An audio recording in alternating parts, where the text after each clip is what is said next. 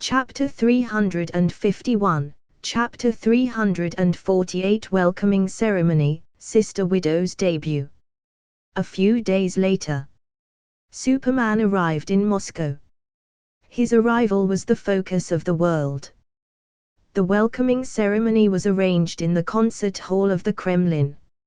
As one of the most influential people in the world, Luke shook hands with Joseph Vissarionovich Stalin and greeted him cordially. This scene was immortalized by cameras and became a historic moment. Welcome to Moscow. This was the second time Luke had heard that. It's just that last time he was Clark Kent, the secretary, an ordinary man. Now, he was one of the most powerful and influential people on the planet.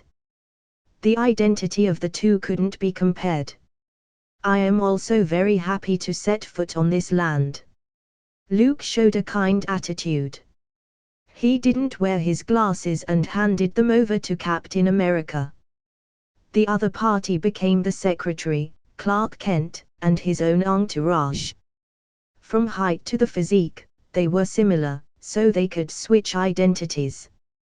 The effect of these glasses was better than any camouflage technique. As long as he put it on, Captain America's flamboyant pectoral muscles and America's ass would be covered up. Superman was still received by the two female agents that had intimate relations with Luke. They obviously didn't recognize the young lieutenant general in front of them as the curly bastard who cheated them into bed. If they knew, the two female agents would probably be ecstatic. After all, sleeping with the secretary was a loss for them. Rolling in the sheets with Superman, now that's profit. General, sir, here we are. E. Grover, who was in charge of reception, talked while playing with her hair and smiled beautifully. Luke, who had already explored the depth and savored the taste, completely ignored this casual act of seducing. He stepped out of the black sedan and stood on the Troitsky Bridge. In the foreground, there was the Kremlin, which was connected to the Red Square on the southeast.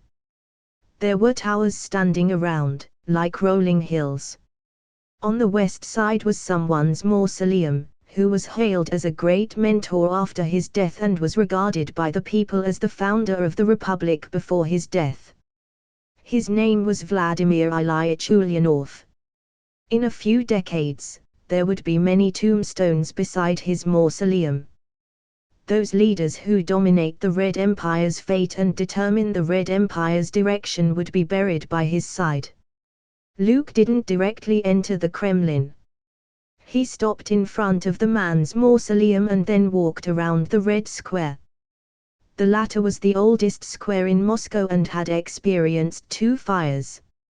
Napoleon's army had set fire to it, intending to burn Moscow to the ground. It seems that the capitals of both the eastern and western extremes have suffered this kind of calamity. The White House was burned, but the perpetrators were the British. General, the welcoming ceremony is about to begin. Seeing that Luke was enjoying himself, E. Grover had to remind him. The group of people standing at the top of the pyramid of state power was waiting for Superman.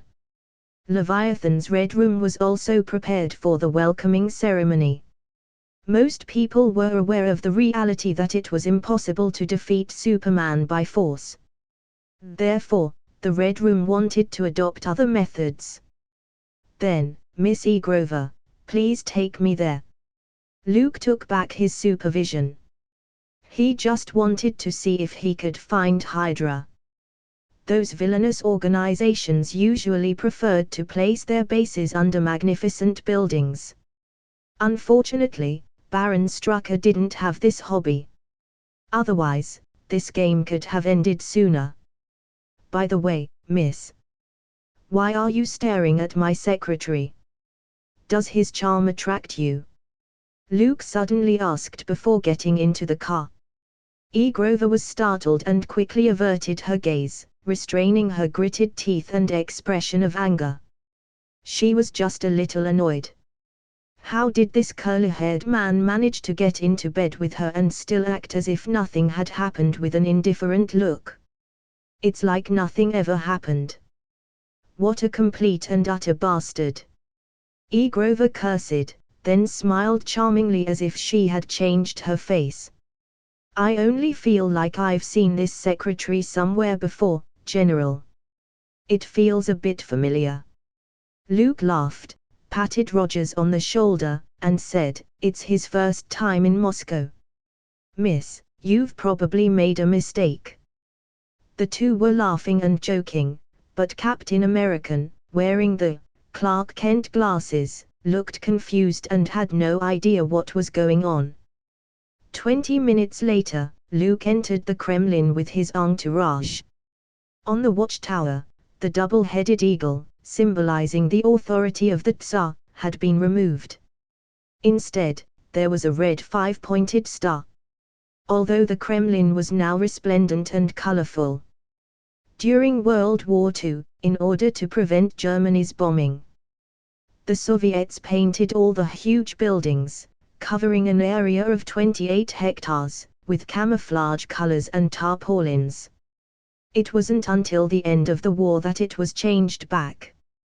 After passing several tall, lofty towers, Luke arrived at the concert hall.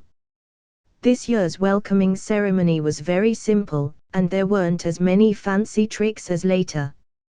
When all the staff was in place, Luke sat down with a group of national dignitaries. Just like watching the New Year's Gala, they enjoyed one wonderful performance after another. To be honest, this was actually a bit boring for him. Not only did he have to clap, but he also had to deal with the pleasantries with the politicians. Conversations were always full of various temptations, hints, and wooing. Fortunately, after the performance, there was a dance. The beautiful rhythms flowed in the concert hall, the soothing rhythms gently pulsating, moving people's emotions. I hope you had a nice evening. After that, the elderly Joseph Vissarionovic left the concert hall, leaving the stage to others. I've already spread the news that I had infiltrated into Moscow and into the Kremlin, whispered Captain America, posing as a secretary. By the way, why are those two ladies always staring at me? It's like I owe them a lot of money. Following Rogers's line of sight, Luke saw Claire and E. Grover. He coughed twice and whispered, "Maybe they have a crush on you. I heard that the women in Moscow are actually more enthusiastic than the girls in Las Vegas as long as you can open their hard shells and their cold Siberian snowfield-like hearts." Captain America looked unconvinced. He looked in the mirror.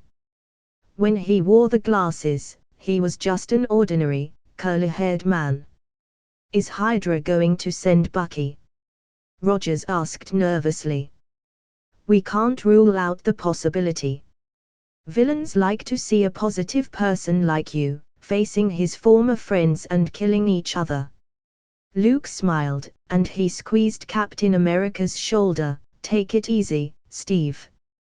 Try to look like a normal person, drink some vodka and find a girl to dance with. I won't tell Marjorie."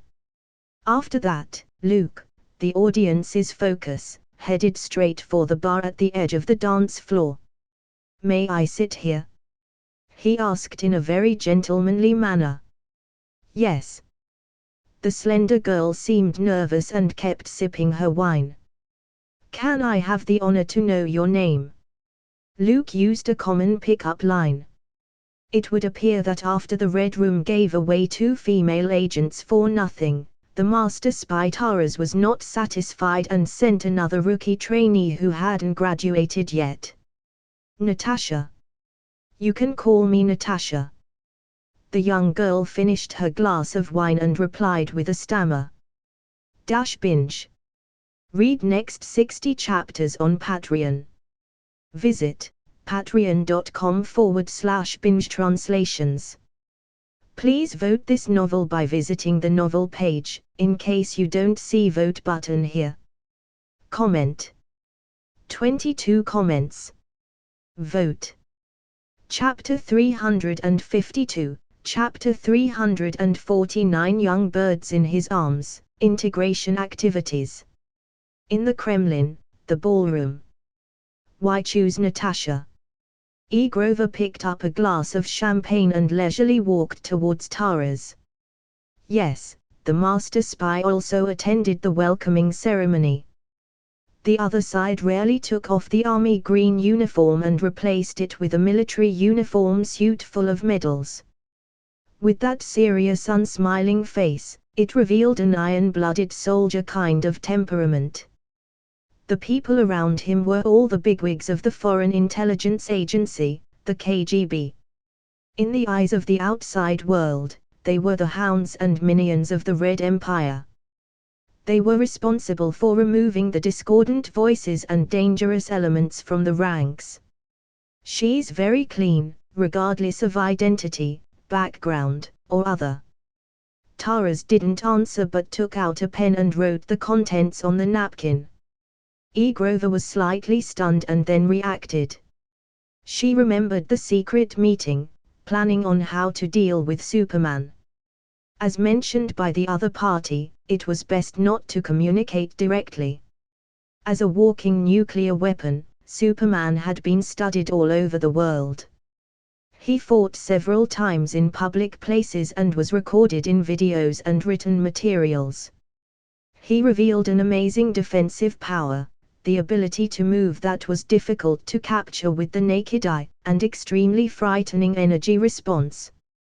These were his combat power on the surface. And in other areas. For example, various physical qualities, hearing, vision, and so on, would certainly be better than normal people. A being like Superman could hear us even if we were talking behind walls. Taras was very cautious and didn't want to attract the attention of the other party. A veteran like you will soon be exposed as long as you appear in front of Superman. The clumsier the girl is, the more the eagle will let down its guard. E. Grover sipped her honey wine and looked at the bar on the edge of the dance floor, appearing a bit reluctant. Young, tall, handsome, powerful. Those prefixes, full of praise, were placed on top of Superman's head.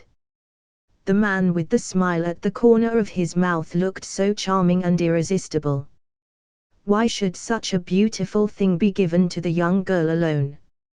Natasha could sleep with Superman, but she could only take advantage of the curly male secretary.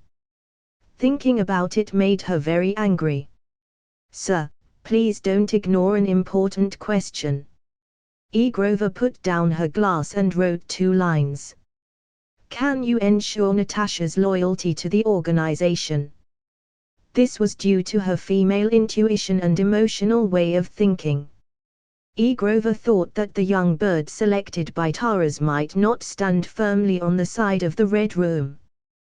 Think about it, if she could get into a relationship with Superman, and become his lover, then would there even be a need to be under the control of the spy agency? Natasha is a student I personally taught. She has my trust. Taras first praised her and then went on to write, what you're thinking is exactly what I want to see. The more newcomers, who haven't received brutal training, are more likely to be manipulated by their inner emotions and make some behaviors and decisions that don't conform to rational thinking. So, it's not unusual for spies to approach their targets and enter their lives and possibly be influenced. I've seen similar things happen many times. Even spies fall in love with targets and betray organizations. A cold light flashed in Taras's eyes, like a vulture, with a grim smile. E. Grover's heart was astonished. As an outstanding student trained by Red Room. Of course, she knew that those who betrayed often ended up in a miserable situation. The reason I'm happy to see this is because a fake show will always reveal its flaws, and real emotions will touch people's hearts. Taras smiled proudly, crumpled up the napkins, and stuffed them into his pocket. He didn't think of Superman as a fool who would be influenced by beauty. The Red Room planned to build a bridge for communication and conversation with the other through Natasha. Then go further and reach some kind of cooperation or exchange of interests. This was Hydra's and Leviathan's true purpose. Actually, sir. E. Grover shook her glass and suddenly pulled out another napkin and wrote, I think Natasha, on her own, may not be able to attract Superman's interest fully. Red Room doesn't know anything about his hobbies. I will volunteer to team up with Natasha in order to make sure the project goes smoothly. Tara's had a stiff expression. Was this the student he taught? Seeing Superman, you can't close your legs. Simple and vulgar. You'd better go to the curly-haired male clerk. The master spy stood up and left. With his careful study and full understanding of Superman. The other party wasn't a shallow person who was keen on women and indulged in the opposite sex. Things between men and women, at best, could only be regarded as a seasoning to add to the fun. It was simply a fool's errand to try to influence anything. Sending Natasha was just an attempt. Even Hydra's side didn't have much hope on it. If I could send enough women to get a good impression on Superman easily, I wouldn't have a problem sending out the whole Red Room. Tara thought silently.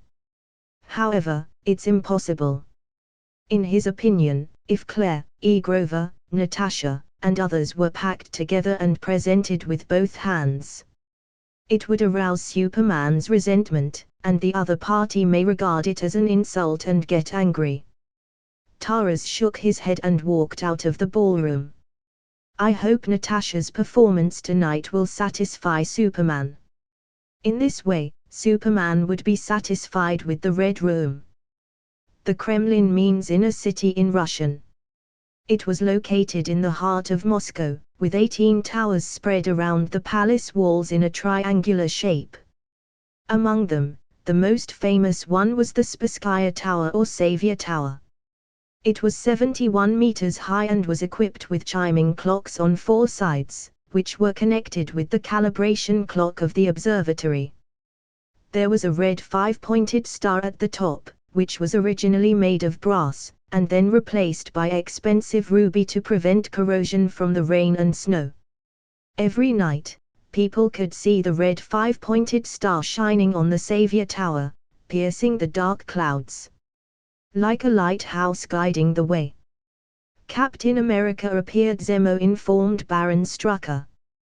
The opponent, with his arms folded across his chest, stood on the highest floor of the Savior Tower, looking down on the Kremlin. The bald Baron held up his monocle and snorted, "It's disgusting, with Superman around, Steve Rogers doesn't even have a shred of respect for Hydra's forces." Captain America had been lurking in Moscow to inquire about Bucky. Later, he was discovered by agents of the Red Room and almost fell into Hydra's trap. However, before long, he came back. And this time, more high profile than before. Provocation. This is an outright provocation. Baron Strucker was a bit dissatisfied. If it were in the past, he would simply send Winter Soldier to teach the opponent a hard lesson. Things were different now. Just thinking of Superman, mingling, and drinking, not far from the Savior Tower. Baron Strucker felt uneasy, and his back felt cold. Who would know if the other party would suddenly smash through the tower, appear in front of him and blow his head off with one punch? This feeling of a sword hanging overhead was really uncomfortable. The most dangerous place is often the safest place. Zemo saw the bald Baron's thoughts and comforted, Superman won't think that we're near him. Even if he can see far and hear far, he wouldn't monitor a fixed point every time. There are at least a few thousand people in the Kremlin. Their voices and footsteps are just like many channels of radio. We are just a grain of sand in the sea of people, a tiny noise that's hard to detect. Although Zemo said so, he subconsciously lowered his voice. Baron Strucker sat back in his chair, and after a short silence, he said, "Let Leviathan speed up the progress. If Superman can't be solved, he will always be the sword hanging over Hydra's head." A sparrow sent by Red Room got close to Superman. Zemo contacted the Master Spy Taras and learned that the plan had already started. Hydra needs to develop, and it needs time. Baron Strucker sighed. The Red Empire stands tall at the top of the world. The future was predictable, a confrontation between two superpowers. A stalemate would create confusion and breed opportunity. Hydra was best at drawing nourishment from controversy and conflict to seize victory. This huge and secretive organization inherited a legacy of power and intrigue. By the way, has Whitehall and Madame Viper received the news? Baron Strucker suddenly asked. Zemo shook his head. Daniel Whitehall was the leader of the Inhuman faction of Hydra.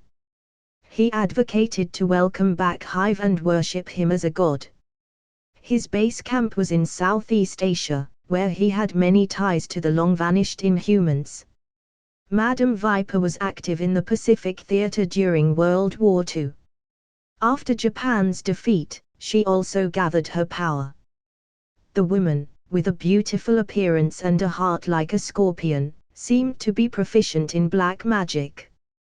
There was also a private relationship with the newly emerged Hand.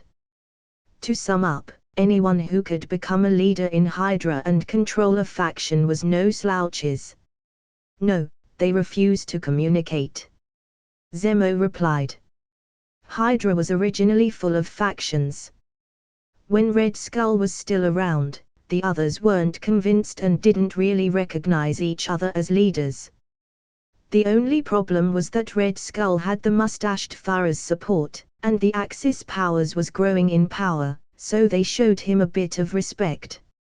Later, Red Skull went missing and was suspected to be dead. The Hydra forces that belonged to him were packed away by the Strategic Science Reserve and integrated and digested. Baron Strucker also got a piece of the cake and strengthened his faction. He settled his grievances with Leviathan, made a deal, and hid in the Red Empire. Considering Superman's strength, Baron Baldhead wanted to unite with other Hydra factions to form a huge whole, to prepare for the reconstruction of the Empire. But the leaders of those factions didn't seem to buy it. Those rebels. So short-sighted. Baron Strucker cursed angrily. If this continued, Hydra would only exist in name. Different factions have different goals. Madame Viper is obsessed with poison and magic. Whitehall wants to welcome back the Inhuman god. And your grand blueprint, Baron, is to rebuild the Hydra Empire. Zemo could see it clearly. Baron Strucker couldn't integrate Hydra and twist it into a united rope without strong enough strength or inside information. Even if we're trading, we lack sufficient bargaining chips. The bald-headed Baron cleaned up his bad mood and thought about it seriously. Unless he had a powerful supporter, like Red Skull, it was impossible to integrate Hydra and merge all factions into one. The key lied in this powerful support. Where could he find one?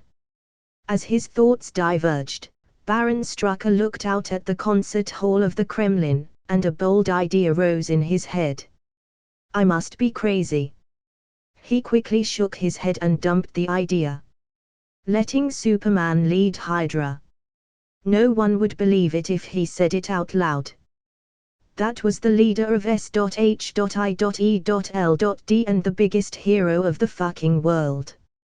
If Hydra was handed over to him, would it still be Hydra?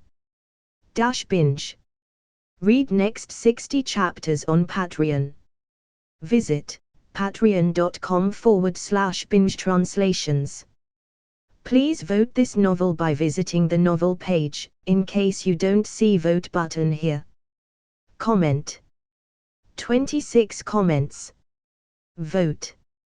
Chapter 353, Chapter 350 Mutual Dramatic Acting, Beauty Attack, and Defense.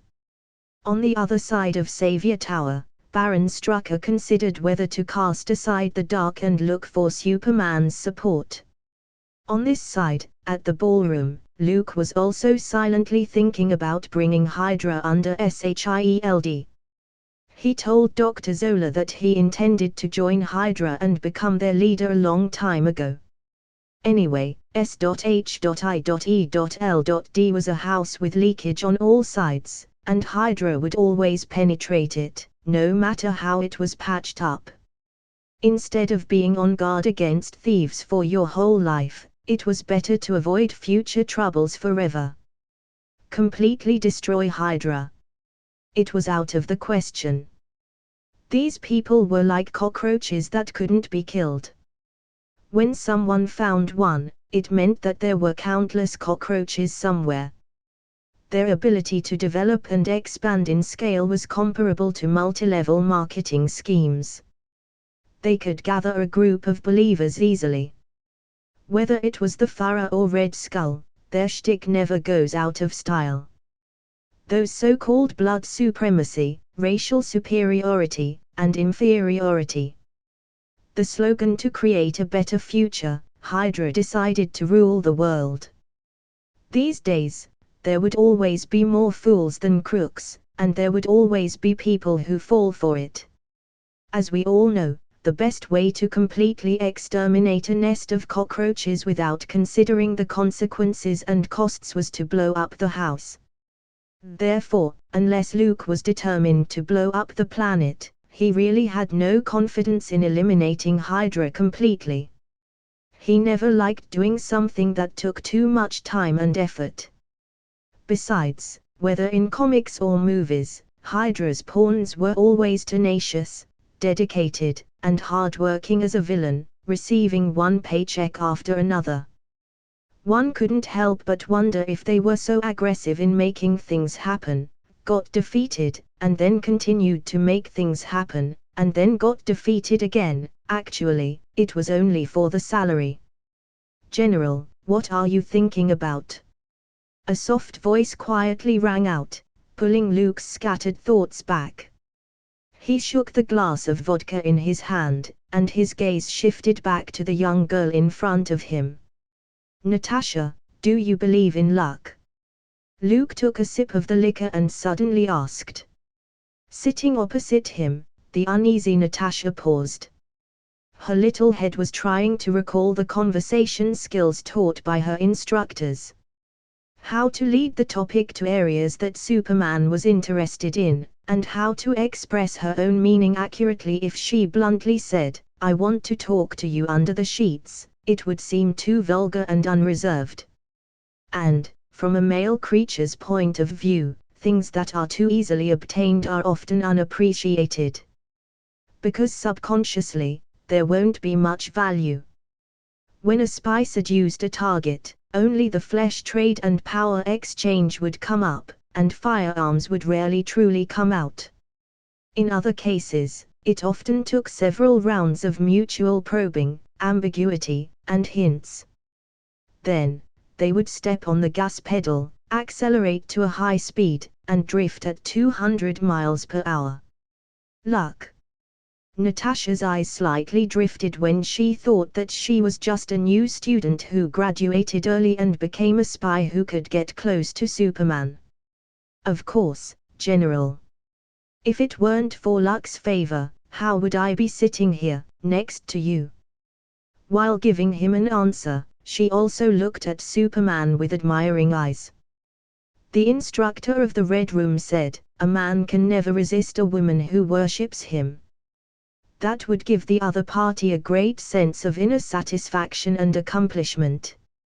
I was born in Brooklyn, my father died in a gang fight, and my mother died of tuberculosis.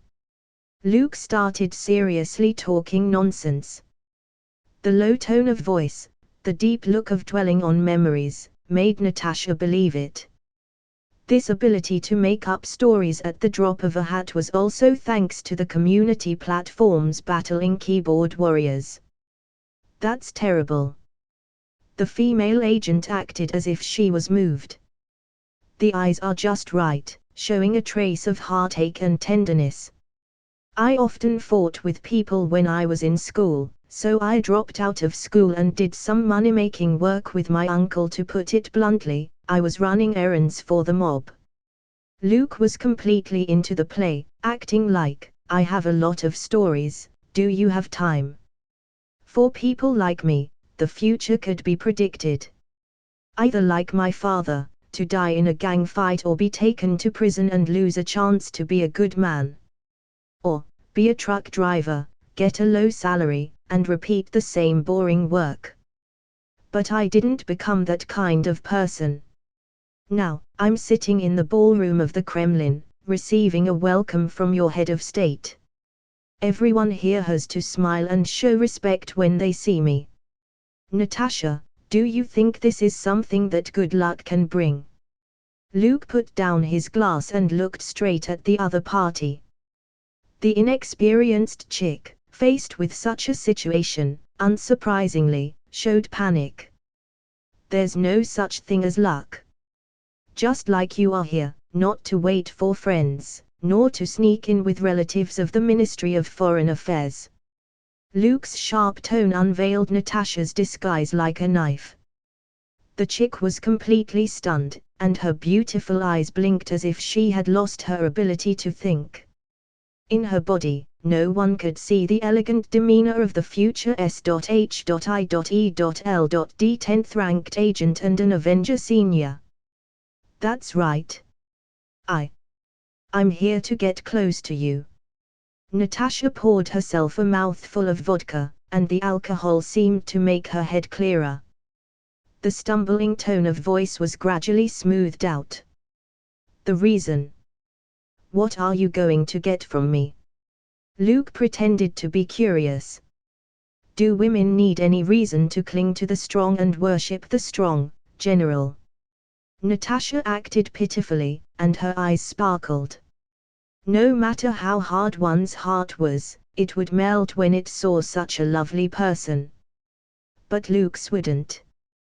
Because he didn't have feelings. Beautiful answer. Luke mentally said so. Although this chick wasn't as powerful as the Black Widow.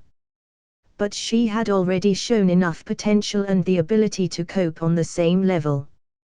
The game that was supposed to come to an end was rounded up by Natasha's speech.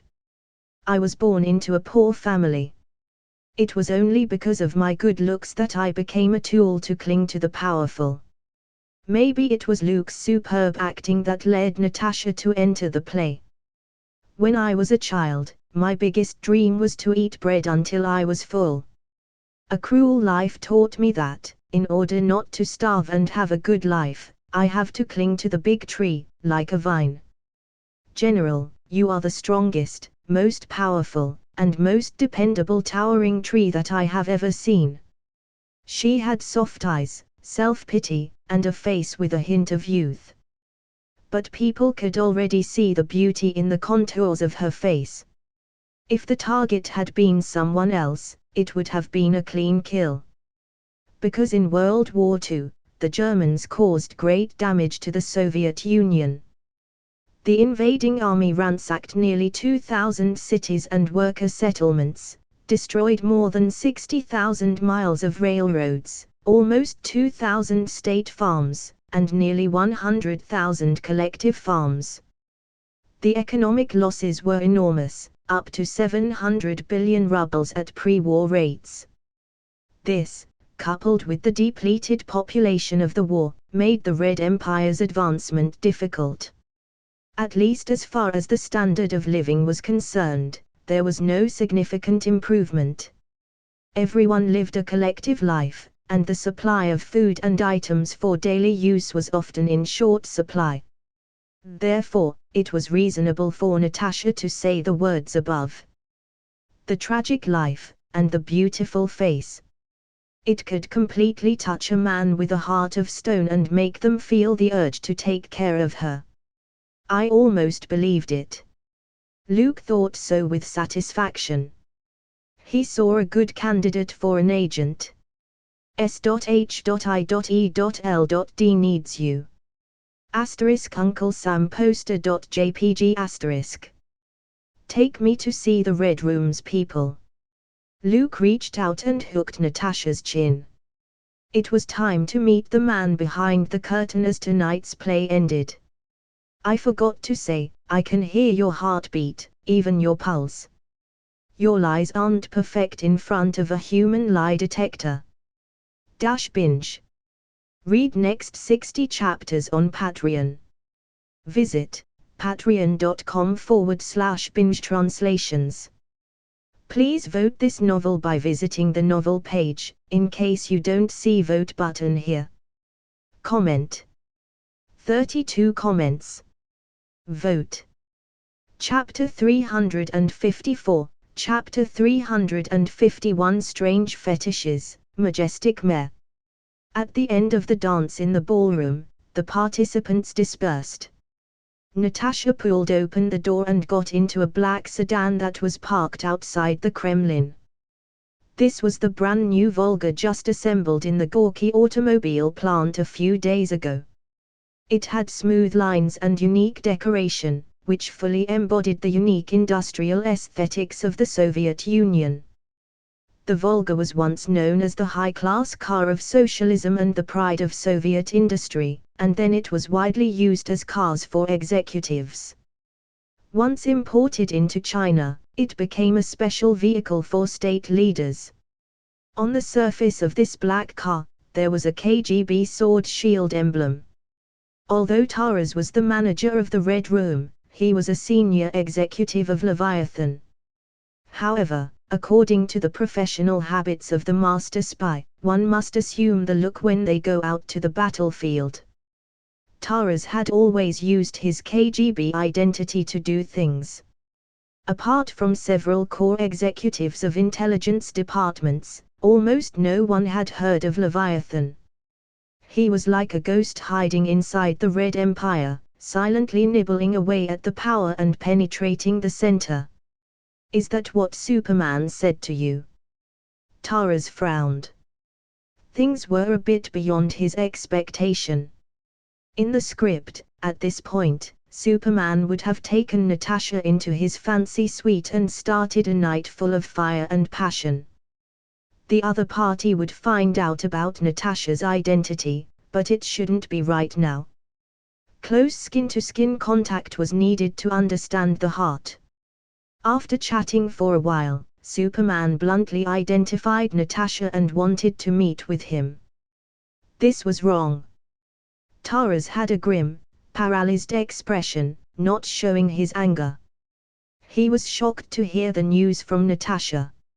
Superman wasn't interested in you. Taras temporarily put the idea of meeting in the back of his mind. Rashly sitting in front of Superman, in case the conversation fell apart, he didn't know if he would survive. He focused on Natasha, his icy eyes sweeping over. The latter's charming body trembled for a moment as if being targeted by a wild animal and subconsciously felt fear. Taras was the mentor of all the students in the Red Room and also the harsh father and a cruel devil in their eyes. When he appreciated a person, he wouldn't be stingy with his praise. When he was disappointed in a person, he wouldn't hesitate to impose punishment. I think, the general, he should be interested in me.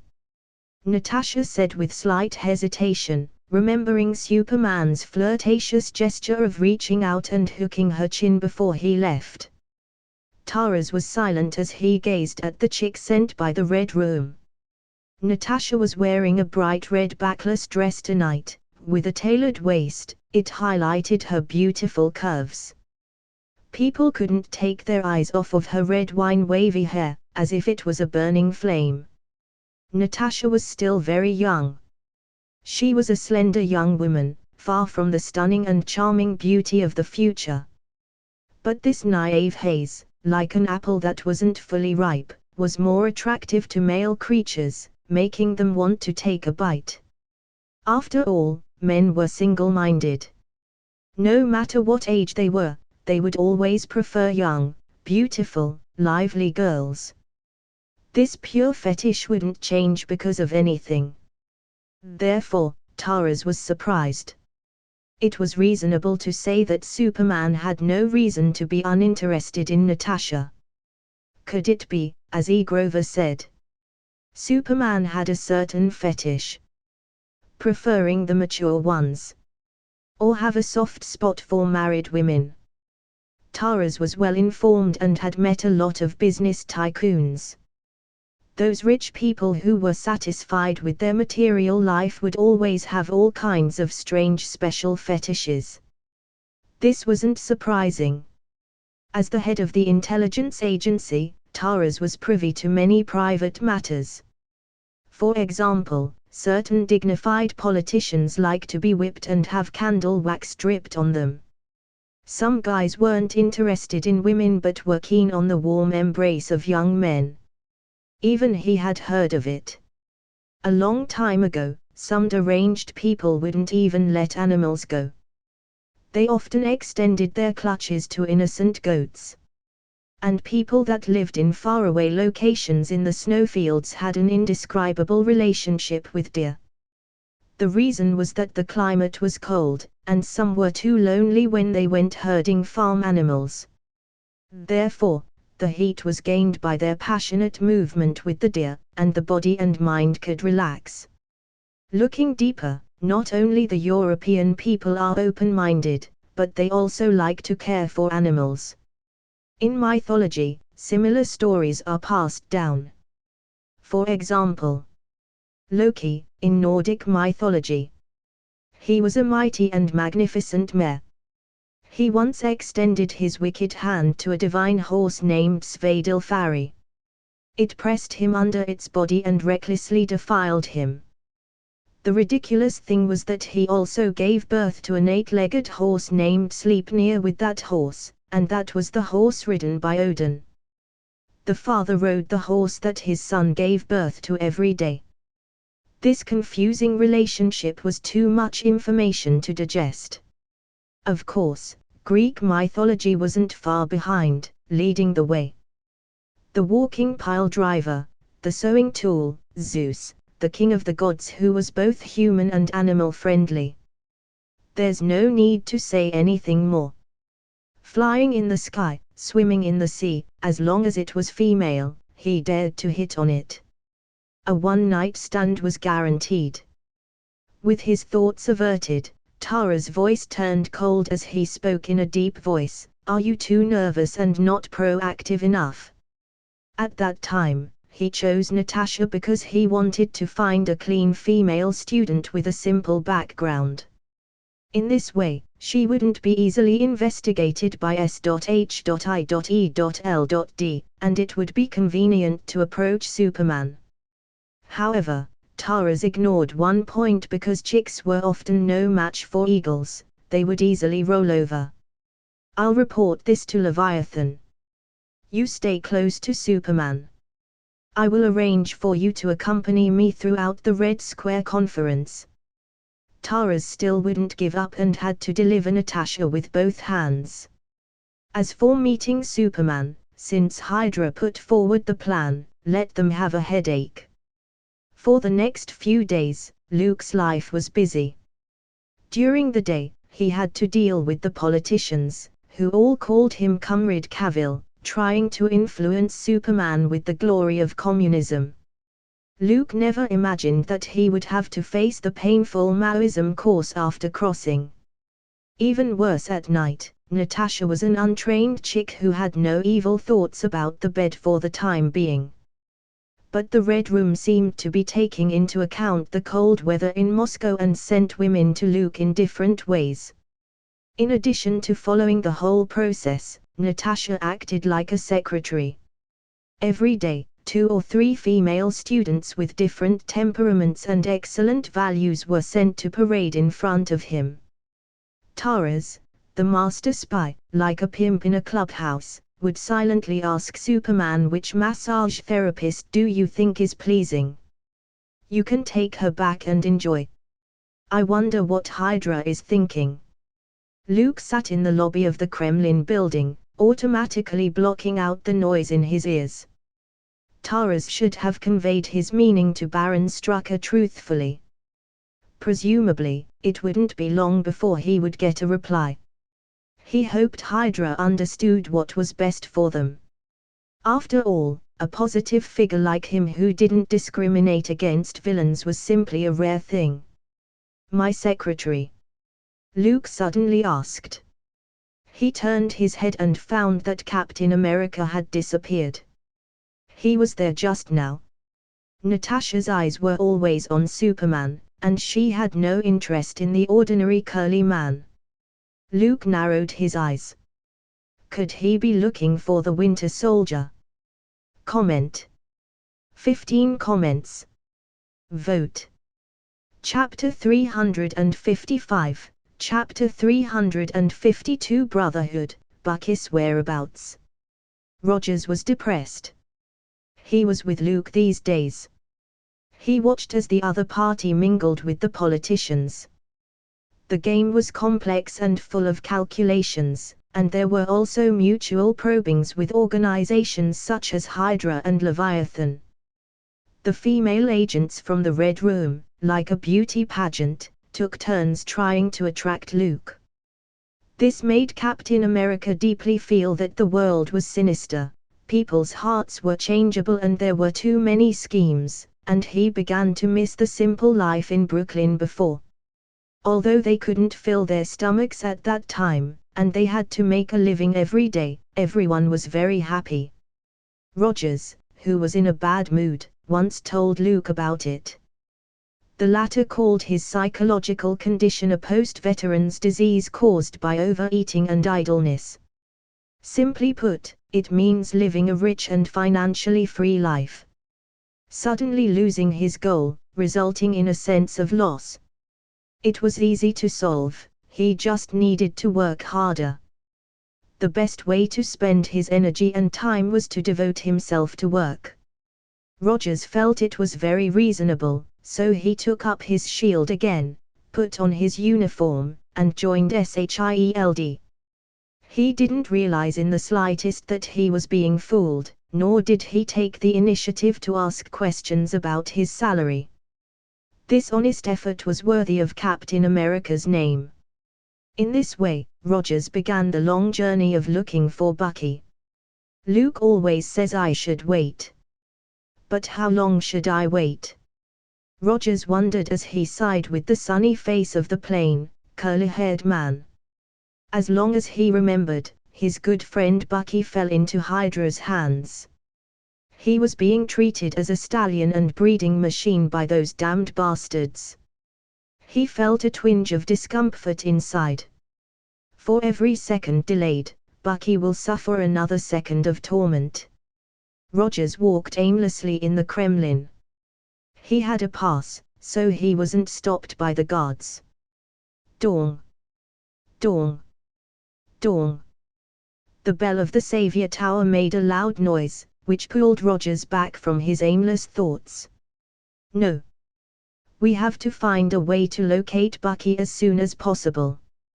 Captain America's head was full of images of smooth white bosoms pressed against his best friend's body. In the face of such inhuman treatment, Bucky, if awake, would surely suffer. With this in mind, Rogers was determined to act alone and try saving Private Bucky again. He was already a mature super soldier, so he had no reason to follow behind Luke and wait for the other party to solve the problem. I can do it. Inner anxiety, coupled with long-standing doubts that was the huge gap between two super soldiers. Various reasons prompted Rogers to violate the rules of a soldier. He was ready to break away from the team and save his best friend on his own. I'm sorry, Luke. Rogers strode out of the Kremlin with guilt. He didn't distrust Superman's ability. Captain America trusted Luke completely. They fought side by side and forged a deep mutual friendship that was beyond doubt. Besides, in every crisis, every time they met a strong enemy, it was Luke who stood in front of everyone and shouldered the responsibility and obligation of being a hero. This was undoubtedly admirable and worthy of respect. Superman was a well-deserved beacon of light on the Earth, illuminating the world. If Luke himself knew that his image, in the eyes of Captain America, was so great, he would probably laugh out loud. Just thinking about Bucky's condition, and continuing to wait, feels like torture. His best friend had always preferred to get rid of the problem once and for all. Therefore, before catching Hydra and Leviathan, he wouldn't act rashly. Time to find that guy. Rogers started the Volga. The last time Rogers infiltrated Moscow, he didn't get away with nothing. Howling commandos penetrated the Soviet Union's underground brotherhood and gained access to some information. There was still a period of time before the emergence of oligarchs and the chaos with the gangsters. It was after the dramatic changes in Eastern Europe and the collapse of the Soviet Union. In the present Soviet Union, there were no gangs and no oligarchs in the true sense. As for the brotherhood that Rogers hooked up with, it was actually a much older organization. Like Leviathan, they had political background and power. Right now, the minister of the Soviet Union, Lavrentiy Pavlovich Beria, was one of them. The Brotherhood had a long history and had mastered the special skills of training assassins and collecting intelligence. Not only in the Soviet Union but also in North America and all over Europe. Captain America sneaked into Moscow last time and accidentally saved a girl named Galina Voronina. After a series of complicated things, he won the favor of the Brotherhood. I hope they can help me. Captain America didn't really want to deal with the Brotherhood. Those people, like machines, regarded life as a trivial thing, which made him somewhat resistant. In addition, Rogers promised to keep it a secret. For the sake of keeping his promise, he didn't explain it in his report to SHIELD. The Volga car sped along, kicked up the wind and snow, drove out of the city, and stopped at a nearby factory. "Who is it?" Before he entered, a few burly bruisers leaned over. Their eyes were alert, with a strong sense of vigilance. "I'm looking for Banks." Rogers got out of the car and took off his glasses. After that, he took out a special token, a badge with a red 5-pointed star embedded on it. Not long after, a bearded, middle-aged man with a face full of vicissitudes came out. He was dressed in work clothes and smelled like motor oil. "Rogers." "Captain America." The man named Banks smiled and wiped his hands on his already dirty work clothes. "Is it for Barnes?" Rogers nodded. In his opinion, the Brotherhood was as knowledgeable as Luke. In terms of intelligence channels, they weren't much worse than huge organizations like SHIELD and Hydra. "You're really lucky." Banks bowed his head and thought for a moment, then said, "Because of the confrontation between the two superpowers, the situation has always been tense and delicate. In Bulgaria, Czechoslovakia, and Romania, there were several assassinations during this period. The victims are all high-level, the murderer is." Banks glanced at Captain America and faintly said, "For the sake of saving Voronina, I won't charge you this time. The murderer is the Winter Soldier. The outside world knows nothing about which organization he belongs to and what his origin is. However, no matter how clever the beast passes through the jungle, it will leave traces. After an investigation by the Brotherhood, he should be the James Buchanan Barnes you are looking for." Banks took a picture from the pocket of his work clothes, obviously already prepared. Rogers took it. The figure in the photo was very blurry. They were wearing a half-face mask, riding on a military motorcycle.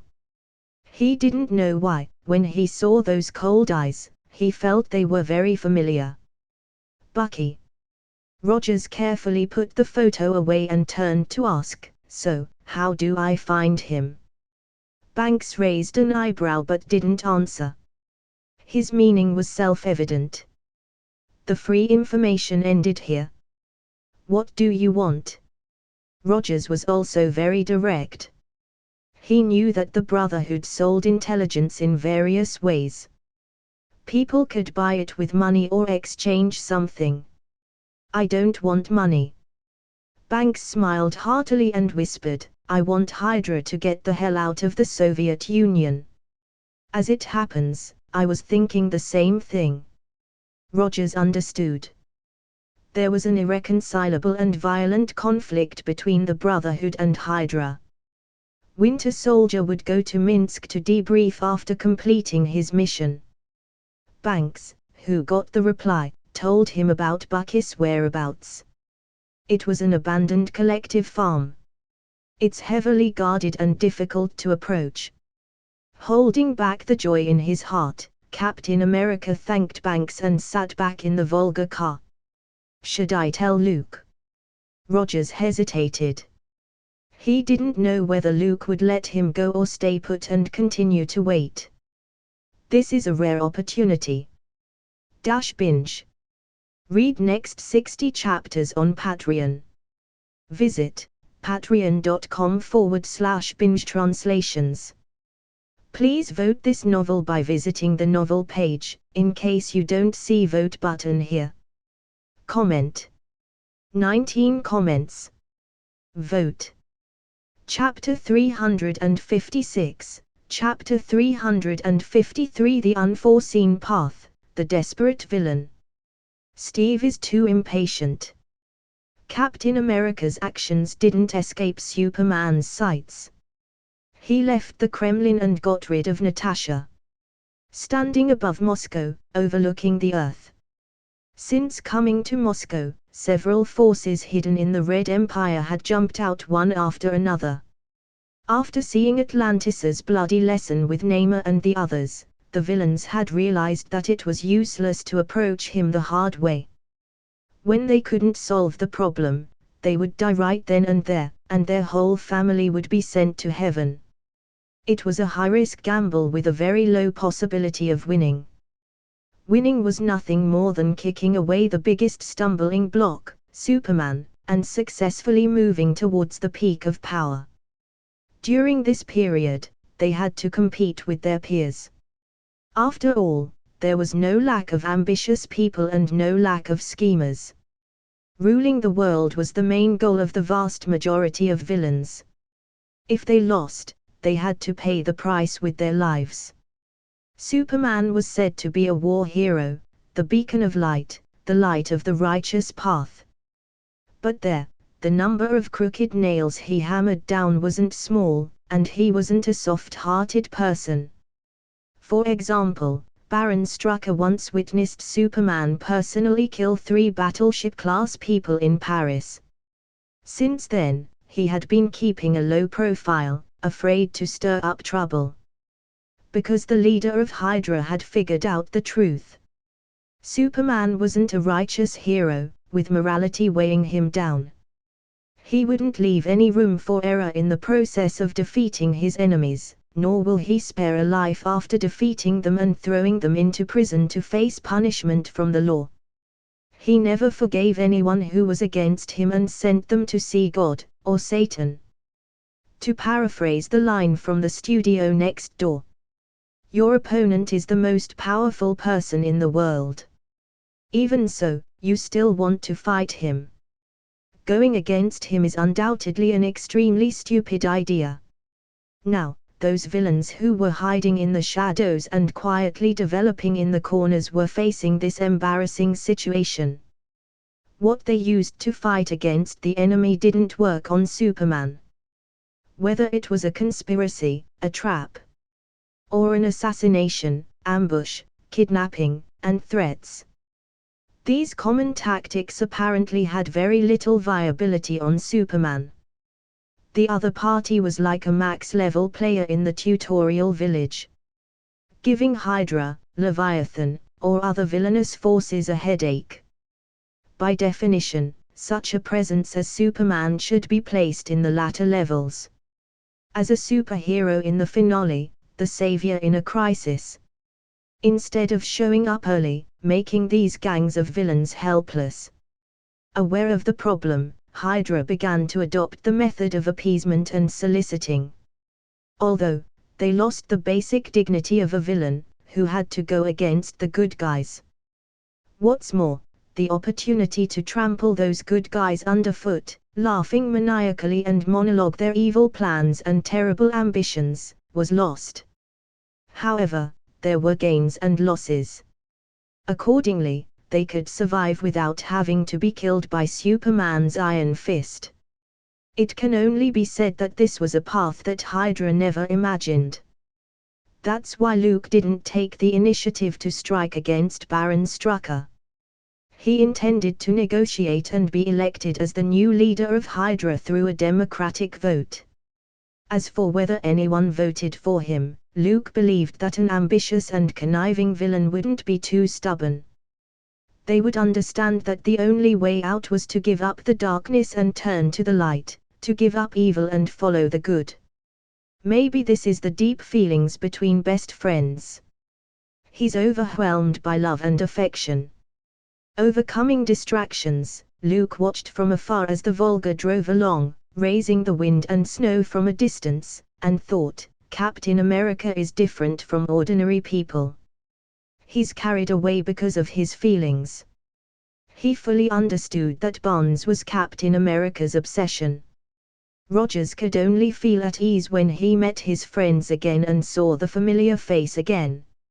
However, Luke thought of Marjorie, who was still in Brooklyn, waiting for Rogers to complete this mission, and then he would step up into married life with her. Luke couldn't help but mourn for the other for a couple of seconds. I'm afraid that cute blonde nurse will never know that another man is living in her boyfriend's heart. If Steve really got married and Bucky was there, it would have been a classic scene. Luke's mind diverged, and a scene appeared in his head. Bucky, I was here first. Rogers, why is this happening? I'm going to get married, and my best friend is the best man. It's two happy events overlapping. But why can't I? Let's get down to business. He shook his head to get the odd scene out of his head. Luke wrapped himself in his bioforce field and tore through the air like a cannonball. Now that Captain America had acted, there was no need for him to wait any longer. The cold wind hit Rogers' face like a whip. The Volga car had run out of fuel, and he replaced it with a military motorcycle made in Germany. Captain America wore goggles and an overcoat. Like a warrior who traveled thousands of miles to rescue the princess. It was also because his super soldier's physique was different from normal people. Otherwise, in such cold weather, riding a motorcycle would freeze people silly. After a long 10-hour journey, he changed from car to motorcycle, to train. Rogers finally arrived in Minsk, a city with a history of almost 1,000 years. However, there were no old houses or places of interest in the streets and urban areas. During World War II, Minsk was occupied by the Germans for 3 years, and the smoke and artillery of the war destroyed everything. It wasn't until the Allies won that the city was rebuilt on the ruins of Minsk, with the Sverdlovsk River as the central axle. Rogers wasn't a tourist, and he wasn't in the mood to experience the customs and atmosphere of Minsk. He followed the information given by the Brotherhood and found the long-abandoned collective farm. As Banks said, the perimeter of the farm was heavily guarded, with patrol guards constantly rotating. In all directions, east, west, north, and south, there stood a guard post similar to a sentry tower, on which several machine guns could be faintly seen. This reminded Rogers of Hydra's camp and recalled the feeling of being on the battlefield. How do I sneak in and find Bucky? Captain America hid in the thick forest and looked out at the collective farm not far away. He really wanted to be like Luke, a cannonball smashing into the tight encirclement. Then, under the hail of bullets, Bucky would be rescued from his deep suffering. I might be able to do it. Rogers suddenly realized he was already a battleship class rather than an ordinary super soldier. Hydra's fire attack shouldn't be a fatal threat to him. The longer I stay with Luke, the more I get used to the brutal, no-brainer approach to solving problems. Captain America held the vibranium shield and took a deep breath. Bucky, I'm coming to save you. Binge. Read next 60 chapters on Patreon. Visit patreon.com/binge translations. Please vote this novel by visiting the novel page, in case you don't see vote button here. Comment. 17 comments. Vote.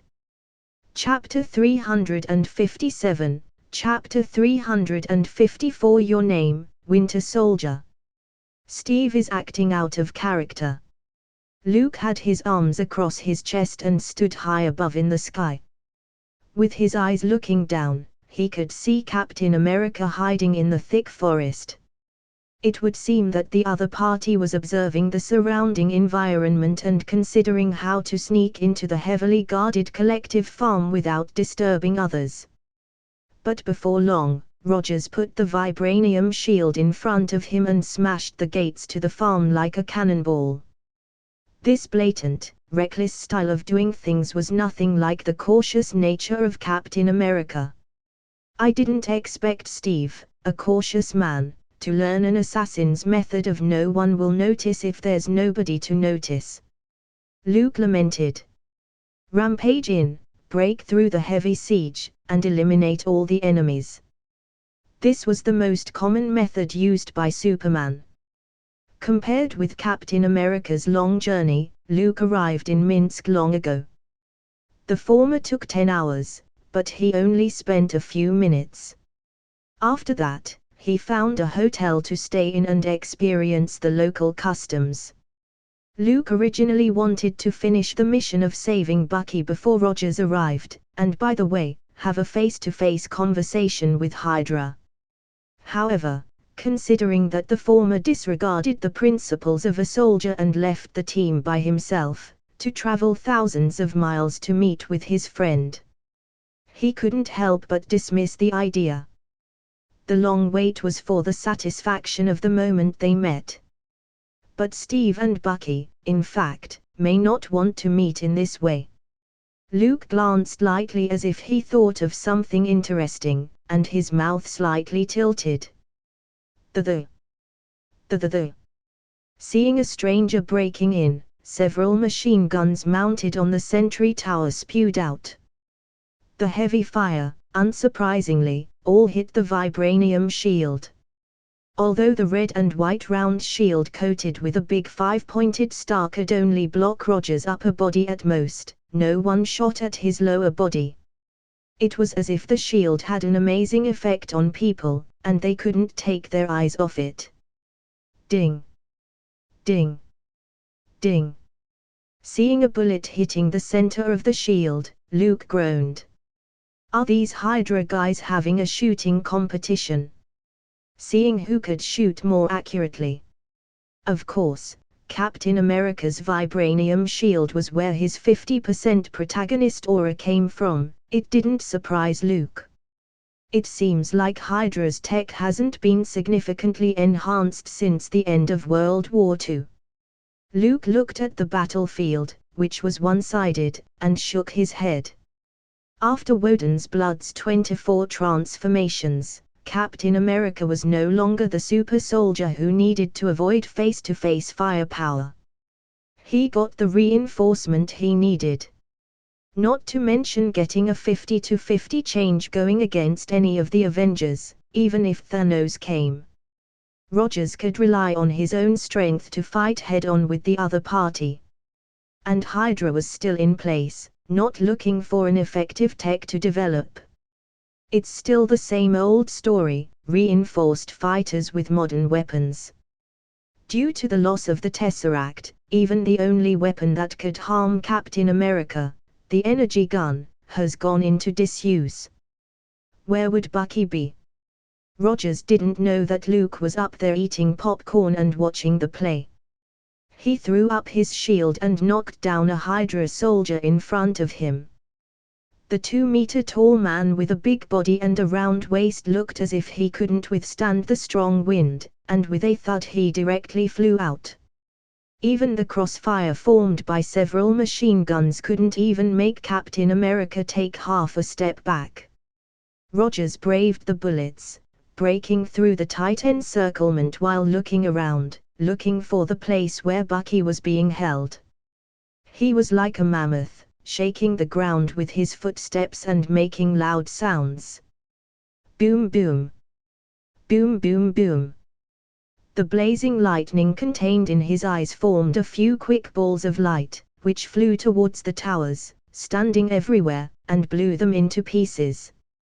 This collective farm, used as a base by Hydra, could not stop Captain America from moving forward. Those enhanced soldiers might have had an overwhelming advantage over ordinary soldiers.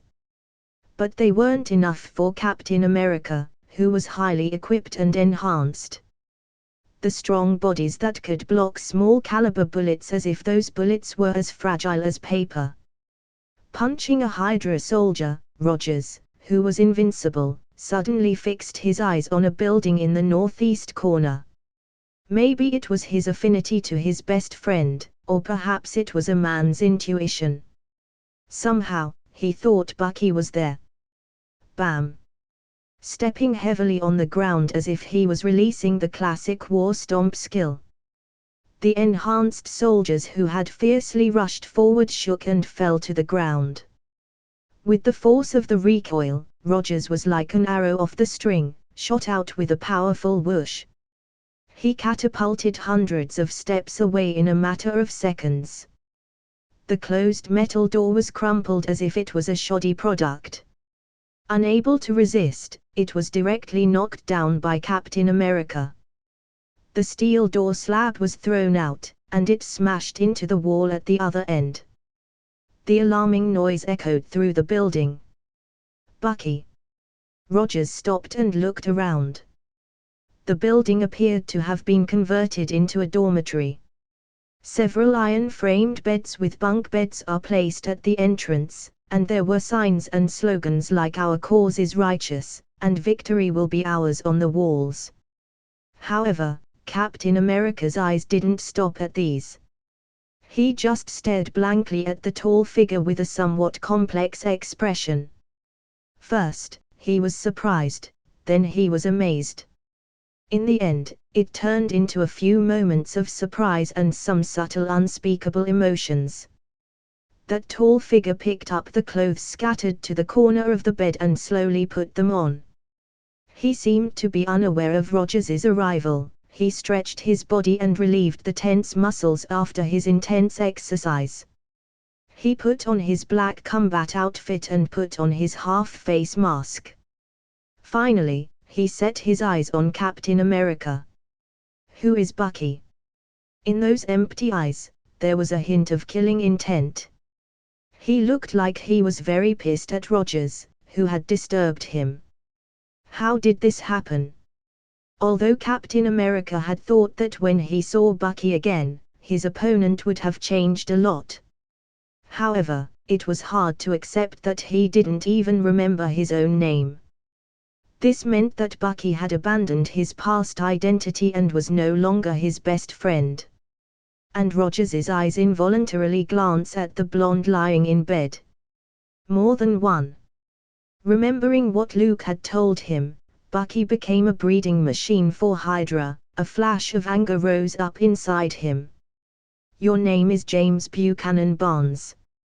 Captain America tried to explain and awaken Bucky's memories. But the latter didn't want to listen, and his eyes were filled with wisps of blazing white light. An explosive ball of light containing energy struck Rogers's vibranium shield. "I'm the Winter Soldier." The tall figure stepped out of the door and gazed at Captain America, who was slammed back, creating a large crater behind him. Binge. Read next 60 chapters on Patreon. Visit patreon.com/binge translations. Please vote this novel by visiting the novel page, in case you don't see vote button here. Comment. 19 comments. Vote. Chapter 358, Chapter 355 Domestic Violence, Physical Sobriety. Rogers was lying in the big hole smashed out by his body, with a trace of astonishment in his eyes. He didn't expect that Bucky would attack him, and he did so mercilessly, trying to kill him. If the passive effect of the vibranium shield hadn't played a role, it wouldn't have blocked the shot of energy that contained the exuberant heat. Maybe he would be blown apart and die on the spot. After realizing that the person in front of him wasn't his familiar friend, Captain America finally came to his senses. He rolled over and stood up, looking straight at the other person. "Bucky, you've forgotten who you are and what you've said before." Rogers gripped the shield in his hand, and his gaze turned resolute. "If the person you once were saw you now, as a tool in someone else's hands, I believe he would feel angry and would agree with what I'm going to do next. I'm taking you back, away from here, and back to Brooklyn. Get rid of this miserable existence." Captain America raised his shield, withstood several powerful energy shots, and took several strides to reach the Winter Soldier's position. A punch swung out. The air exploded, exhibiting incredible force. "Is that all?"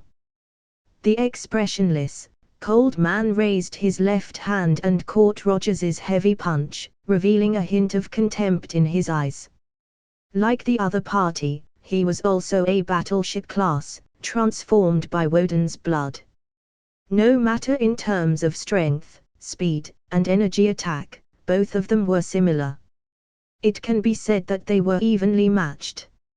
"Although I don't know who you are, I remember that headquarters gave the order." Bucky, who had already been brainwashed several times, coldly said, "If I see a guy who uses a shield as a weapon and dresses like a clown, I should kill him." As Bucky's words fell, the arm clutching Rogers's fist was pulled back, and his knee was thrown upward. Clean, quick, and decisive. Bang! It was like the muffled sound of someone hitting a sandbag. The heavy force pounded into Captain America's abdomen, nearly bringing him to his knees and incapacitating him. With a strong will, Rogers struggled to overcome the excruciating pain in his head and threw out his shield before Bucky could launch his next attack. The Winter Soldier seemed to have a lot more experience in combat than Captain America, so he extended his arm and firmly took it. "You don't look like a veteran." Bucky said so. "Your body is getting rusty and slow. No belief in winning, no determination to kill your enemy." A fist smashed into Rogers' face, the bones of his nose breaking sounded, and the hard bones abruptly shattered. A string of blood rolled down. With only a few rounds of hits, Captain America, who had rarely suffered a defeat, fell into a disadvantage. "Ah, this is domestic violence." Luke looked down and saw the two men fighting. Compared with Rogers's passive parry, Bucky was much more active. It was like a storm of punches and kicks, occasionally interspersed with a few shots of energy blasts. The flat ground was full of ditches and potholes. Two battleship class, like humanoid machines, constantly collided in the most primitive way. If the situation continues, it looks like Steve is going to lose. Luke could see that Captain America was always thinking of his old feelings and always left room for them. The brainwashed Winter Soldier had no psychological burden, and every punch and kick was aimed at the vitals. Boom boom. Boom boom boom. Several spherical lightning bolts, like tracking missiles, traced a dexterous path and circled around Rogers, who was dodging and then instantly exploded. Terrifying waves of air tumbled up, like tons of explosives ignited all together, releasing rampant energy. Luke was slightly surprised to see that the Winter Soldier was obviously better than Captain America in terms of control. Hydra must have given Bucky special training, while Rogers, on the other hand, had very few opportunities to fight after the war. It wasn't surprising that one was better than the other, resulting in a one-sided battle. I'm Steve Rogers, I live in Brooklyn, and I have a friend named Bucky. In the smoke that spread out, laboured words and violent panting could be heard. Almost half of the tattered long trench coat was destroyed, and his whole body was covered with charred marks.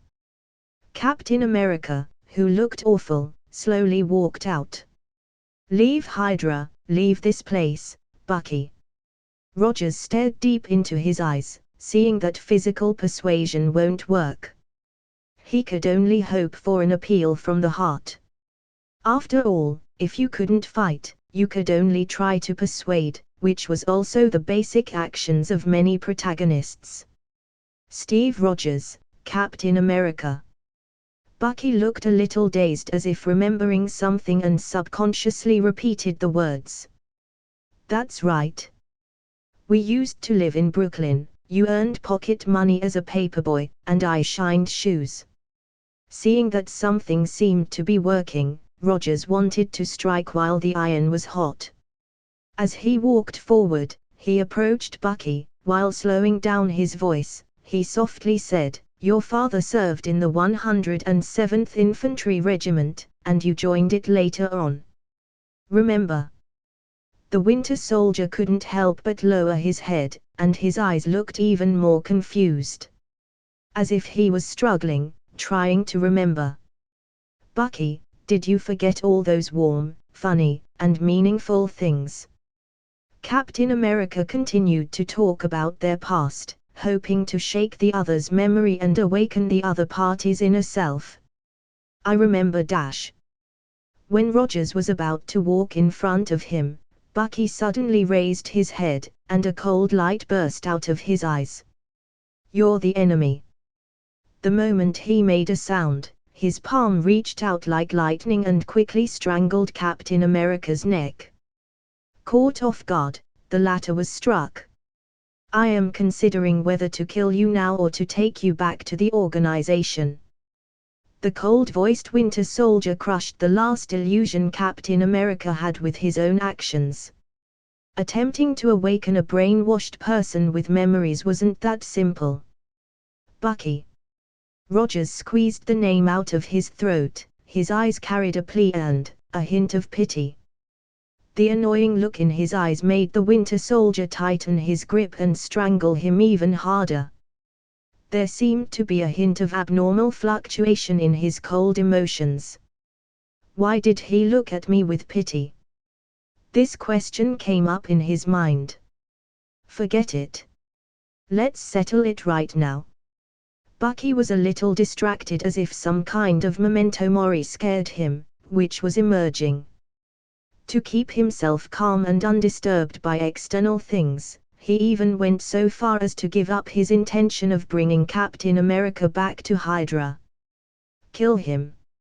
On the other side, the rational brain urged Bucky to take action. He tightened his palm even harder, like cast iron, so he could wring the other's neck. "I advise you to let him go, Sergeant Barnes."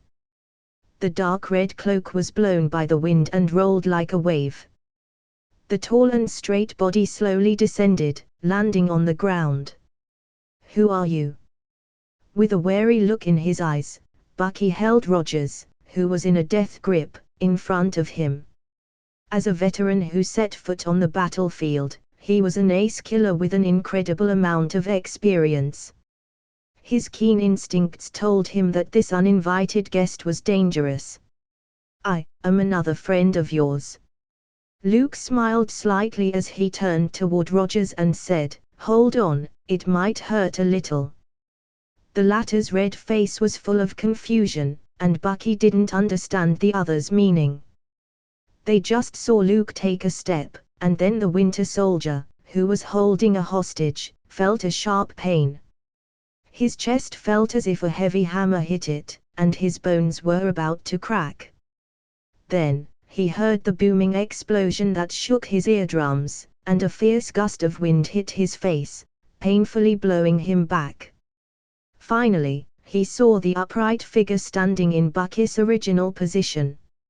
As for Rogers, Luke took him away from the Winter Soldier, but his collarbone was slightly misaligned, and he felt a painful crick in his neck. Hiss.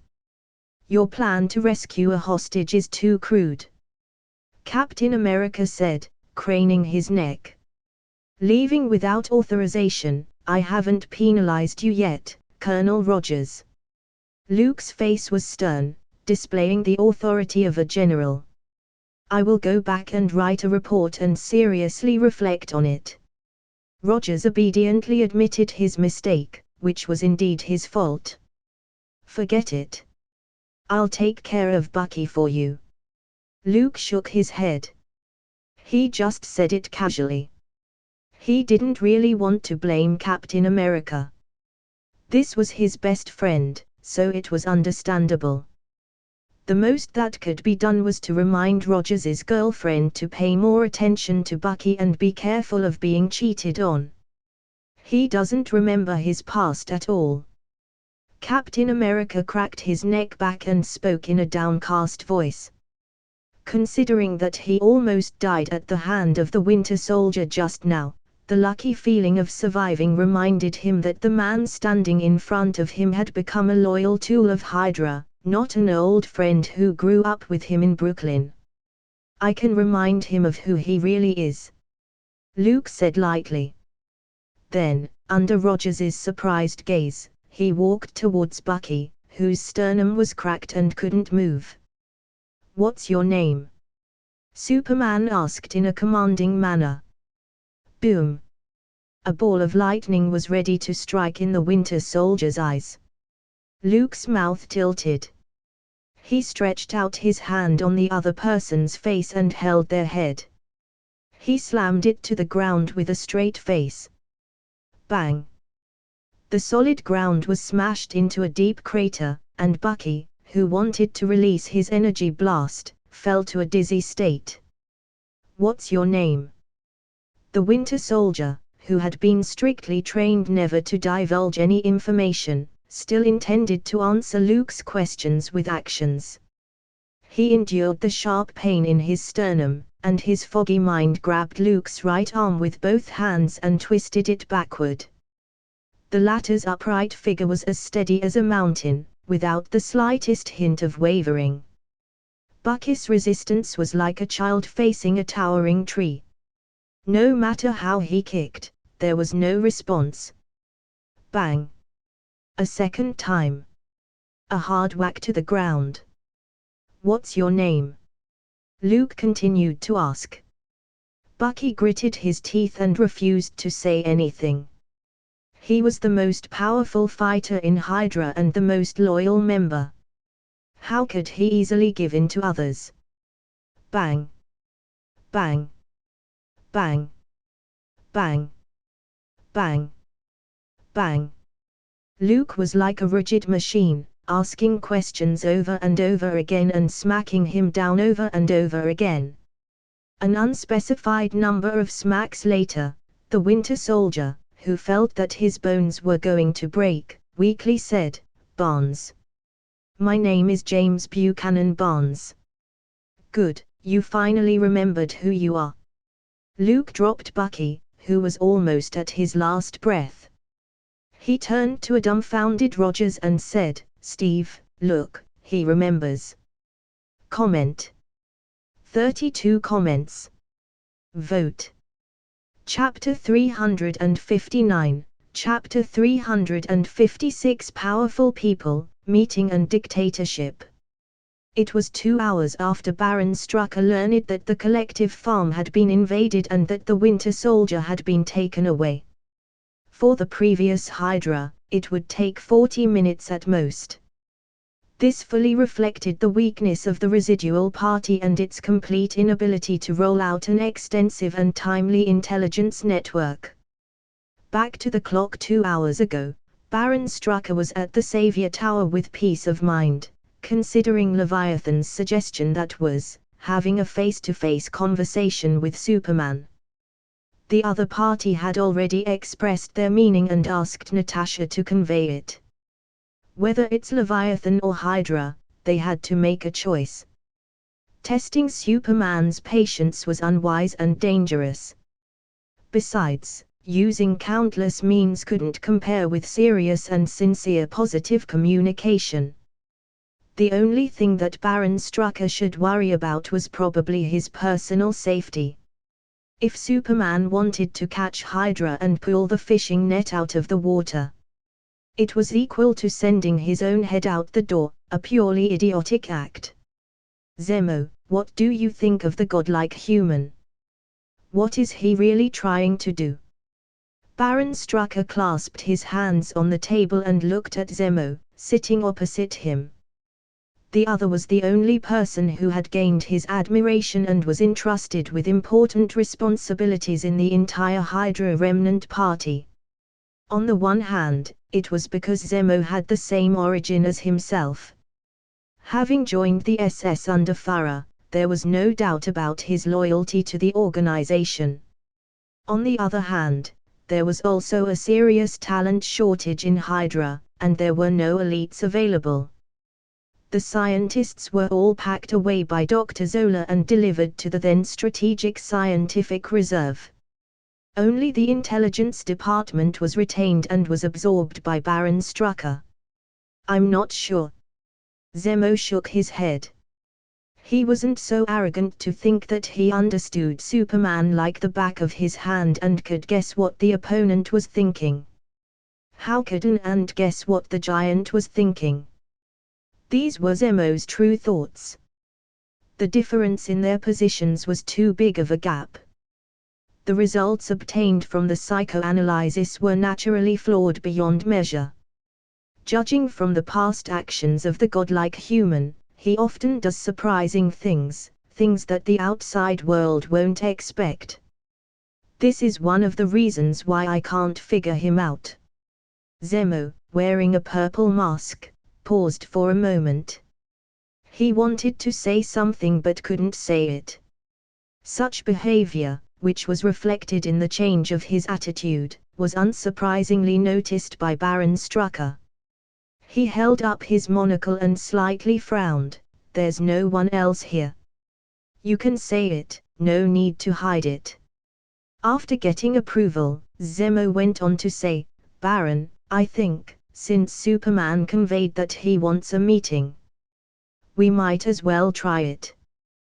The leaders of other factions of Hydra refused to break down their prejudices, put aside their differences, and join with you to rebuild a more perfect, more powerful, and more indestructible Hydra empire.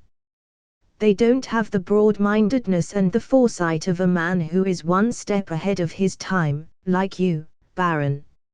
As a subordinate, one must flatter one's superior before throwing out one's own opinions. This wasn't only a hidden rule in the workplace but also one of the cheat codes for promotion and salary increase. Baron Strucker was very pleased by this, even though he knew it was flattery. It was nice to hear, and people couldn't help but smile when they heard it. If you can talk, say more.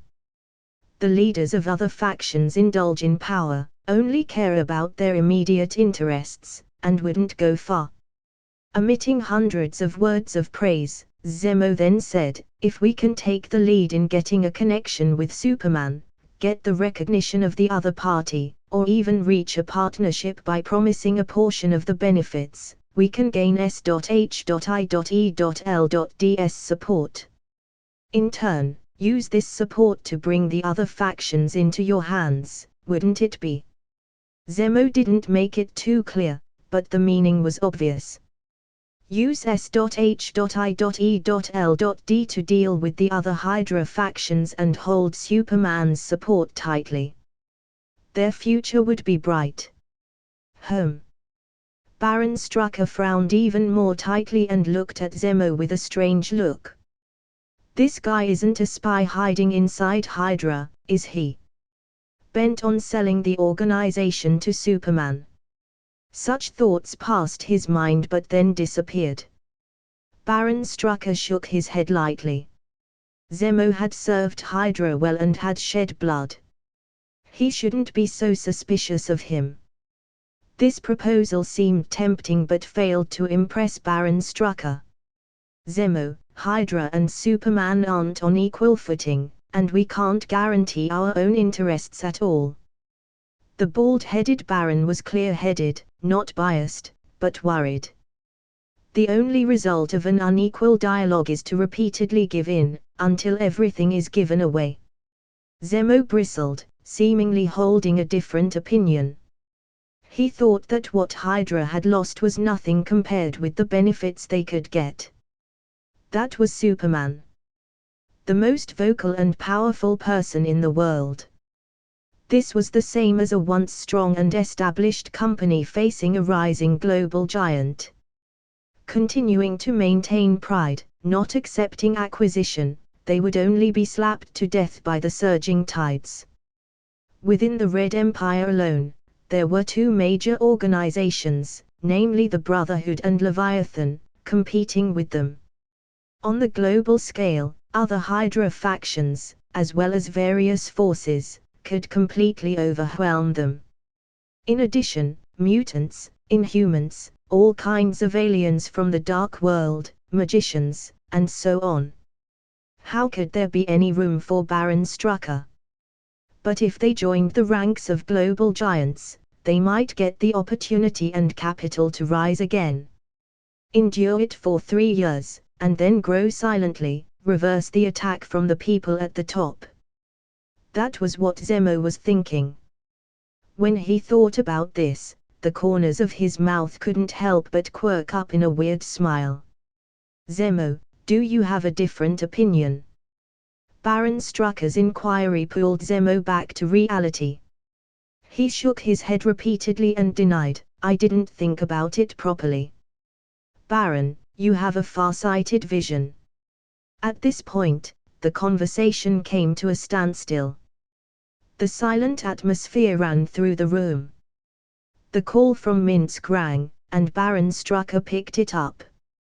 In a matter of seconds, his face changed from shock to anger to frustration. The call didn't last long, but the bald-headed Baron soon put down the receiver and slumped on the chair. This time, he even lost his last card and wasn't even qualified to sit at the table. Maybe you're right, Zemo. After a few minutes of silence, Baron Strucker's eyes showed a touch of bitterness, and his ambition was doused with cold water. Losing the Winter Soldier meant losing the last hope of cloning an Aryan Superman. There was no bargaining chip for cooperation with Leviathan. Antares, the master spy, would soon attack him. What happened? Zemo asked in a low voice. Superman took Winter Soldier away, which may be a sign or a warning from him. Baron Strucker answered. He is telling us that Hydra has no choice but to obey or die a silent death like Red Skull. He waved his hand, seemingly discouraged, and instructed Zemo, have Leviathan send a message. We'll accept a meeting. Tomorrow, in front of Vladimir Ilyich Ulyanov's mausoleum. The latter nodded, showing a trace of joy on his face, completely devoid of the frustration that Baron Strucker had. Wasn't it better to work with Superman than to live in the Soviet Union? The emergence of a strong individual was bound to give rise to another strong force.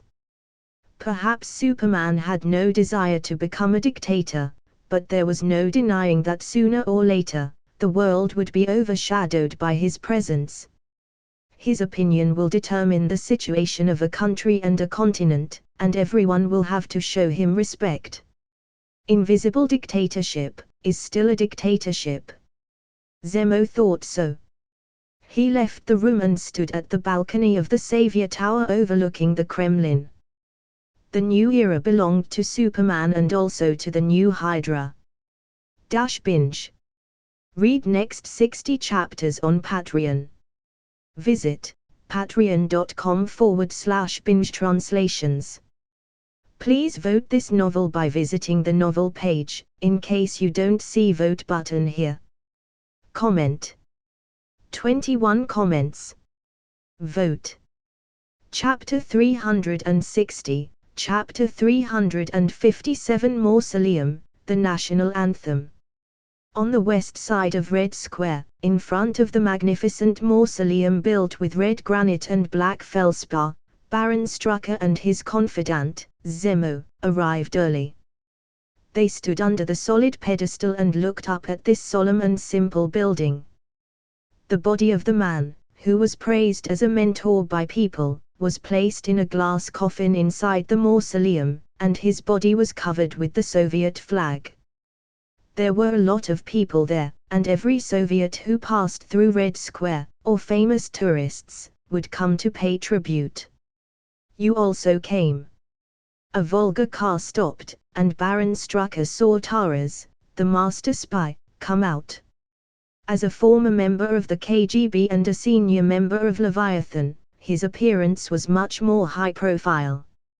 After giving a few orders, several groups of guards rushed to the Red Square and set up a perimeter around the mausoleum to prevent pedestrians from approaching. Hydra can't defy Superman's will, can Leviathan? Taras said so. Baron Strucker silently thought. When did villains become so humble, having no dignity at all? I heard that your trump card, the Winter Soldier, was taken away by Superman. The sympathy from the bald Baron didn't last long, and Taras awkwardly made small talk. Barnes was Superman's former comrade-in-arms, and it's normal for Hydra to return the person. Strucker coughed twice and corrected himself. Please don't describe Superman as a thief. We did it voluntarily. Taras despised it. Was this how they bootlicked? As the leader of the Hydra, not even the least bit of pride, really. At the sound of footsteps behind him, Taras's cold expression changed, and he put on a smile. General, seeing you again is a blessing for me. TSK. Bootlicking little runt. Baron Strucker secretly sneered. Not to be outdone, he greeted him with a smile. General, I had the honor of seeing you defeat the Aryan demons in Paris. Red Skull and the Axis powers, General Saint of Berlin. They were simply asking for death. The bald man kissed ass, and it was quite uncouth. I had repeatedly advised them that it was very unwise to make an enemy of Superman and suggested surrendering, but they did not listen and were stubborn. Taras was stunned. This guy could kiss ass more than himself. No way. I can't lose. As a former KGB executive and spy leader of the Red Room, Taras also had his pride. General sir, in fact, I admire you. All right. Let's get down to business. Luke waved his hand and interrupted the bootlicking contest between the two. He wasn't interested in flattery. Although it sounded really good, it was still far from White Queen's flexible tongue, which could tie cherry stalks. The reason I wanted to meet with you was that I didn't want to convey our opinions through a middleman, which would make us all seem less than sincere. Luke stood in front of the mausoleum in a trench coat. From a distance, the song of the Red Empire, Unbreakable Union, was faintly heard. Taras laughed awkwardly and confessed, General, Leviathan has great respect for you. We are just parts attached to this country, and when the machine runs, the parts can't influence its direction. General, no matter which camp you stand in, Leviathan has no intention of being an enemy. The master spy was smart enough to extract himself first. The walls of the two polarities were increasingly rigid, and who knew which faction Superman was supporting? In any case, Leviathan relied on the Soviet Union to develop. The fall of the Red Bear wouldn't do them any good. Don't get me wrong. I am known to be a pacifist and a staunch supporter of the unity of mankind. Luke smiled and explained his position. It's not my business which side Leviathan is on. It's just that SHIELD has a shortage of intelligence professionals, and I was wondering if you had any ideas about moving to another job. Taras froze for a moment, not responding. Is this poaching? In front of Hydra. Getting appreciation from you is an enviable thing, General. Baron Strucker seized the opportunity and began to gloat. If it were me, I would have agreed to it immediately. Taras was in a dilemma, and the bald guy next to him was bound to release the news. When the time came, the organization would think that he had defected and wasn't loyal enough. What should he do? When working in Leviathan, if loyalty wasn't absolute, it was being disloyal. Taras was already panicking, subconsciously looking at Superman, who was smiling at the corners of his lips, and his heart thumped. As the master spy who presided over the purges, he was well aware that when dealing with traitors and unstable elements, the organization would always deal with them in a very brutal way. You don't have to answer in a rush, Taras. You can go back and think about it. Luke gestured to the other side to leave. Leviathan was not part of the quest, so naturally, he had no additional interest. At most, he would take away the young version of Natasha and train her well. She would be a good secretary. Now, his driver was Nick Fury, and the Black Widow would be his. Then deal with Thor, and the achievement of gathering the Avengers senior members would be half complete. Strucker, do you have anything to say?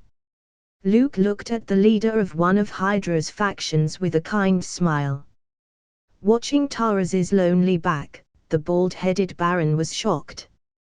He didn't want to be manipulated and poached by Superman, so he simply took the initiative to confess. James Buchanan Barnes was the original material for Red Skull's human experiment, but General Sang chose him as a candidate for an Aryan demon. It really has nothing to do with me. I wanted to return him to you as soon as you arrived in Moscow, but... Baron Strucker spoke quickly and urgently, his mouth was like a machine gun. The Winter Soldier had a deep friendship with Captain America and was even a friend of Superman. Although Hydra knew about this, who could be willing to give away a battleship-class soldier? Besides, without the Winter Soldier, Baron Strucker would never have reached a cooperation with Leviathan. This was an important high-end combat force. That's a thing of the past. You don't have to mention it. Luke was very generous, which relieved Baron Strucker, whose forehead was covered in sweat. However, this ease didn't last long. But, Strucker, your actions have caused extremely serious psychological and physical harm to Bucky. Luke's tone turned serious and solemn as he said, I hope you can make up for it. I should. I really should. Of course. The bald Baron smiled bitterly while nodding his head in response. He was tempted to ask Superman to finish the conversation in one go. Otherwise, his heart felt like it was riding a roller coaster, with ups and downs, and he could easily get sick. For specific compensation, talk to Captain America yourself. He is Bucky's representative.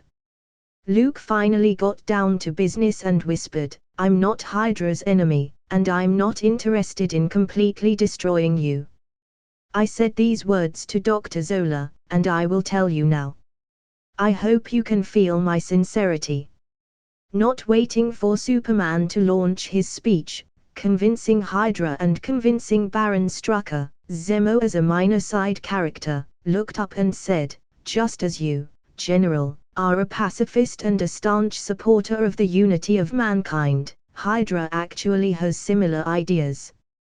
The agenda we share is also the elimination of war and the creation of a better and brighter world in the future. Only to be used as a tool by the evil Axis powers and as a weapon for the ambitious Red Skull's personal desires." Red Skull was truly the almighty bearer of blame. Hearing this, Luke couldn't help but sigh. Therefore, Hydra was accused of dirty things and became an object of scorn. Zemo completely ignored Baron Strucker's meaningful stare and spoke with increasing vigor. "I hope that you, General, would give Hydra a chance to turn over a new leaf. Let us join your team, feel the light of justice, and experience the spirit of freedom and peace. This is a talent." Luke's eyes twinkled. It was obvious that Zemo could see the situation even more clearly than Baron Strucker. He could even say such brazen words without even blinking. "Strucker, what do you think?" He didn't answer but looked at the complicated expression on the bald Baron. Who else could he look at? Baron Strucker squeezed out a small smile and agreed, "What Zemo said is exactly what I was thinking." "Very well, I am willing to give you an opportunity to start over." Luke smiled contentedly. Talking to people who understood where the wind was blowing was always a pleasant thing. "Strucker, Zemo, let's say the words together." Under the mausoleum, the three stood. The anthem, "Unbreakable Union," was sung repeatedly at the west side of the Red Square, nearing its end. "Hail Hydra!" The proclamation was drowned out by the loud, rousing, passionate tune. Binge. Read next 60 chapters on Patreon. Visit patreon.com/binge translations. Please vote this novel by visiting the novel page, in case you don't see vote button here. Comment. 20 comments. Vote. Chapter 361, Chapter 358. After this battle, I'll go home and get married. Since I can't resist, just enjoy it. That was what Baron Strucker thought. Simple and unpretentious. As a mature Hydra, he knew that he wasn't in a position to make demands.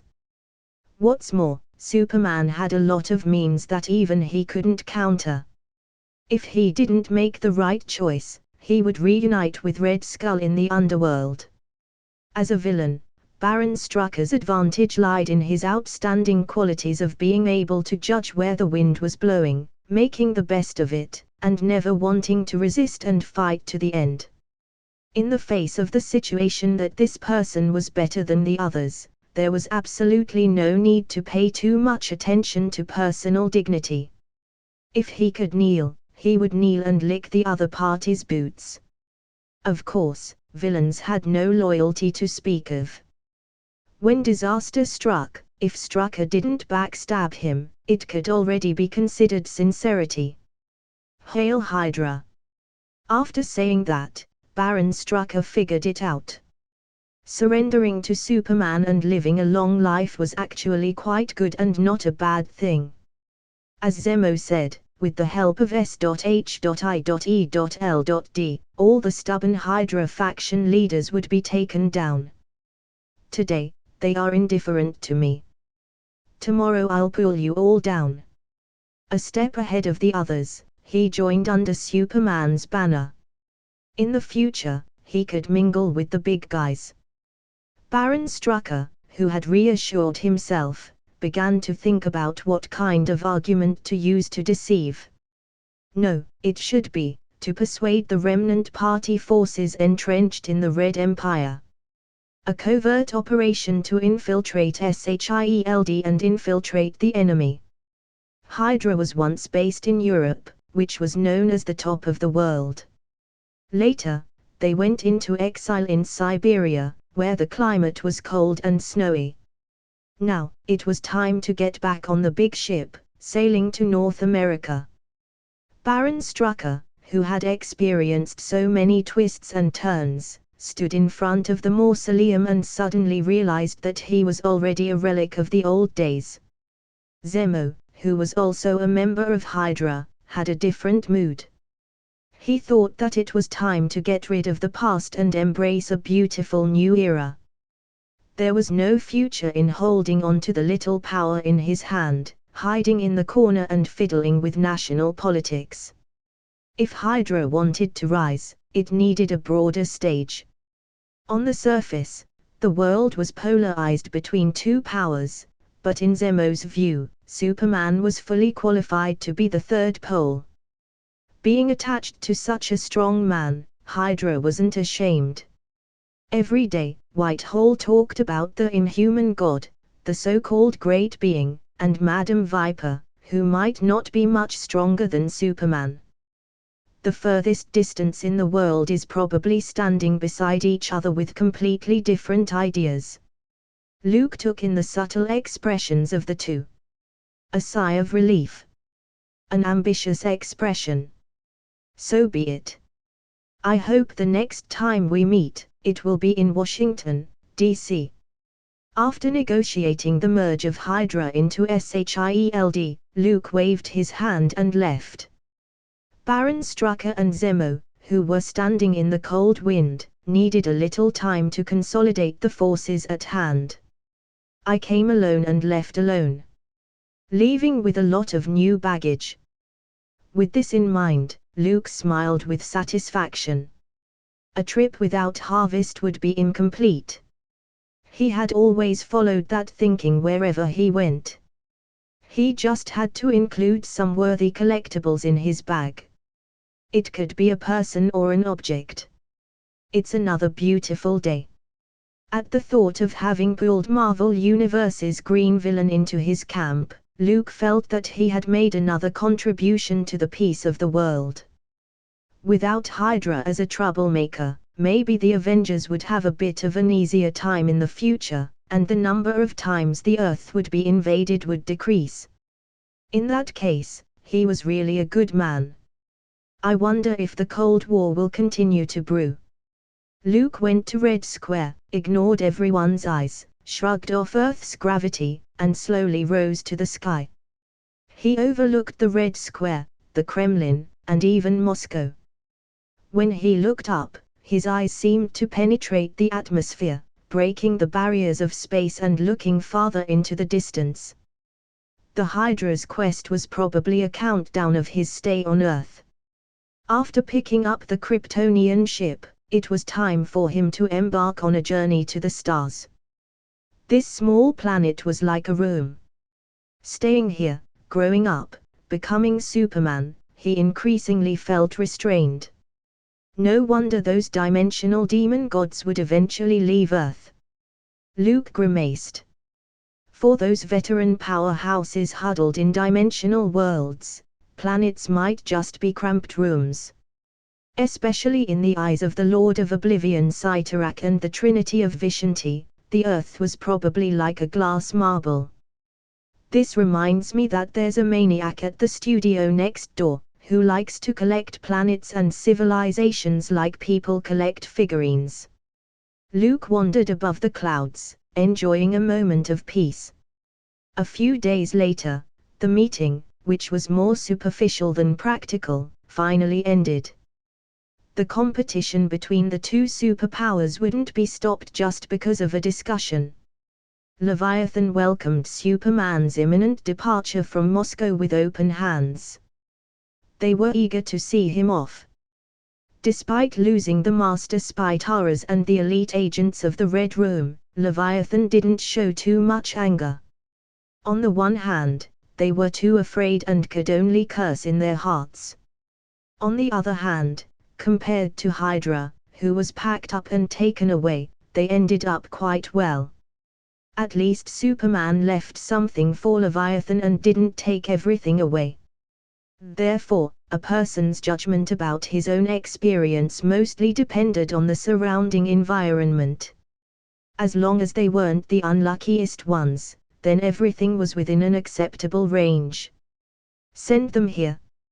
Luke and his group appeared at the Irkutsk airport. Hydra's relocation activities would probably have to wait for a while. On the return trip, he, Captain America, and the Winter Soldier were the only ones in the group. In addition, the Master Spy Taras and 3 female agents of different sizes, namely B, C, and D. "Steve, can Bucky recognize you?" Luke walked up the ramp. Since Winter Soldier was brought back, Captain America had been watching over his every step. Every day serving him food and water, cleaning his body. It was really exciting to think about. Oh, no, it was touching. This deep friendship between brothers was simply a tearjerker. He refused to admit that he grew up in Brooklyn and refused to accept the fact that he was my friend. Rogers was frowning. Although Luke persuaded Bucky to admit his identity last time, it couldn't cure the root cause. The latter was brainwashed by Hydra for too long and completely forgot his previous memories. Winter Soldier had become the label branded on his body. Perhaps you can use a different approach, such as using scene reenactment, to stimulate Bucky's mind. Luke casually said. Regarding the brainwashing of the Winter Soldier, he had asked Baron Strucker for a solution. But brainwashing was like putting together Lego. It took a lot of time to assemble a complete model, but it only took a few seconds to break into parts. Hydra's brainwashing technique stimulated the mind with various physical pain, cut the complete memory into pieces, and then instilled new perceptions. The general idea was similar to reinstalling a computer operating system. Once installed, restoring the previous data needed a lot of technical work. Reenactment. You mean, take Bucky back to Brooklyn, let him walk through the old familiar places, and awaken his deepest memories. Rogers's eyes lit up. It was a good idea. No, those aren't deep enough and stimulating enough. Luke's mouth slightly tilted as he suggested, Steve, I remember you said that after this trip to the Soviet Union, you would go back to Brooklyn and marry your girlfriend, right? I still remember that you told Bucky that you would ask him to be your best man when you got married. Simply put, why don't you just complete that lifelong vow, stimulate Bucky's memory and awaken his emotion at the same time? Captain America instantly froze. Luke's suggestion sounded reasonable and convincing. But why did his inner instincts tell him that this might be a trap? Marriage. Rogers, holding a complicated mood, fell into tangled thinking. Binge. Read next 60 chapters on Patreon. Visit patreon.com/binge translations. Please vote this novel by visiting the novel page, in case you don't see vote button here. // Comment. 27 comments. Vote. Chapter 362, Chapter 359 Las Vegas, Better Than Hell. Luke, who returned to Washington, D.C., couldn't live a quiet life for a few days. People from the White House, and the Pentagon, took turns visiting every day. The Red Square Conference had made the conflict between the two superpowers and the future situation very clear. The whole world wanted to know whose side Superman was on. To be more precise, everyone was worried. Would Superman become a weapon and be placed on the battlefield? Luke never wanted to be Dr. Manhattan at all. In case Howard couldn't get over it and saw him as the biggest threat to the world.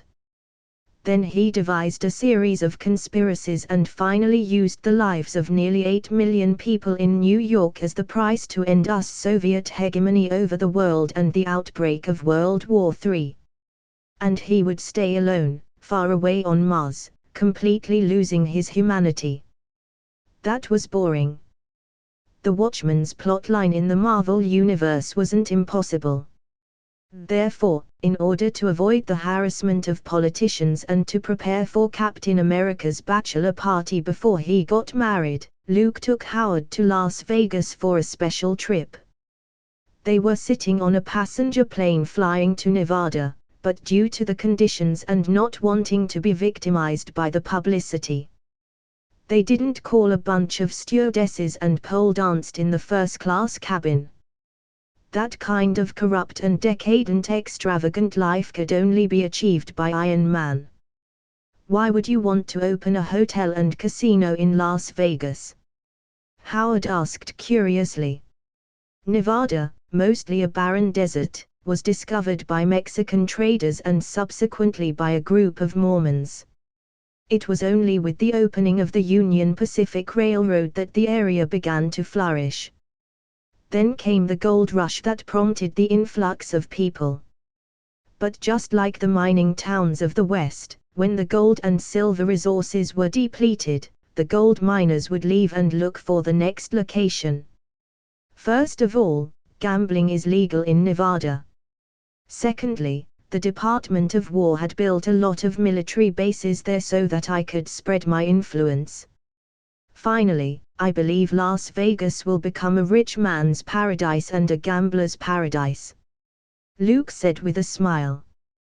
The Las Vegas plan he considered before had long since been completed and put into operation by the mafia people that traveled from Sicily to North America. At Luke's behest, they didn't compete with their compatriots for turf, nor did they have any conflicts with the Irish people. Casa Alessandro, a newcomer, brought his brothers over to gain a firm foothold in New York. They only managed the underground casino business in a few blocks. In Luke's words, let them practice first. Running a casino wasn't easy. From security to customers to chip exchange, capital circulation, and so on, they needed to accumulate experience. Most of the gangsters had no skills. Apart from using violence, not many knew how to use their brains. That's why they were keen on high-risk businesses like smuggling and drug trafficking. In legitimate businesses, there were thresholds in place. The Wall Street stockbrokers' favorite clients were gangsters because they were quick to pay and never asked about the financial status of the account. It was just like the entertainment circle of later China, where the most popular investors were the coal bosses. There were great similarities in nature between the two. Later, there was also a shocking case in which a daring con man, disguised as Morgan Stanley's two-level broker, tricked the heads of the 5 Italian families, and even the accountant hired by the mafia didn't notice anything wrong. In just half a month, the swindler had extracted nearly $1.5 million and then slipped away. Of course, later, the heads of the 5 families issued a wanted notice. With greater efficiency and speed than the federal police, they caught the man 4 months later. As for his end, the swindler wasn't dismembered or drowned, but in accordance with legal procedures, locked up in a local prison. 2 weeks later, he died of a rectal fissure. It was said that he had roommates 4 times. From fierce men to perverts. Each roommate had a special interest in men. It was daily torture. Finally, he was overwhelmed and died of a rectal fissure. This incident also revealed that gangsters were good at fighting and getting revenge. But when it came to economic thinking and dealing with wealth, it was the complete opposite. Luke didn't want Alessandro's gang to become thugs who were dependent on him and could only do illegal business. The more stable the social environment was, the less room there would be for gangs to survive. Sooner or later, they would wash up on shore. Why not stop going to the sea from the beginning and reduce the stains on their bodies? Just like the saying, the way to get rich is written in the law, the existence of profitable business was basically illegal or in the gray area. The only thing worth investing in a free and democratic country, was probably gambling. From the past to the present, there were two kinds of businesses, business of the flesh and gambling. They had never been outdated and were always a hardwired human need. Paradise for the rich. I do have many friends who are attracted to Las Vegas. Howard pondered, but the Vegas this time wasn't known around the world yet. Its name only spread in the small circle of rich people.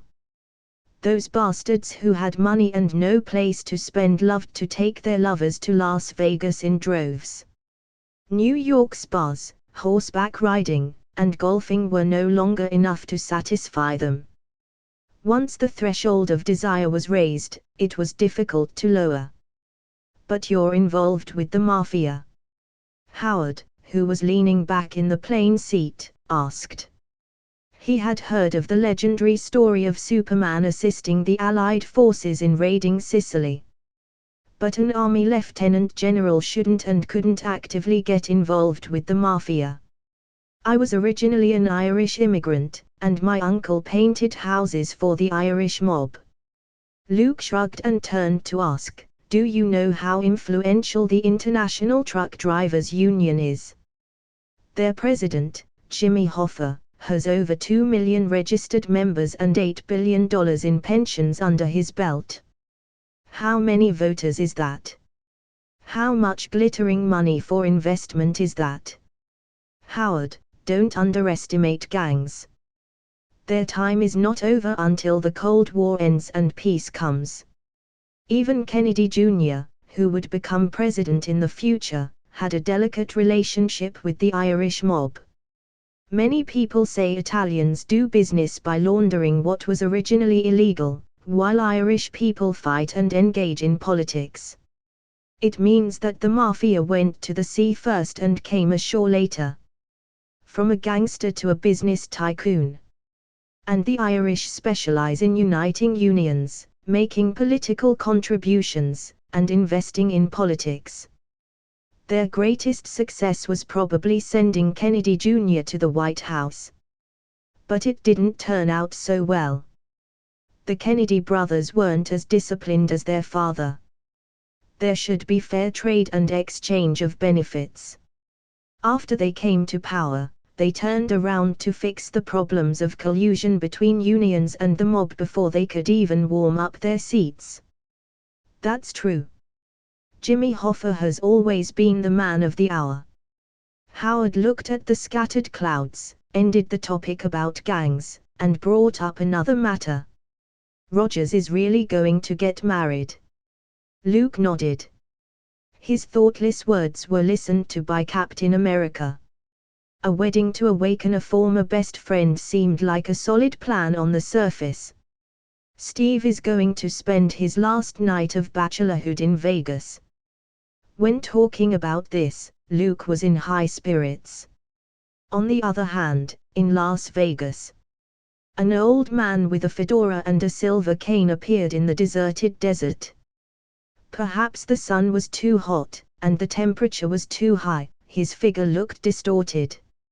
I can smell a tantalizing scent. The old man sniffed, and his mouth opened with a smile. Like a hungry diner, seeing a feast on the table.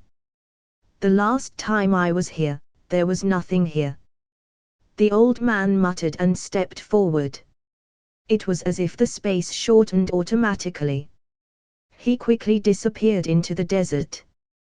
The insatiable greed, the inexhaustible lust. It's more like hell than hell. Binge. Read next 60+ chapters on Patreon. Visit patreon.com/binge translations. Please vote this novel by visiting the novel page, in case you don't see vote button here. Comment. 22 comments. Vote. Chapter 363, Chapter 360 Investment Plan, National Hero. The first time Howard arrived in Las Vegas, he was captivated by the city that never sleeps, standing in the desert. It was like a hot girl clad in tulle, sexy and charming. There was an urge to explore and discover more. You should have brought me to a wonderful place like this earlier. I'm sure Rogers would have loved it too. Howard was sitting in a stretch limousine and enjoying the roadside scenery through the window. The roaring waves and undulating curves reminded people of the beaches and bikini girls in Hawaii. Steve, with his old-fashioned personality, may not know how to enjoy such a degenerate life of luxury. Luke shook his head and smiled. Compared with Howard's status as a capitalist, Captain America was a national hero. True. If we say a dirty word in front of Captain Rogers, we might get lectured. Howard exhaled. A few days ago, Luke took Melina, then Rogers took his girlfriend, and Howard was left alone to act as a third wheel. They held a family party together in Brooklyn. As a result, Howard said "oh shit," and was seriously lectured by Captain America. Don't swear in front of Captain Rogers. It had become a classic phrase, circulating in SHIELD. The Italian family business seems to be doing well. Howard and Luke had just got off the plane when members of the mafia came to greet them. Moreover, it was a big spectacle, with an extended version of the convertible luxury car and 4 police motorcycles with the Las Vegas Metropolitan Police Department logo clearing the way. Of course, any visitor who comes to Las Vegas would be protected by the mafia, as long as they enter the casinos and spend money. Luke smiled and lightly said so. So, thieves and robbers stay in the old city. If they dare come to the new city and attack those guests, they would be cut off by the mafia and thrown into the desert to feed the vultures. The police in Las Vegas were only responsible for maintaining law and order in the old city. As for the order in the casinos and hotels, it was the job of the gangsters. In this respect, everyone had a good understanding and a clear division. It sounds a bit like Hell's Kitchen. Howard remembered a place in New York. To be honest, when he saw a group of big men wearing black suits and sunglasses lined up in 2 rows, treating him with respect somehow satisfied the sense of vanity in men. Should Stark Industries invest in several projects, it would definitely become a gathering place for the rich in the future. Luke suddenly said. About the Las Vegas project. In the beginning, he planned to invest money to build 2 luxury hotels. Of course, building a hotel was just a cover. As a complimentary entertainment facility, the casino and spa for guests were the main priority. The plan submitted to Alessandro included the construction of a golf course and a resort in the later stages. You're that optimistic about Las Vegas? Howard was a little surprised. The investment was no problem. He was an arms tycoon and a scientific advisor to SHIELD. No matter from the company's size and competitiveness, or connections and back office, there was no shortage of business orders from the Pentagon. However, Howard was curious about where Luke's confidence came from. Everyone knew that Nevada was a deserted desert 20 years ago. Only few people would come, except for gold diggers and workers. Never doubt my prediction of the future. Luke's answer revealed a trace of mystery, just like a bluffing trickster. Las Vegas became the future casino city and entertainment capital of the world. In addition to the support of the local government, it was also related to its own geographical advantage. First of all, It was the only water source in the Mojave Desert in the southwestern United States, and it was also a transportation hub. If someone wanted to go from the east to the southwest corner cities such as Los Angeles and San Diego, they had to pass through Las Vegas. Later, the railroad was opened to form the Los Angeles-Chicago Junction. After the rise of air transportation, Las Vegas would become the 4 major air cargo transfer stations in the United States: Chicago, Houston, Atlanta, and this world-famous Vegas. As we all know, it was a superior position for traffic. It could gather popularity and attract investment. The highlands and valleys, combined with the natural hot springs, made Las Vegas a great place for a vacation. With all these conditions, the rise of Vegas wasn't a coincidence but a foregone conclusion. What I asked of Alessandro was that the city attracts not only gamblers but also the rich and famous Hollywood celebrities. Luke lowered the window, and the hot air from the weather poured in. The honey-colored thighs wrapped in shorts could be seen everywhere on the streets, and people couldn't take their eyes off them. No wonder Howard was so excited just now. A lot of people's perception of Las Vegas was limited to the well-developed gaming industry and mob money. Little did they know that it was actually the world's #1 hospitality center. It would have the largest and best racetrack, top golf course, and ski resort on the West Coast. Because of its special climate and non-industrial environment, it was one of the best places in the United States for lung disease treatment. If the mafia could operate seriously and build it steadily according to Luke's plan. A few decades later, Las Vegas would become a huge inexhaustible gold mine for them. You always have a wider perspective. Howard wasn't shocked by Luke's grand plan. Skynet, a company financed by Stark Industries with the technology provided by the former, was mainly engaged in telecommunications. The scope of its business development, as well as the research and development technology, were basically implemented according to Superman's vision. AT&T, which was the owner of Bell Labs, was unable to resist Skynet's dominance. You know what? I recently found a chief financial officer. Howard sighed. He's a very capable and insightful young man. He admired your proposal, and I feel like he has a pair of eyes that can see the future, watching everything that will happen in the near future. Luke picked his eyebrows. The CFO Howard found was not Obadiah Stane, right? That was the villain that almost brought the Stark family to its end. General, we have arrived at the hotel. The stretch limousine was parked on the side of the road, and a soft carpet was directly rolled out from the hotel to the car door. On both sides stood ladies of various complexions and nationalities, each with their own characteristics. Isn't this a bit too high profile? Howard felt the slight movement of the beauty radar on his lower body, and his intuition told him that tonight would be a sleepless night. General, Mr. Stark, please have a look upstairs. The ladies surrounded the two who got out of the car and walked into the elevator under the envious eyes of tourists. Binge. Read next 60 chapters on Patreon. Visit patreon.com/binge translations. Please vote this novel by visiting the novel page, in case you don't see vote button here. Comment. 11 comments. Vote.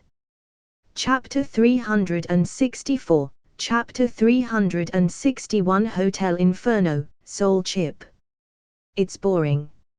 Staying at the Mafia's Flamingo Hotel, Howard, who had been having fun for a whole week, was paralyzed on the sofa. His eyes seemed unfocused, and he looked bored. He was bored of the Baccarat, Texas Hold'em, and other games.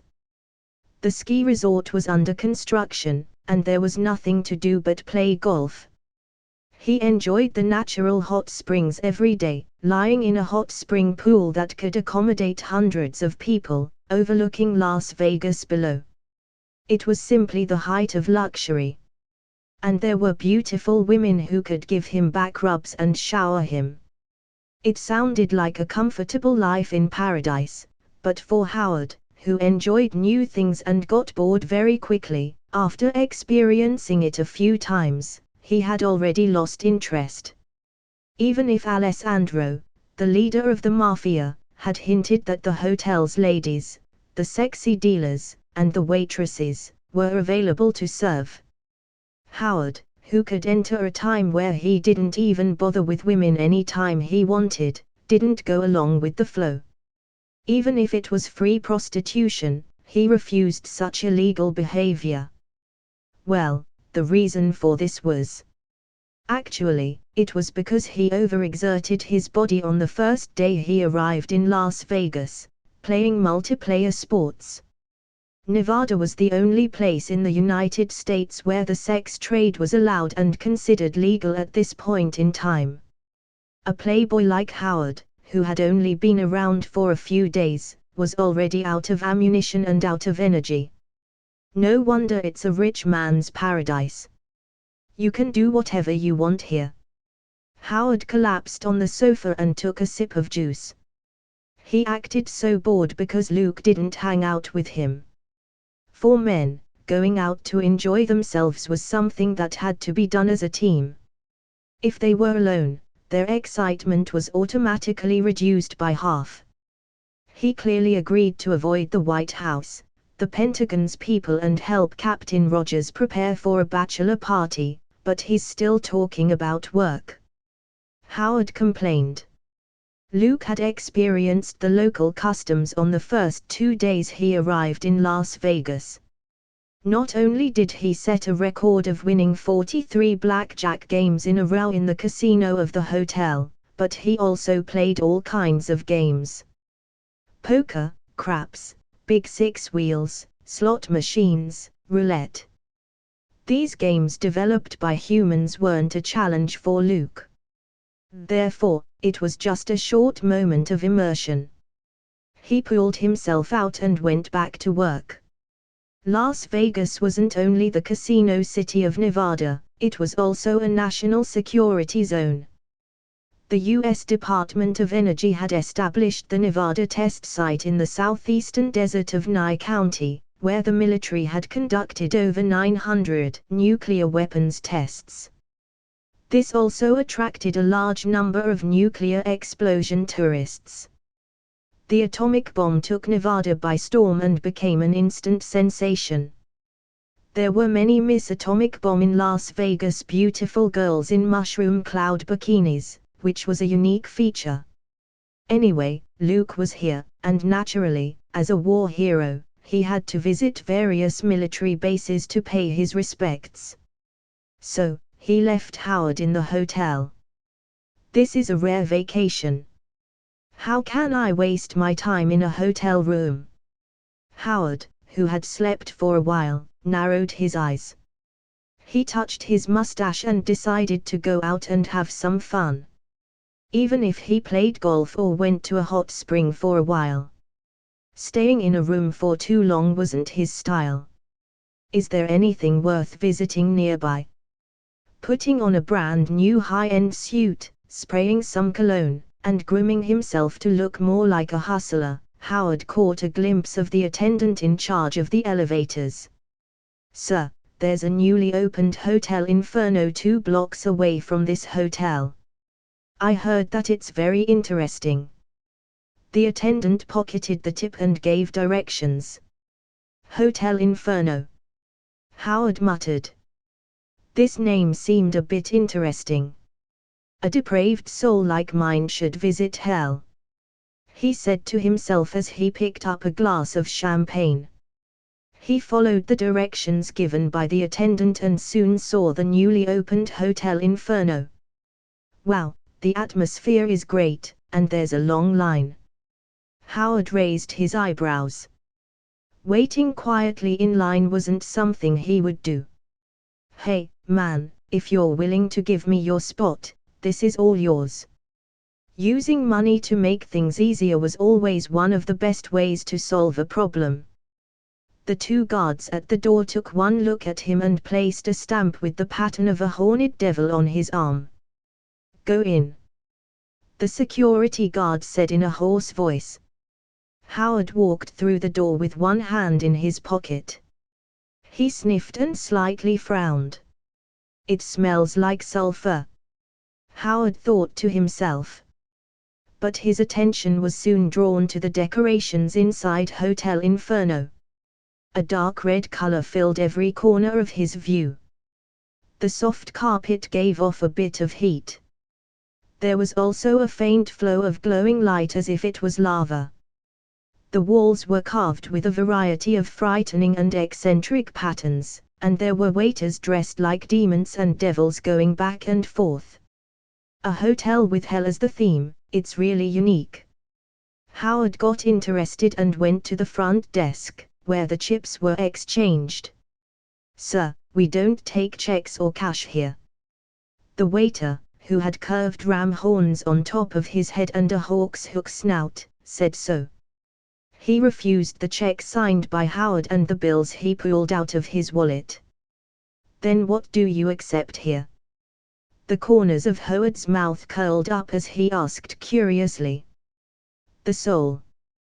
The Hotel Inferno uses souls to exchange for chips. There's a place to weigh your soul over there. The waiter answered. You guys are really acting like the real deal. Howard looked in the direction where the waiter pointed to. There was indeed a huge scale, not far away. Many guests who entered the hotel stood on it, waiting for the final result. Soul for chips. What if I can't exchange my soul for enough chips, or if I lose all my chips and still want to continue the game? Howard crossed his arms around his chest like a guest who was deliberately making things difficult. You can sign a contract to mortgage your soul to Hotel Inferno. The waiter, expressionless, took out a thick pile of paperwork. We have short-term mortgage contracts of 10, 30, 50, and 100 years, respectively, and long-term mortgage contracts of 200 to 1,000 years. Howard just glanced at it, and the dense words were enough to cause a headache. He grimaced and casually pulled out a pledge contract of unknown duration and signed his name. The waiter's dark eyes flashed with a touch of fiery light. He counted out several piles of chips of different denominations, packed them neatly on a tray, and handed them to Howard. Welcome to Hotel Inferno. We hope you have a great time. Comment. 19 comments. Vote. Chapter 365, Chapter 362 The Old Devil, I Had Beaten. Southern Nevada, Lincoln County. It was a top-secret U.S. military base, which was ostensibly used for secretly developing and testing Air Force aircrafts, while carrying out other research projects behind the scenes. Because of the air traffic control and the fact that it was a restricted area, the outside world often made up all kinds of strange anecdotes. For example, many people claimed to have seen UFOs. It was also believed that an alien corpse was kept in this military base. Every newly elected president of the United States would come and visit. Yes, this was the place that would later be known as Area 51. General, the soldiers are very happy to see you. They regard you as an idol, just like a celebrity in Hollywood. They want to take a picture with you and shake your hand. A military official said with excitement. I'll be in Las Vegas for a while, and when I get a chance, I'll be participating in these fun events. With his standard business smile, Luke took a special tour of the military base with a sense of curiosity. As a result, no alien remains were found, and no frozen Cybertronians were detected. He had to say, this was somewhat disappointing. The mysterious Area 51 was really used as a bomb and artillery test area. After the end of World War II, it was abandoned and later selected by Lockheed's Skunk Works as a test site for the U-2 reconnaissance aircraft, with a 7,000-meter runway built specifically for it. After the veil of mystery was lifted, Area 51, which had caused so much controversy, appeared to be so plain and ordinary. According to Nick Fury's habit of building safe houses all over the world, this is a good place. Luke looked around and finalized his ideas. Then, he was in the midst of a crowd of either adoring or admiring eyes. The tall and straight figure rose to the sky, causing a great burst of air in the atmosphere. Superman. Below were the excited American soldiers. Area 51 was only 130 kilometers away from downtown Las Vegas. With Luke's speed, he could be there in a matter of seconds. Bang! There was a shadow passing over the clouds. The rolling wave of air emitted an explosive sound. The dark red cape whipped up with the strong gust of wind, and Luke landed steadily on the tarmac of the Flamingo Hotel. Alessandro, you look a little nervous. What happened? Luke pushed open the tempered glass door and saw Alessandro, the hotel owner, city council member, and mafia boss, with a slightly uncomfortable expression. The Italian man's forehead was dripping with sweat, his eyes were wary, and there was a hint of worry. General, you're finally back. Alessandro looked like he had seen a savior. He pulled out a handkerchief and wiped his face, wiping away the oily sweat. Mr. Stark, who came with you, has been missing for 2 days. Luke raised an eyebrow. It was a bit of a surprise to him that something would happen to Howard, that kind of guy. As a result of the last Essex biotech assassination, the latter became even more vigilant and took his portable armor with him wherever he went. As for the Mark I armor, it was kept in the basement of the Stark mansion. If someone wanted to attack Howard, whether it was a sneak attack or a personal visit, the process wouldn't be easy. Is it kidnapping or something else? Luke's calm voice quickly calmed Alessandro's anxious mood. Neither. The mafia boss struggled to organize the words, and he looked like he had some doubts about what to say. 2 days ago, Mr. Stark entered a newly opened hotel and never came out again. I was worried that something had happened to Mr. Stark, so I sent a few people to look for him. However, after they stepped through the doors of the hotel, it was as if they had disappeared. Luke listened patiently and took the elevator to his room.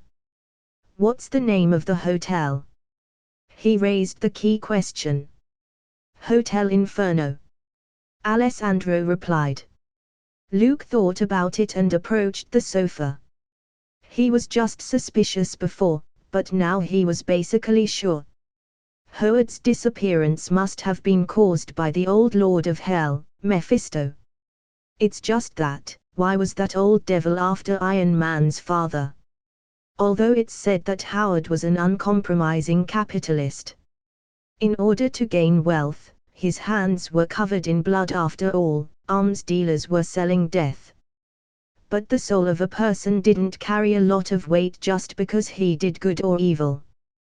The weight of the soul depended on the firmness of one's will, a strong spirit, or some kind of passionate belief. When did this hotel appear? Luke collected his thoughts and calmly asked. This wasn't the first time he had dealt with the old devil. In other universes, in order to help Stephen Strange win the Sorcerer Supreme position, he fought with Mephisto. The old devil was still no match for Superman in hell, let alone now, in the human world. I don't remember exactly. I think, it was a week ago, or 2 weeks ago. Luke looked at Alessandro, who seemed to have been affected by some strange power, and his memory was all messed up. Obviously, this was also Mephisto's doing. Did this guy move hell to Las Vegas? Luke lifted up his eyes, looked through many obstacles, and saw the dark tower towering into the clouds. The shape was obviously so peculiar, with smoke and flames billowing out. But the pedestrians passing by were oblivious, and instead, were unwittingly attracted to join the long queue. The more we meet, the more we get to know each other. Luke's mouth curled up in a small arc, and he smiled lightly. If you've been beaten once, there would always be a second time. Mephisto, with a silver cane, stood at the top of Hotel Inferno. With a condescending gaze that looked down on all beings, he looked down at the crowd of beings below. The long queue outside had blocked the traffic along the street. But people kept joining in as if they were possessed. Too tempting, too satisfying. Mephisto took a deep breath. The city that lied beneath his feet was home to 1.7 million people. To the old devil, this was 1.7 million delicious souls, and it also had a huge and incalculable value. They all voluntarily offered their souls to me. Mephisto's lips smiled in triumph. He didn't get those human souls by means of coercion or extortion. Every guest who walked into Hotel Inferno exchanged their souls for chips and signed a contract. I didn't violate the Sorcerer Supreme's rules. Even if the Ancient One came here, their souls would be marked and will fall into hell, sooner or later. Thinking of that, the smile on Mephisto's face grew wider and wider. He felt a little annoyed that he didn't think of this method earlier. In the old devil's long lifetime, he kept looking for people who had a hard time fulfilling their desires, who were ambitious, or were extremely desperate and easily fooled. Then, he sold hell's insurance to them. The devil had to use a lot of words to persuade the person to sign the contract. Describing how slow the process was and how long it took was unspeakable. In the past, the old devil liked to play such games, watching those human beings getting seduced by their own greed, tyranny, and malice with his own eyes. Watching them kill each other for money, power, or women, and finally falling into hell with regret, resentment, and fear. Mephisto enjoyed tasting the complexity and distortion of human nature and regarded it as a glass of richly flavored wine. However, playing the same game for so long would inevitably feel boring. It's time to change the game. Mephistopheles poured himself a glass of red wine. The scarlet liquid rippled in circles. Ring ring. Ring ring. The ear-splitting phone call interrupted the old devil's personal time. Mundus, I hope it's really an emergency. Otherwise, I will throw you into the 9th level of hell, where you will be eaten by evil spirits that have been starving for thousands of years. In the gentlest tone, Mephisto spoke of the worst possible punishment. The casino manager, Mundus, shuddered, and a heavy dose of fear appeared on his flesh-covered face. The demons in hell knew that Mephisto had always been merciless to those who didn't do their jobs properly. There's a human. He's winning all the time. He won a lot of chips. There was a hint of panic in Mundus's voice. Hakem can't keep up. Mephisto frowned slightly. Hakem was the champion of the World Poker competition in his lifetime, especially in Texas Hold'em. He could be called the king of gambling. Of course, he was able to possess such a high level of skill because of his contract with the old devil. The young gambling king, Hakem, who was on the rise, died in a car accident, and his soul smoothly fell into Mephisto's hands. Now the enslaved Hakem's soul was put to good use by the old devil in the poker area of the casino as a stabilizing presence. There were many human souls like Hashem's in Mephisto's hands. In his casino, it was impossible for anyone to win all the time. Trash. You guys let a human act cocky in Hotel Inferno. Mephisto cursed and directly hung up the phone. Then, a dark flame rose up and revealed the scene of the casino on the 12th floor. At the Texas Hold'em table, two men sat opposite each other, surrounded by a large group of semi-transparent shadows.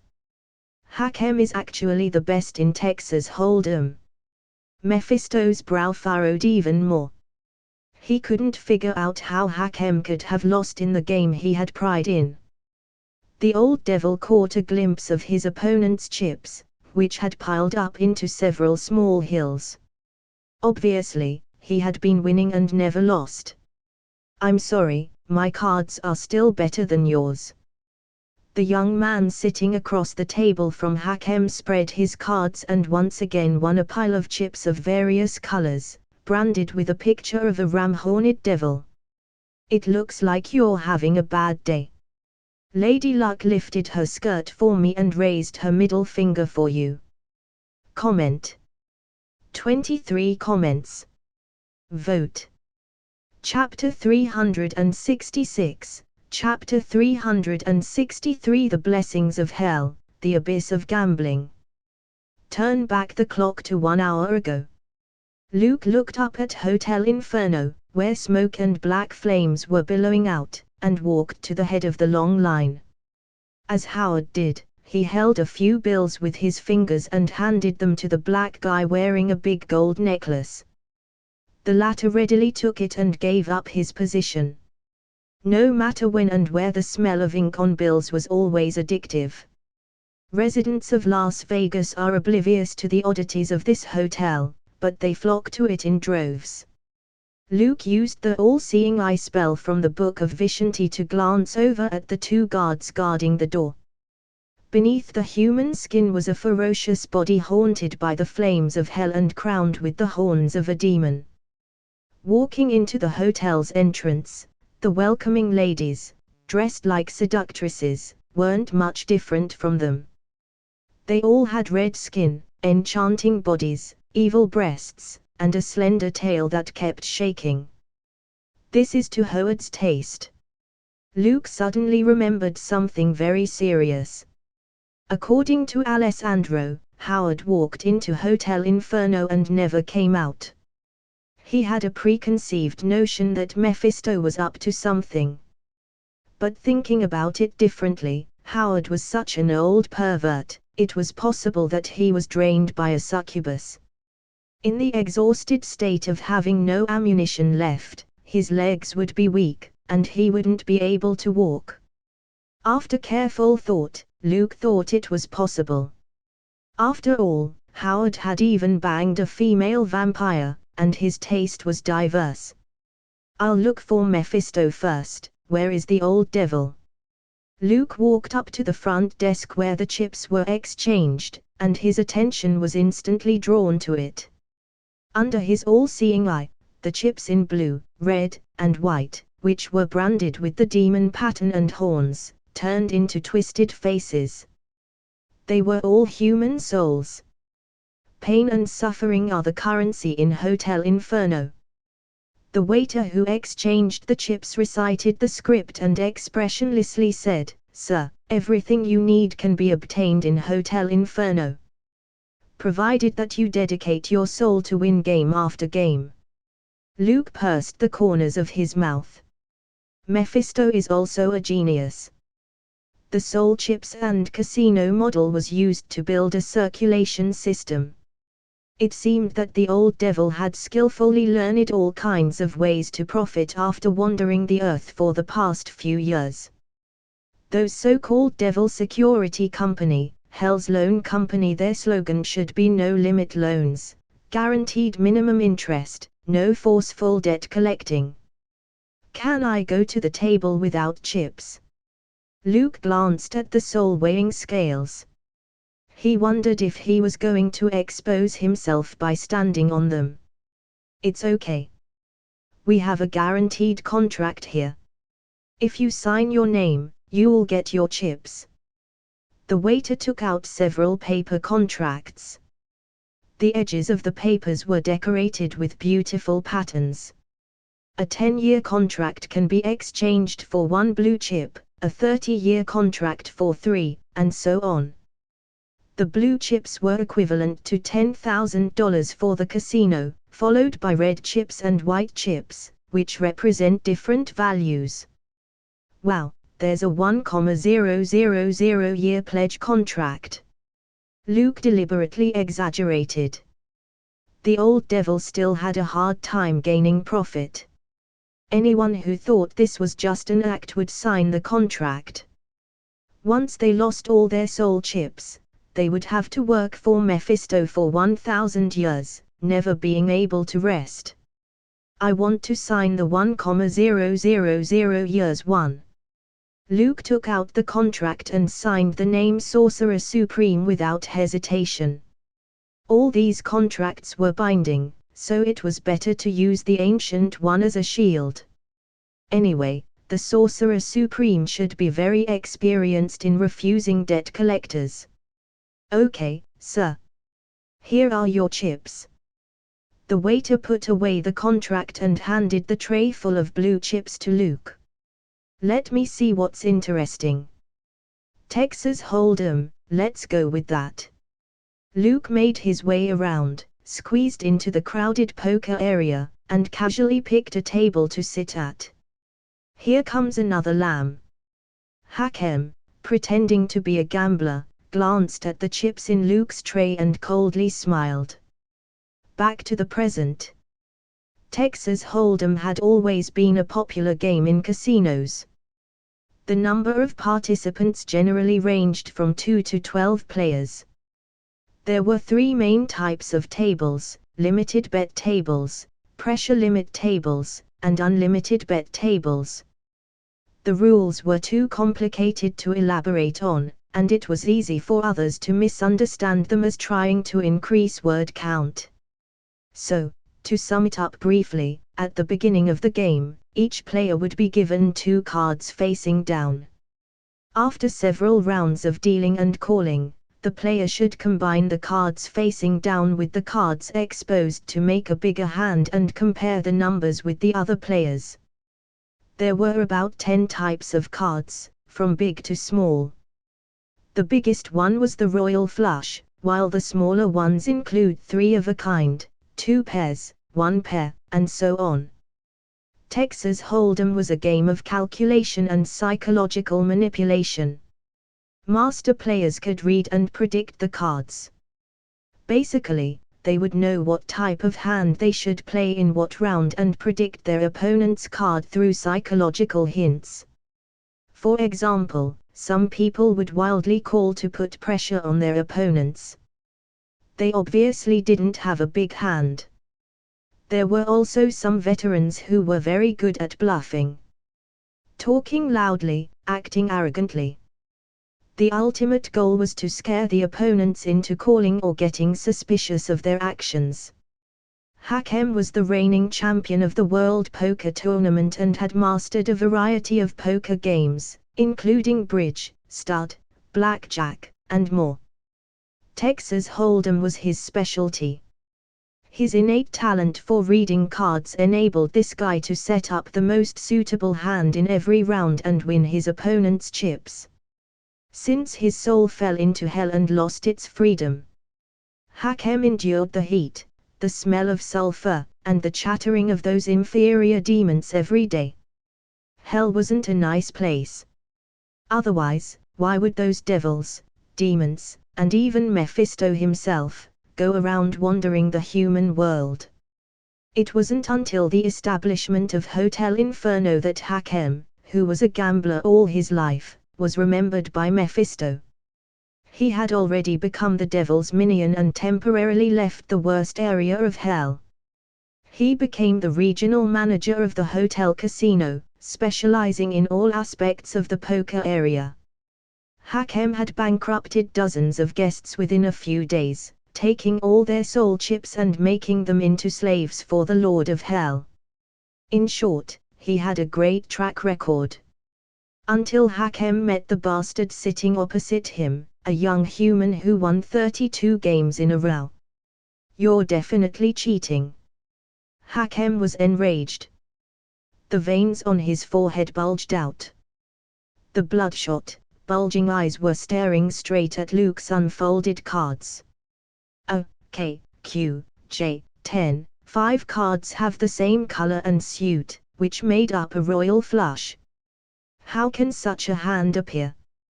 His cheeks were thin, so it made Hakem look like a drug addict. It gave off a feeling that his brain was about to explode any moment now. According to his calculation, the occurrence ratio of a royal flush was 30,939 to 1, translating to a 0.003 probability. That meant that, unless there was a miracle or Luke cheated, it was completely impossible to pull off such a rare hand that would dominate the entire field. Can't afford to lose. Accusing an opponent of cheating without evidence is a very unpleasant thing to do. A blue chip with the largest denomination rolled through Luke's fingers. Within 2 hours of entering the casino, he had already won 5 people's worth of souls. Let's call it a day. You've made me lose interest in continuing the game, and you've lost everything. Luke flexed his fingers and flicked the rolling chip to the succubus lady next to him. The chip, branded with the devil's emblem, fell right into the middle of the latter's breast.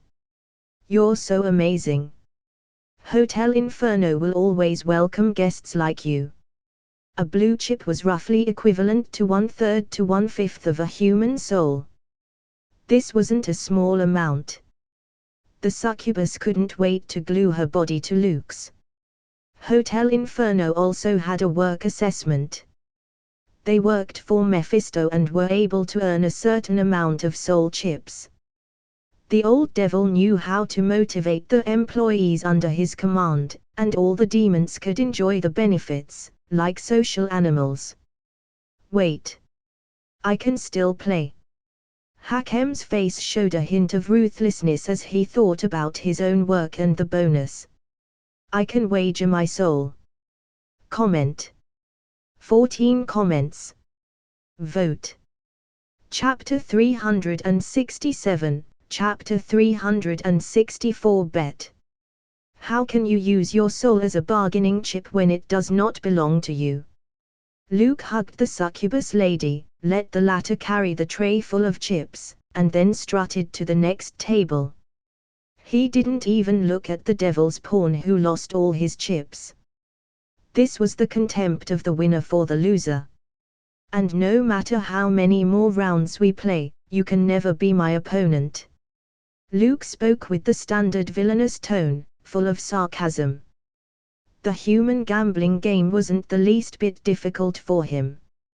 Hakem's pride in card reading and card counting was nothing in front of Superman.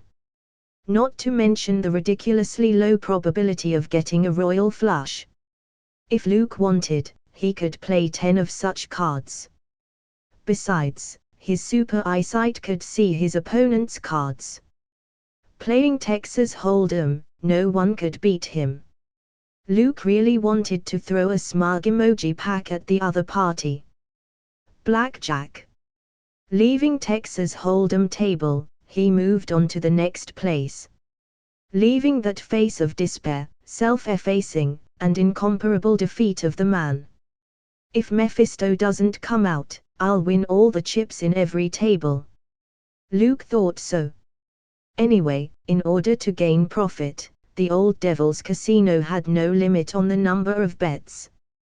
Theoretically, as long as he won chips fast enough, he could close down this Hotel Inferno.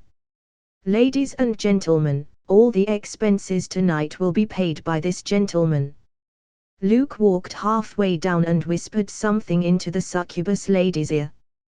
The latter conveyed the exact words, which immediately caused a wave of cheers inside the casino. One of the easiest words in the world to get people's favor was to treat. And one of the easiest things to do was freeloading.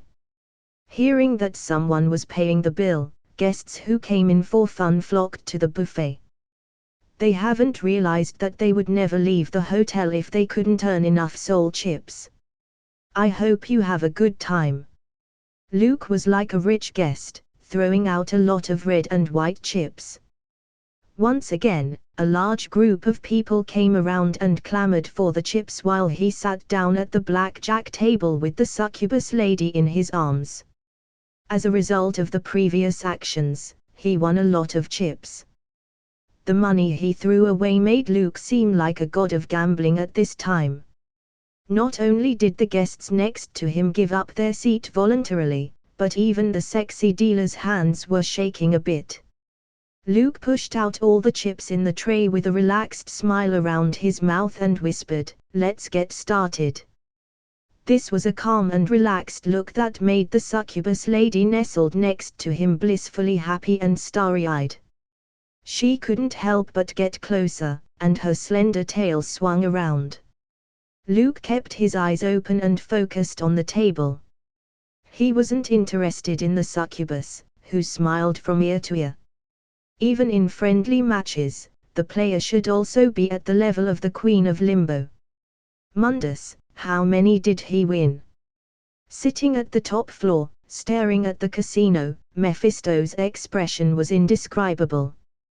The human won 17 times in a row, and each time he won exactly 21. Even across the telephone line, Mundus could feel the Lord of Hell's anger. This kind of behavior would provoke a serious warning from the casino, even if it was a normal casino. What's more, the owner behind Hotel Inferno was Mephisto, an old devil with absolutely no mercy and compassion. "Oh, it's all blackjack, such arrogance." Mephisto's tone was soft, but the more so, the more his inner anger accumulated. The rules of blackjack were very simple. The sum of cards in one's hand should not exceed 21, that was a blackjack hand, and should be as big as possible. Generally speaking, players would continue to hold when the sum was around 4 to 8. At 17 and above, players wouldn't take any more cards for fear of blowing up exceeding 21. If someone could win 17 games in a row, it could still be attributed to good skills and good luck. But on this basis, not only can he win 17 times in a row, but the cards were exactly 21. That was also a rare hand, just like a royal flush in Texas Hold'em. As long as someone got it, they were sure to win. The disadvantage was the high degree of difficulty and risk. When the number of points reaches 19, the probability of blowing up would increase indefinitely.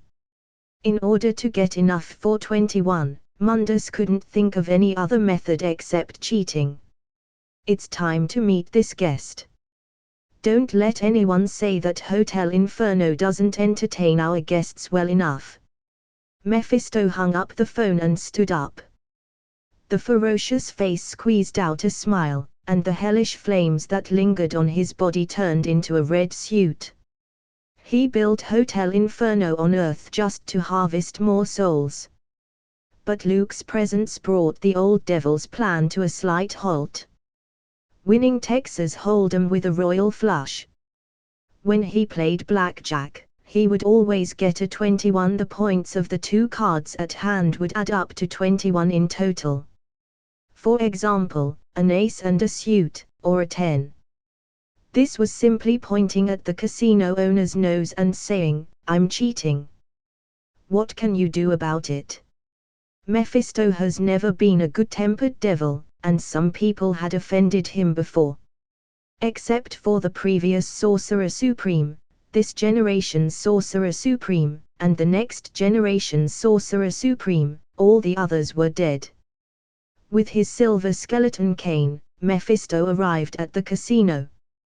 He walked straight up to the blackjack table, looked at Luke, and said, "I'd like to play a few games with you." "Okay."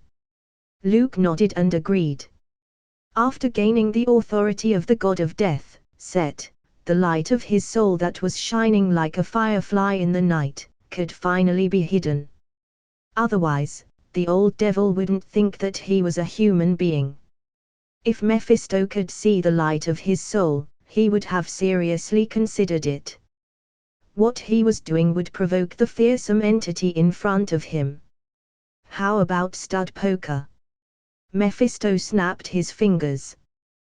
The waiter behind him pushed a small cart loaded with blue chips, which could cover the entire gambling table. No problem, I also like this exciting method of playing. Luke nodded once again, seemingly oblivious to the fact that the succubus lady sitting next to him had gradually distanced herself. Rush. Stacks of blue chips were pushed onto the middle of the gambling table, one fresh soul after another. 2 for the player and 2 for the dealer. The hands of the sexy dealer, who was issuing the cards, slightly trembled. Looks like you're really confident. Mephisto glanced at his up card and down card and took a sip of the red wine that was served to him. I just feel that Lady Luck seems to be on my side tonight. Luke slightly smiled. He couldn't see the old devil's hand. The black flames were so dense and unparalleled that they wrapped around the area where the old devil was. It seems that this Lord of Hell had sensed that the means Luke used might not be cheating methods in the usual sense. Let's play. Mephisto, who had confirmed his cards and no longer looked at them, seemed confident that he had won. In his long life, he had also been addicted to the gambling games invented by humans. In other words, the old devil was actually a veteran gambler. 19. What do you have to beat me with? Mephisto turned over his down card. The number of points added to the open card was exactly 19. It was just a little bit away from being blown up.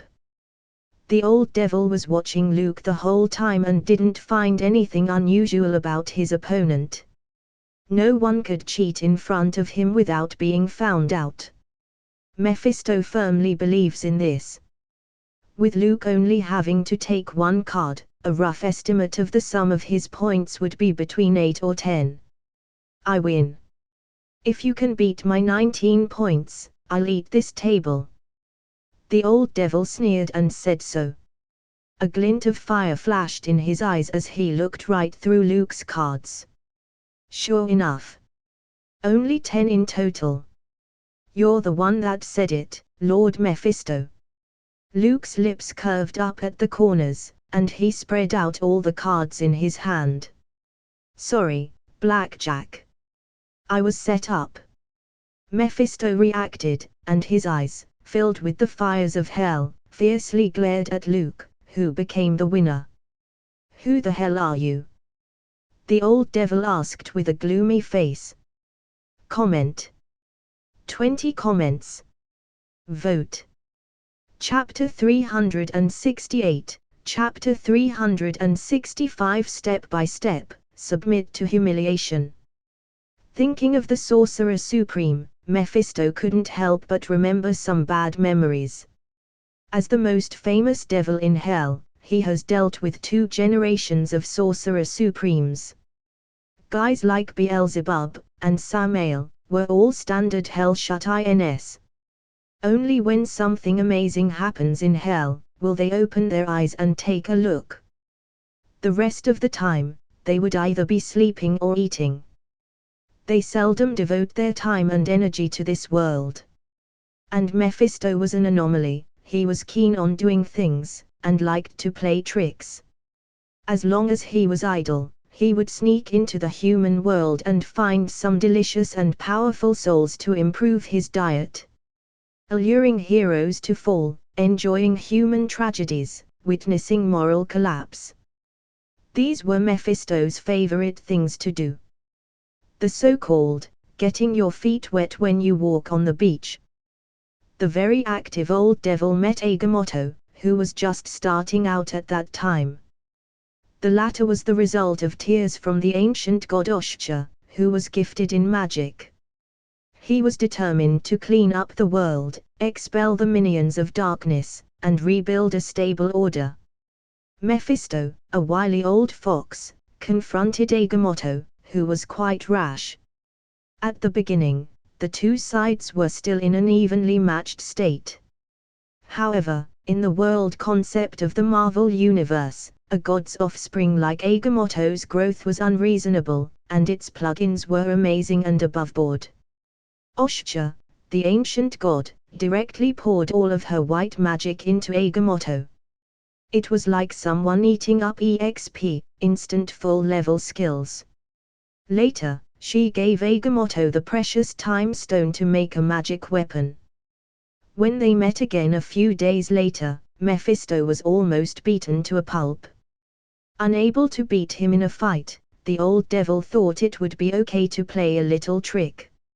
After investigating his background, Mephisto found that his mother was an ancient god, and she was a leader. She was better than Cthon, the god of chaos, and Set, the serpent god. Forget it. I can't afford to mess with you. Mephisto, who had always been reluctant to suffer and had an explosive temper, silently swallowed the broken teeth with tears of blood and treated everything as if nothing had happened. The old devil endured in hell for hundreds of years, until Agamotto retired with honor. He swaggered into the human world, thinking that he could finally make his mark. At this time, his heart was proud, thinking that Kamatage had lost Agamotto, and everything was under his control. Therefore, Mephisto, who laughed so much that his mouth was crooked, took the initiative to create some trouble for the Ancient One. And then he was beaten to a pulp. Moreover, the Ancient One, who inherited the Sorcerer Supreme position, was even more violent than Agamotto. Not only did she beat Mephisto violently in this world, but when she was in a bad mood, she also opened a portal and went to hell to beat him up like a sandbag. For some time, Mephisto was the unlucky sandbag. Therefore, the feelings of jealousy and hatred towards the Sorcerer Supreme were completely burned into the old devil's bones. When Mephisto saw Luke shrouded in pure white light and felt the familiar aura of the Vishanti, which lingered like a nightmare and made people fear it, he almost turned away and retreated to hell. "Are you the Sorcerer Supreme?" the old devil asked, in a trembling voice. "When did the Ancient One abdicate?" He didn't get the memo. "To some extent, I'm indeed the Sorcerer Supreme." Luke shrugged his shoulders and lightly said so. It seemed that the Vishanti's approval was mutually applicable in all parallel universes. He simply called out the names of Oshcha, Hogoth, and Agamotto and received a quick response. The Sorcerer Supreme of this universe was naturally the Ancient One. But Luke was the one in Earth 91. He named the universe where he participated in the Sorcerer Supreme Battle 91. He was also a Sorcerer Supreme appointed by the Vishanti. "What did you say just now?" Luke stood up and looked directly at Mephisto, who revealed his demonic body. "Misunderstanding, it's a misunderstanding." When the old devil saw that the situation wasn't right, he quickly put away his anger and squeezed out a smile, and said, "Master, let's sit down and talk slowly. Fighting and killing isn't a good thing, it's what barbarians can do." The devil's body gradually shrunk and became human again. The blazing fire of hell changed back into a red suit again. "Ah, Lord Mephisto, that wasn't your attitude before." Luke's face was expressionless, as he lightly said so. He wasn't a person with a good temper, who could be easily fooled by a few nice words. After spitting out harsh words, you want to swallow them back up while not paying the price. How would that work? That. I just lost the match, and lost my temper for a while, please don't take it to heart. Mephisto skillfully lowered his posture, and it's not the first time he's given in to the Sorcerer Supreme anyway. The dignity and reputation of the Lord of Hell were certainly important. But his own life was more important. Not every devil could repeatedly survive in front of the Sorcerer Supreme and despite all kinds of death. Mephisto survived for so long, it was all because of the speed of his persuasion. Moreover, hell didn't have rules, saying that pride had to be above everything. The powerful had to survive and continue. Being able to live for a long time was considered a great thing. In the perception of the creatures of hell, a moment of strength was of no use. The longevity of one's existence was the essence. Lord Mephisto, I'm not a narrow-minded person, who has no tolerance and is vindictive. Seeing the old devil's extremely good attitude, Luke couldn't press too hard and had to change the subject. It's just that, I have a friend who went into your Hotel Inferno and never came back out. The corners of Mephisto's eyes twitched as he realized that his opponent didn't seem to want to let go of him. He clutched the crystal ball that contained the souls in his hand, and a hint of anger came out of his eyes. Do you really have no regard for the Lord of Hell? Sorcerer Supreme is that great, huh? Can you be that arrogant just because you have the Vishanti backing you up? The three questions echoed in Mephisto's heart. And then, he grimaced and answered. The other party really had the right to ignore the Lord of Hell. Sorcerer Supreme was really impressive. With Vishanti's backing, he really could act arrogant. Mephisto glanced at the white light rippling out behind Luke. He silently put away his discontent and put on a smile. Master, your friend, I wonder what his name is. You can tolerate this. Luke was a little surprised. He thought Mephisto would get angry, then turn against him and fight him.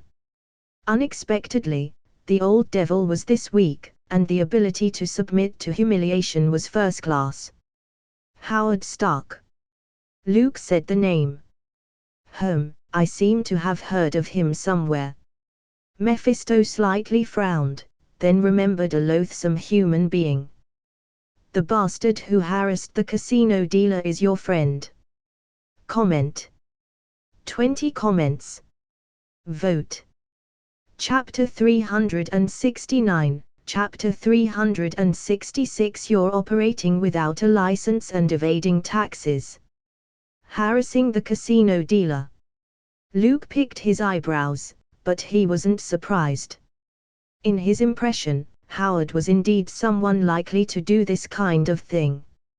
He would first tease with a few words, then put on a "I'm funny, handsome, and charming. Do you want to roll in bed together" look of confidence. The reason why such tricks could go all the way was more because his name was Howard Stark. And wealth and status could endow men with a deeper charm. For example, when Howard was holding a bunch of keys to a luxury car and talked about the billions of orders from Stark Industries. At that time, his attraction to most women would multiply. Stark Industries, arms tycoon. These words don't mean much in hell. Luke shook his head and smiled, guessing that Howard had hit a wall. Hell, and heaven, there was no shortage of historical celebrities and high-level elites. The bosses of the two camps liked to collect these kinds of souls. For example, Beelzebub and Mephisto in hell once fought for the soul of the Pharaoh. After the death of a certain celebrity, the popular saying was, "What does God want, so shall he taketh." Under Marvel's world concept, it wasn't nonsense. Lord Mephisto, will you do me the honor of forgiving Howard's unreasonable behavior? Luke looked at the old devil, whose attitude turned 180 degrees. He came here for Howard. They were supposed to take each other out for a tour and prepare for Captain America's bachelor party. Who would have thought that they would happen to meet Mephisto, who left hell and came to start a business on Earth? No problem. The old devil readily agreed. If he could send away this sorcerer supreme, who came out of nowhere for the price of a human soul, then he would certainly be happy to send it off with both hands. Then, in place of Howard, I thank Lord Mephisto for his generosity. Luke's eyes flashed as he kept his smile. He spoke well, but he had other plans in mind. Besides Howard, so many soul chips in Hotel Inferno were also very attractive. As Superman, a positive figure, I can't just sit back and watch Mephisto harvest souls and kill people. I must do something to stop it. Luke silently thought so. Seemingly feeling the strength of this belief, he suddenly looked righteous, his eyes bursting with light. The sudden change made the old devil sitting across the table jolt. Why do I feel a change in the atmosphere? Mephisto was afraid to say anything, afraid to ask anything.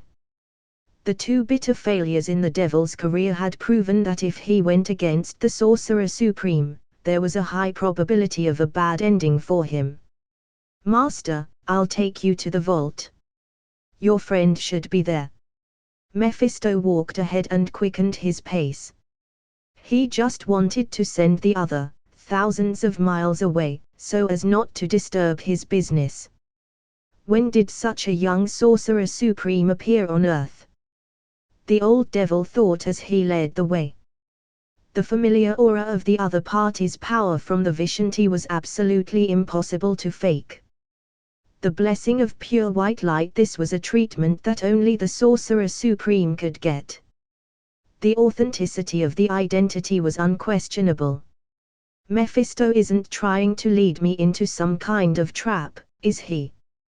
When the old devil was speculating about Luke's identity, the latter was also in doubt. Usually, the better a devil's attitude towards you. Like a nanny, he had to be ready for everything. And he should be vigilant, watching out if the other party had dug a deep pit, waiting for him to step in. Here we are.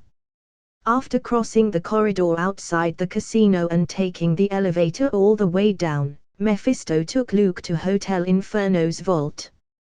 He took out a bunch of keys, raised his hand and waved back the demon security guard with a round waist, and opened 3 thick and solid alloy doors. What's the point of this? Luke narrowed his eyes. Mephisto, the Lord of Hell, actually set up a whole set of human security systems in his hotel. This wasn't his style. When in Rome, do as the Romans do. Master, please. Mephisto opened the last door of the vault. A dazzling golden light filled his eyes, almost blinding Luke. The gold bricks were stacked neatly, lighting up the large vault. In just a few days, Mephisto harvested so much profit. Luke was a little surprised. In his all-seeing eyes, those golden bricks were twisted souls, all of which were marked by hell. Howard Stark, please wait a moment, let me look for it. Mephisto paced slowly, holding the crystal ball in his palm as if searching for the personal information of every soul. Before long, his eyes were fixed on a golden brick. That's him. Picking up the gold brick, Mephisto respectfully handed it to Luke. The latter caught a glimpse of it. Just as Franklin's head would be printed on the bill. Howard's face was also on this brick, but it was slightly distorted with fear. Yes, look at this mustache. Luke also didn't need Mephisto's help and crushed the gold brick himself. An illusory shadow jumped out. Save me. Luke, you're finally here. Howard, in a ghostly state, shouted for help, eager to hug Luke's thigh. Presumably, the treatment of a soul being harvested by the old devil wasn't good. Calm down, Howard. Every time you have fun, you seem to get into trouble.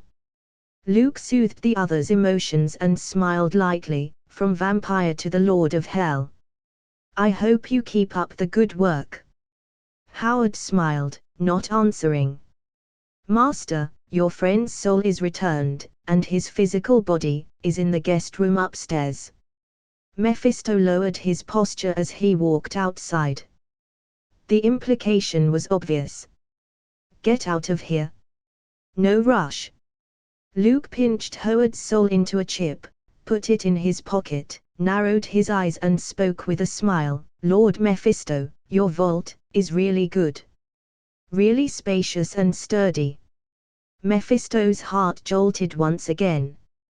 He had no intention of chatting with Luke at all and tried to pull the other side out again after a perfunctory sentence or two. There are countless souls in the vault. It seems that you, Lord Mephisto, is not only proficient in gambling but also making money. It's just that. Luke paused, glanced at the anxious old devil out of the corner of his eye, and continued, I'm curious about one thing. Do you have a legal business license? Have you paid your taxes on time? If none of the above, then you are operating without a license, and conducting tax evasion, which is an illegal act. I am obligated to have you rectified, corrected, and punished. A series of question marks appeared above Mephisto's head. You want me, a devil from hell, to obey the law? Binge. Read next 60 chapters on Patreon. Visit patreon.com/binge translations. Please vote this novel by visiting the novel page, in case you don't see vote button here. // Comment. 15 comments. Vote. Chapter 370, Chapter 367 Hell Group, listing in 3 years. Unlicensed business. Tax evasion. Mephisto looked dumbfounded. Can human law still be administered in hell? Yes, Lord Mephisto. First of all, I don't have any prejudice against hell, and I keep the same attitude towards devils and demons. Luke held his head high and spoke in a loud voice. So, this is definitely not personal or revenge. Mephisto's face was full of disbelief. You're obviously targeting me. Master, aren't you stretching your hands too far? The old devil said with a sharp tone and an eerie voice. Don't treat the human world as camouflage, calling the shots yourself. The rules formulated by the Temple of the Three don't need to be observed by human beings. Similarly, the laws of the world are invalid for masters and the devil. Besides, what position do you have to intervene in human law? Didn't Kamataj claim to be independent of the world and never ask questions about the world? Mephisto clasped his arms over his chest and kept sneering. He was suppressing the anger in his heart. If he weren't afraid of the pure white light, the power of Vishanti, he would have rushed up and ripped off the other party's head. Not every sorcerer supreme was as powerful as Agamotto and the Ancient One. The old devil thought so. Kamataj had produced 2 generations of powerful people in a row, and it was bound to fail once in a while. I have repeatedly tolerated it because of my good manners, not because of fear. Mephisto tacitly said. He felt that his patience was approaching a critical point. The other party was a sorcerer supreme, but he came here and lectured the devil about the law. Was he that idle? Mephisto had been doing this all his life. Why should he explain things to a mortal? Not to mention obeying the laws of the federal government, he didn't even care about the commandments issued by the Temple of the Three. If he had nothing to do, he would sneak here and wander the world. Tax evasion. Being charged with this. The old devil wanted to laugh. If they were able to do so, the IRS would have to come to hell and collect the missing taxes from him personally. You mean I'm not qualified? Luke's tone was the same as usual, not much anger. Whether on Earth, in hell, or in Kamataj, there's a set of rules for proper operation. Mephisto said in a deep voice. Random interference will only lead to worse consequences. Even if my Hotel Inferno doesn't conform to human laws. You shouldn't be the one to deal with it. The old devil continued to use words to squeeze his opponent, trying to force him to stop. He had made it very clear that human laws couldn't control hell. Even if he could manage it, it's not the Sorcerer Supreme's responsibility. I'm sorry, in fact, besides being the Sorcerer Supreme, I'm a Lieutenant General of the Pentagon and the Director of SHIELD. Luke's mouth turned up as he placed all his cards on the table. He looked at Mephisto, who once again looked puzzled, and slowly said, with my identity and scope of power, I can replace the tax bureau to deal with social vermin who operate illegally and evade tax. So, let's continue to talk about the immediate suspension of your Hotel Inferno and the payment of the fines. The old devil's brain was a mess. His thoughts were like intricately intertwined threads that he couldn't sort out. Who the hell are you? After a long silence, Mephisto asked again. When he first came to the human world, he didn't have the habit of reading newspapers or watching TV. So, it was normal for him not to know who Superman was. It doesn't matter who I am. The focus of the matter is what are you going to do, Lord Mephisto? Luke put away his smile, and a touch of menace appeared in his eyes. Are you going to resist the law or accept punishment violently? The pure white light suddenly glowed brightly. Terrifying fluctuations shook the area. The solid and thick vault seemed to be crumbling and ready to collapse at any time. I am the Lord of Hell, and human law can't restrain me. Mephisto's face twitched with the most ruthless tone. He uttered the most persuasive answer, but since Sorcerer Supreme is acting on its behalf. Fine. Luke regretted it a bit. He wanted a chance to whack the old devil. After all, as the Sorcerer Supreme, if he didn't beat Mephisto, it felt incomplete. But the other party did well. If he were aggressive, he would easily look like a villain. It's okay to make mistakes, as long as you correct them. Even when dealing with the devil, I will remain fair and impartial. Luke smiled and looked at the neatly stacked and incalculable number of gold bricks. Mephisto was a little flustered. The Sorcerer Supreme isn't trying to profit from me, is he? What does he need souls for? Kamatage didn't belong to either of the two camps, heaven or hell. The Trinity of Vishanti had little demand for souls. If we compare the earth to a large market, heaven and hell occupy a position of absolute monopoly. About 80% of souls flow into these two camps, and only then would the various gods and dimensional demons get their share. As for Hotel Inferno, first of all, you don't have a business license, which is illegal. According to the normal path, you need to close down immediately and resubmit an application to the municipal government, and by the way, cover a certain number of fines. Luke looked back at Mephisto, who was nervous. This isn't an unsolvable problem. The local government in Las Vegas is very supportive of entrepreneurs like you. The old devil had a wry smile on his lips. Intuition told him that the main event was coming. Sure enough, Luke didn't stop there. After a short pause, he went on to say, but tax evasion is a very serious matter for the federal government. Benjamin Franklin once said, nothing is certain except death and taxes. There was no need to go into the story of Al Capone, the gangster, who ultimately fell at the hands of a diligent accountant and was sent to prison for failing to pay his taxes in time. Since then, the mob has passed down three classic quotes: heavy machine guns are better than submachine guns, you should pay taxes to the government on time, and you must wear condoms when you have sex. Similarly, the three stupidest, most idiotic, and most deadly things in the world: drug trafficking in China, hostage-taking in Russia, and tax evasion in the United States. With the above warning, it was easy to see how difficult dealing with the IRS was.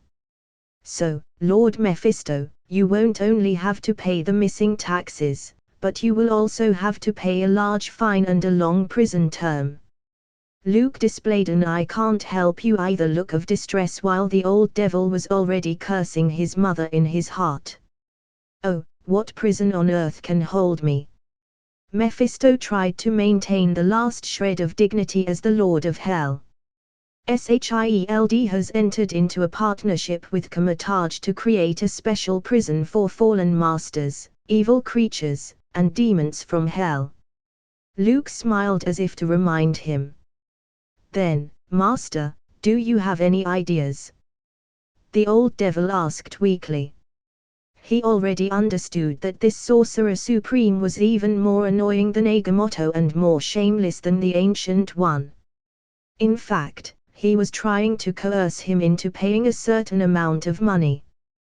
To put it bluntly, the Hotel Inferno couldn't be opened without paying protection fees and sharing some benefits.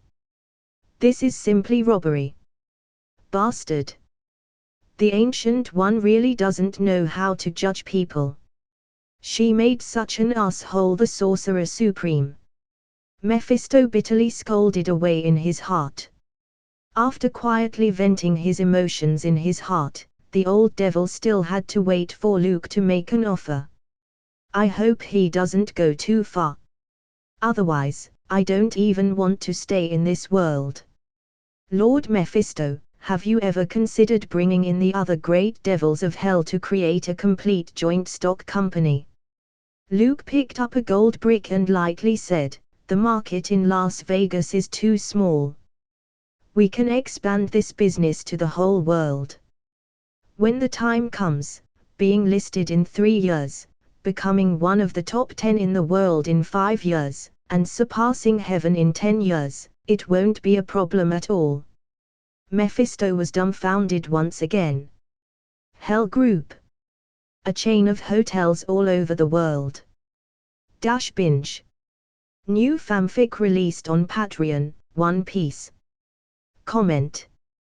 22 comments. Vote. Chapter 371, Chapter 368 Heavenly Past, Under Protection. Mephisto found himself in a passive position against this extremely young Sorcerer Supreme, during the conversation. From beginning to end, he was like a dog on a leash, being led around. When to stop and when to walk were all in the other party's hands. Of course, this description was too hurtful. To explain euphemistically, it might be that the old devil preferred to listen to other parties' opinions and had enough patience. It was also possible that Luke's thinking was too wild, making it difficult for him to keep up. A Hotel Inferno chain. Mephisto's mouth twitched. Listing it, and becoming a giant company, sounded ridiculous enough. He even dared to say that it would surpass heaven. Wasn't he afraid of causing trouble? The archangels like Gabriel and Michael were very narrow-minded and bore grudges. The old devil took the spirit of vengeance created by God and made it his own slave, thus ending up on the blacklist in heaven. The two sides had fought many times, each winning and losing. For example, Faust, a famous poetic drama in literary history, was based on real events. The archangel Gabriel used the soul of the human, Faust, as bait, and tricked Mephisto. For a positive person like me, heaven shouldn't mind me saying a few offensive words. Luke shook his head and laughed. Compared with the studio next door, where God was the supreme being. The identity of God in the Marvel Universe was much more ambiguous. He rarely appeared, and hardly ever appeared in person. Even the existence of heaven was introduced later. Originally, there were only 9 kingdoms on earth, but in the original sin event, the 10th world, heaven, appeared. Right now, there wasn't much known information. It was said that there was a country where angels inhabit, and there were 2 pairs of wings on the backs of the creatures living in it. Several thousand years ago, the leader of heaven betrayed Asgard. In a rage, Odin off heaven from the other 9 realms and Yggdrasil, and exiled them completely. But in this story, God was still in the background, and didn't directly appear. According to the answer given by the Marvel Universe Travel Guide, the Lord of Heaven wasn't God, but the Queen of Angels. Otherwise, Odin wouldn't have made such a bold move as to exile to heaven. The only glimpse of this supreme being was probably at the birth of the spirit of vengeance. After the flood thousands of years ago, Noah's Ark opened a new era. God found that the original sinful nature of man hadn't changed and remained the same. Therefore, God created the spirit of vengeance, who rained down on mankind in the form of fire. It was intended that the spirit of vengeance, which couldn't tolerate the least bit of sand in its eyes, would oversee mankind and wipe out the greed and arrogance in their hearts. The spirit of vengeance that landed in the human world would fuse with the soul of a human host with the right conditions, and carry out the ultimate task of eliminating sin and evil. But God probably overlooked that regardless of good or evil, in which camp, taking things to the extreme would often brew a great disaster. The spirit of vengeance didn't completely eliminate evil, but was tempted to fall into hell, one after another. The blue flame, which originally symbolized justice, had become the red flame of punishment. Mephisto took the opportunity to enslave it and infuse it with the fires of hell. The spirit of vengeance had thus become the evil knight under the command of the old devil. Luke thought about it. A heaven that could be exiled by Odin wouldn't be that strong. As long as that old man, God, continued to hide in the background, he wouldn't have any problems when doing something so reckless. Are you really the Sorcerer Supreme? Mephisto couldn't help but slightly frown when he saw that Luke mentioned heaven in a frivolous tone.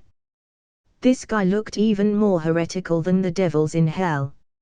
Of course, I'm officially certified by Vishanti. Luke raised his eyebrows.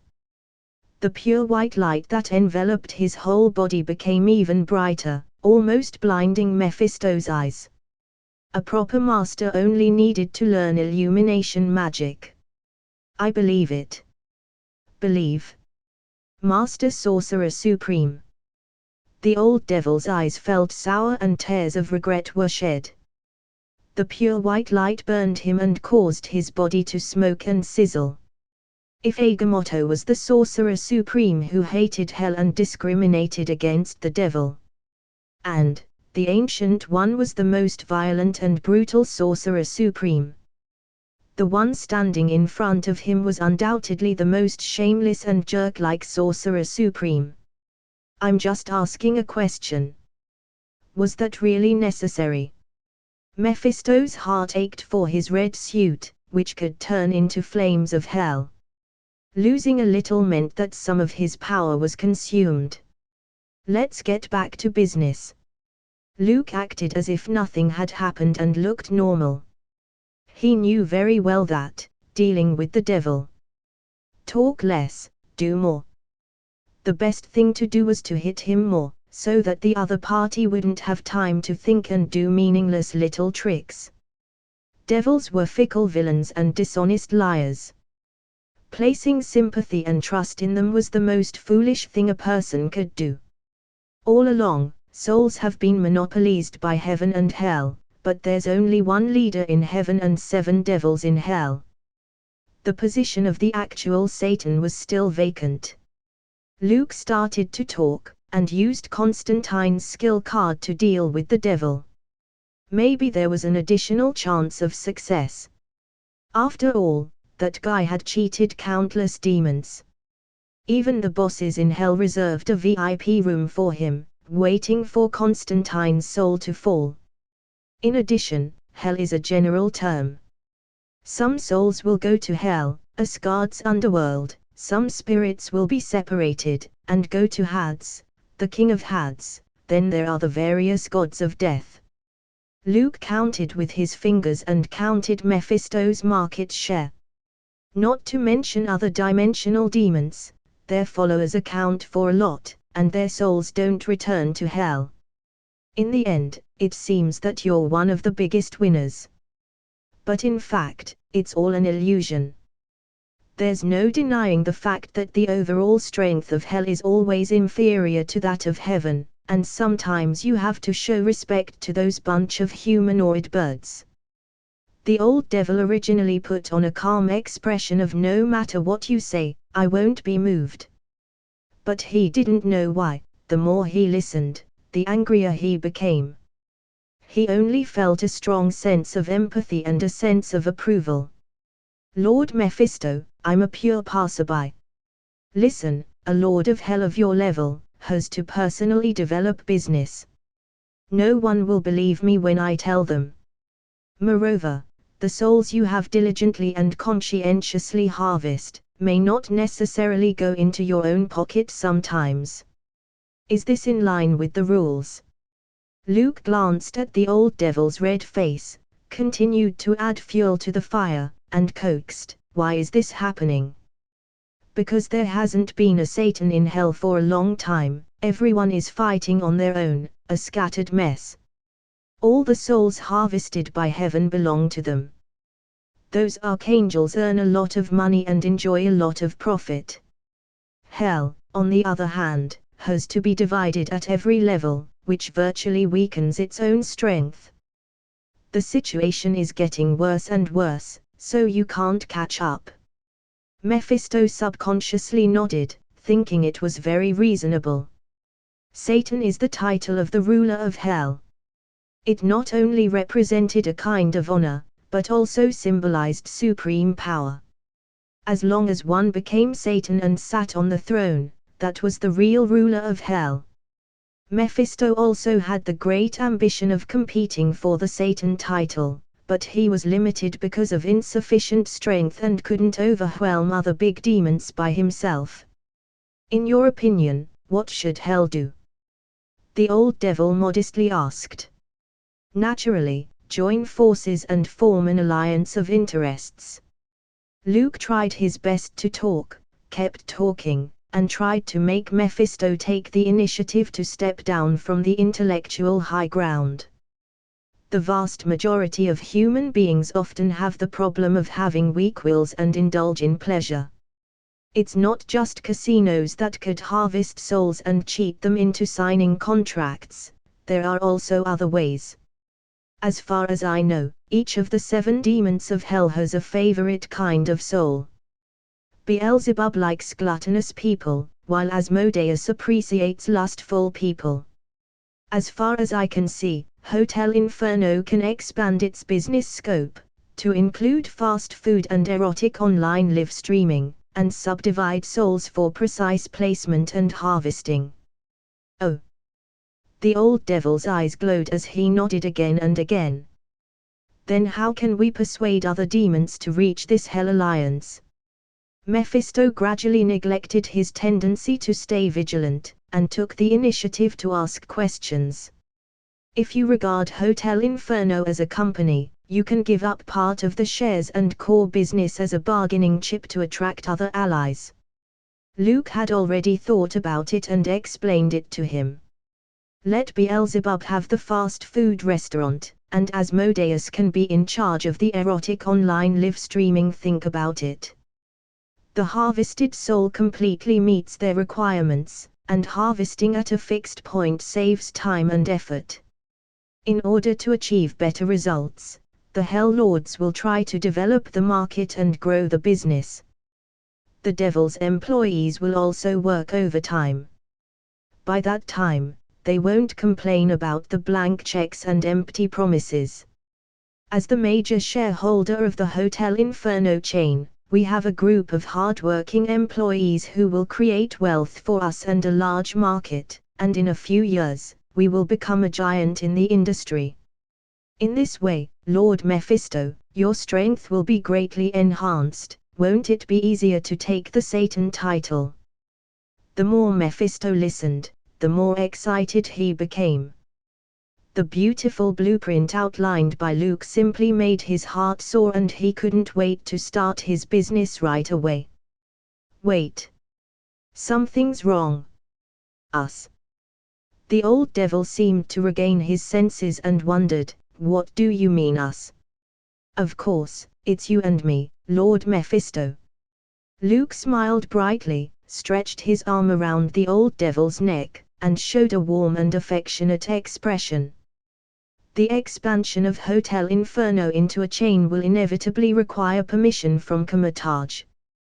Without the Sorcerer Supreme as an umbrella, how can you develop your business?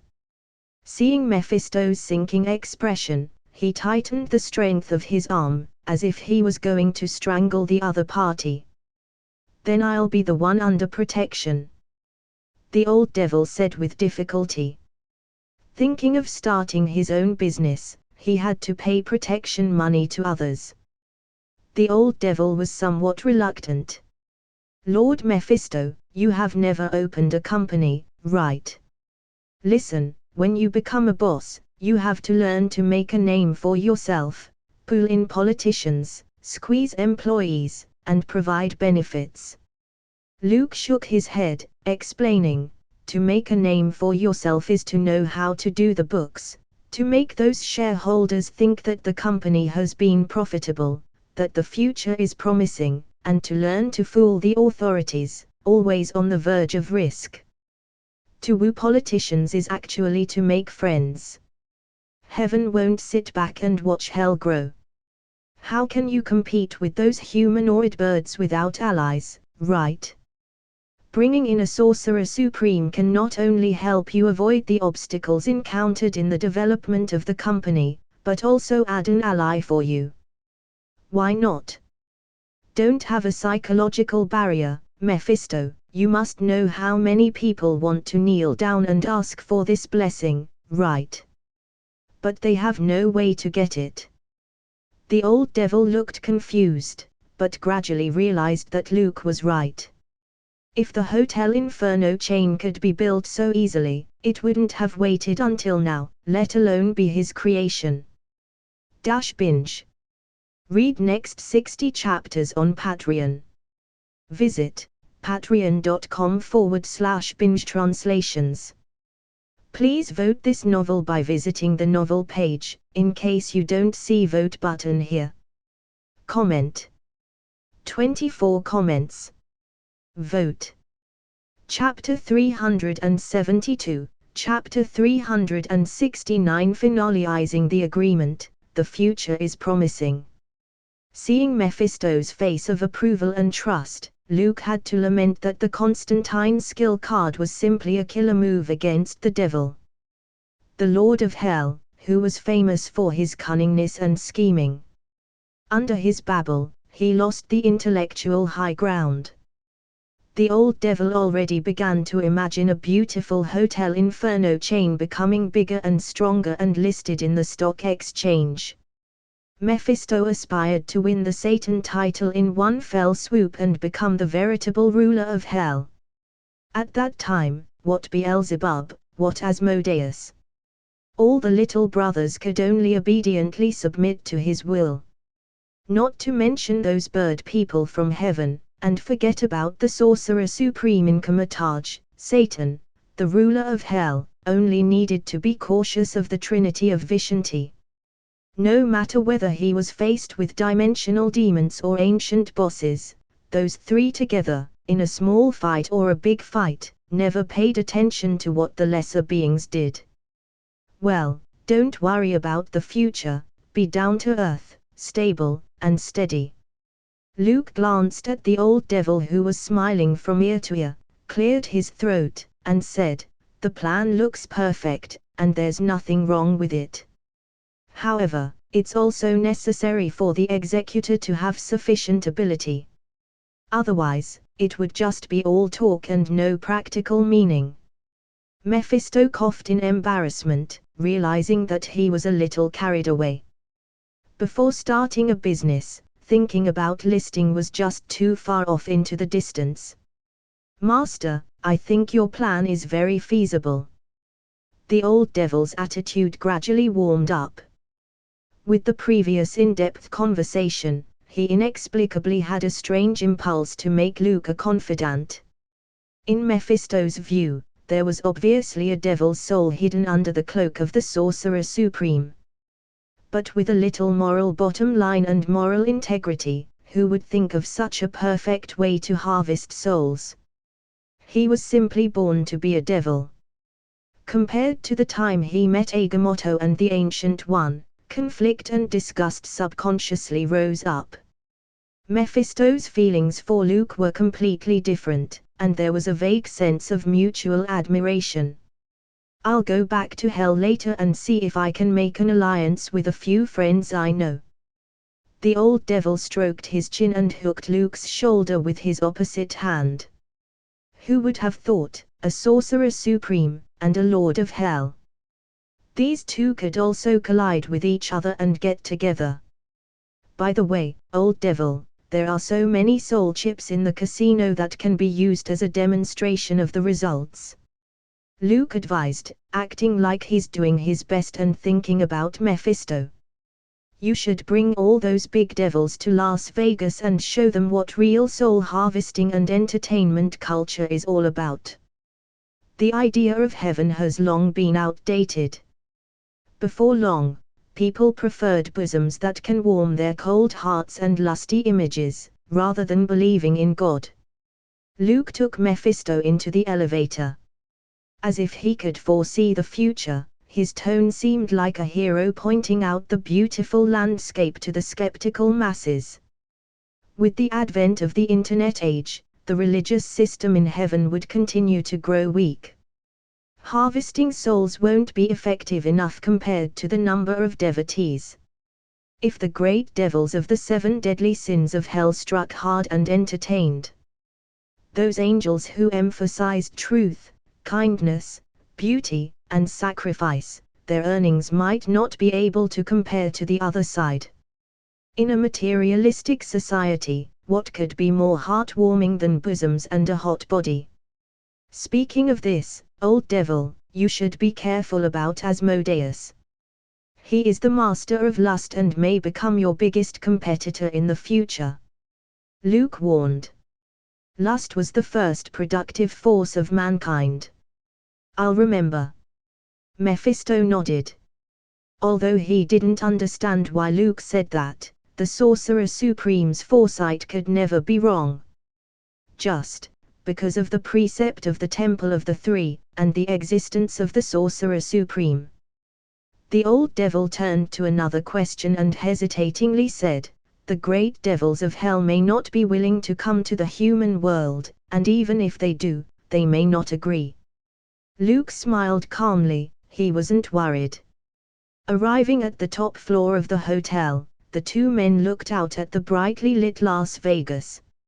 "If someone disagrees or holds an opposing view, you can mention me. Although I'm a gentle person, and I don't like fighting and killing. But to be honest, I have a lot of experience in persuading others and educating them through persuasion."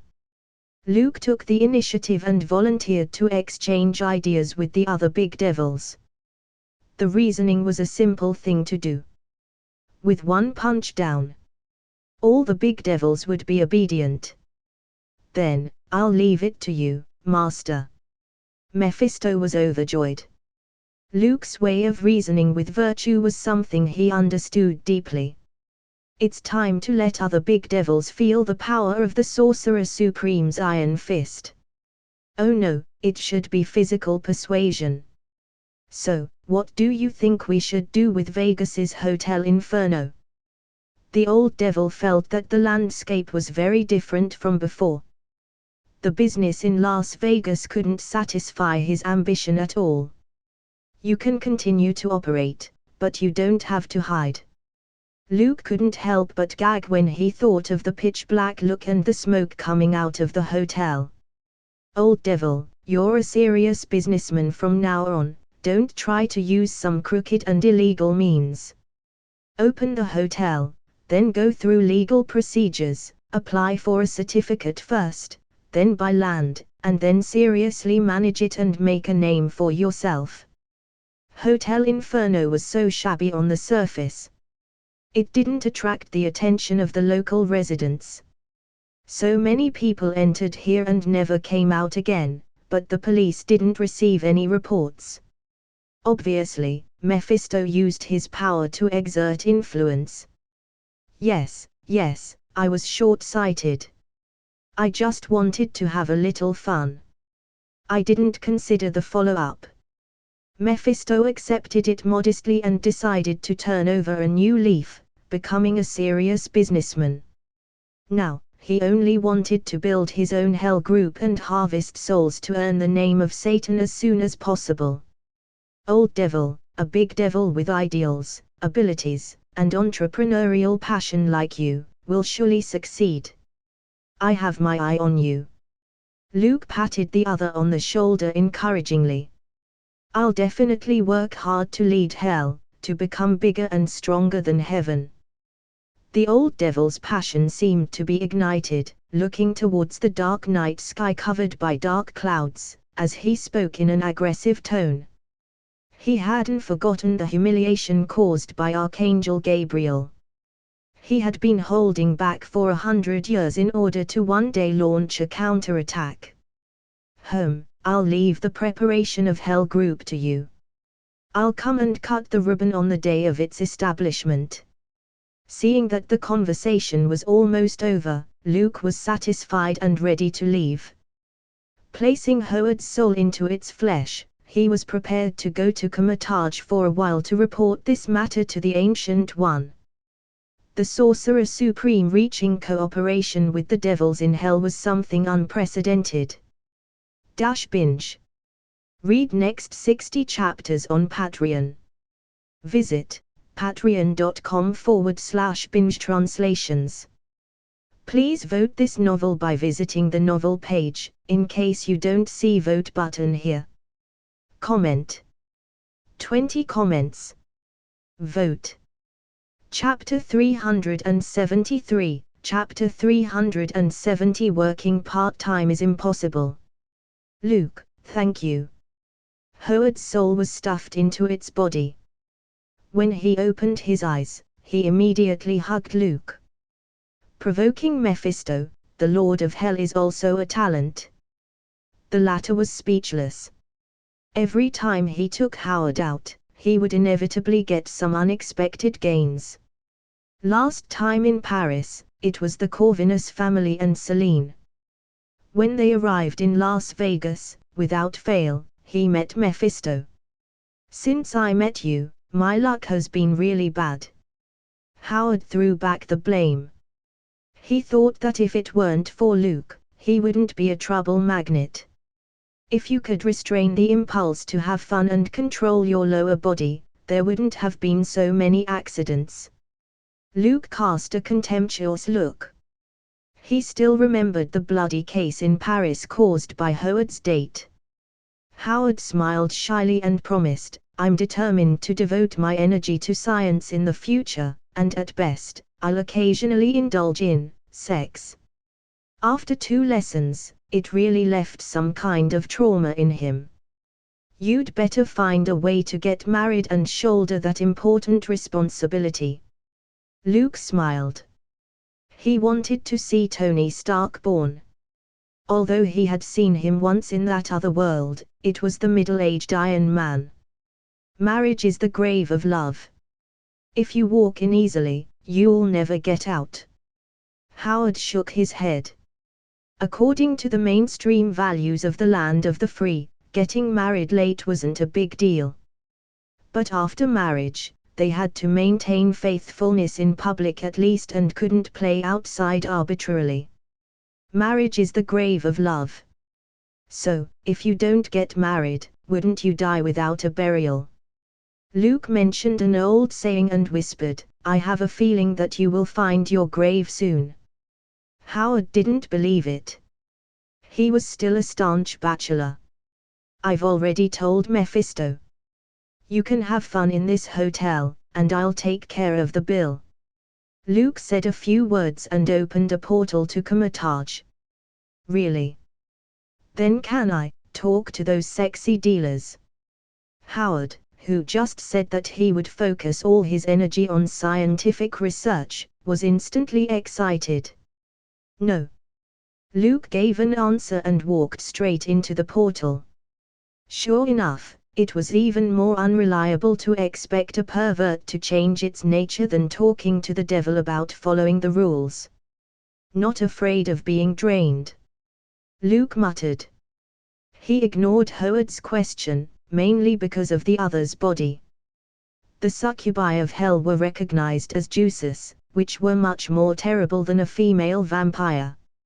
Not to mention Howard's small stature, even Captain America, a big strong man, would be squeezed dry by those legs, greatly injuring his vitality. This wasn't nonsense.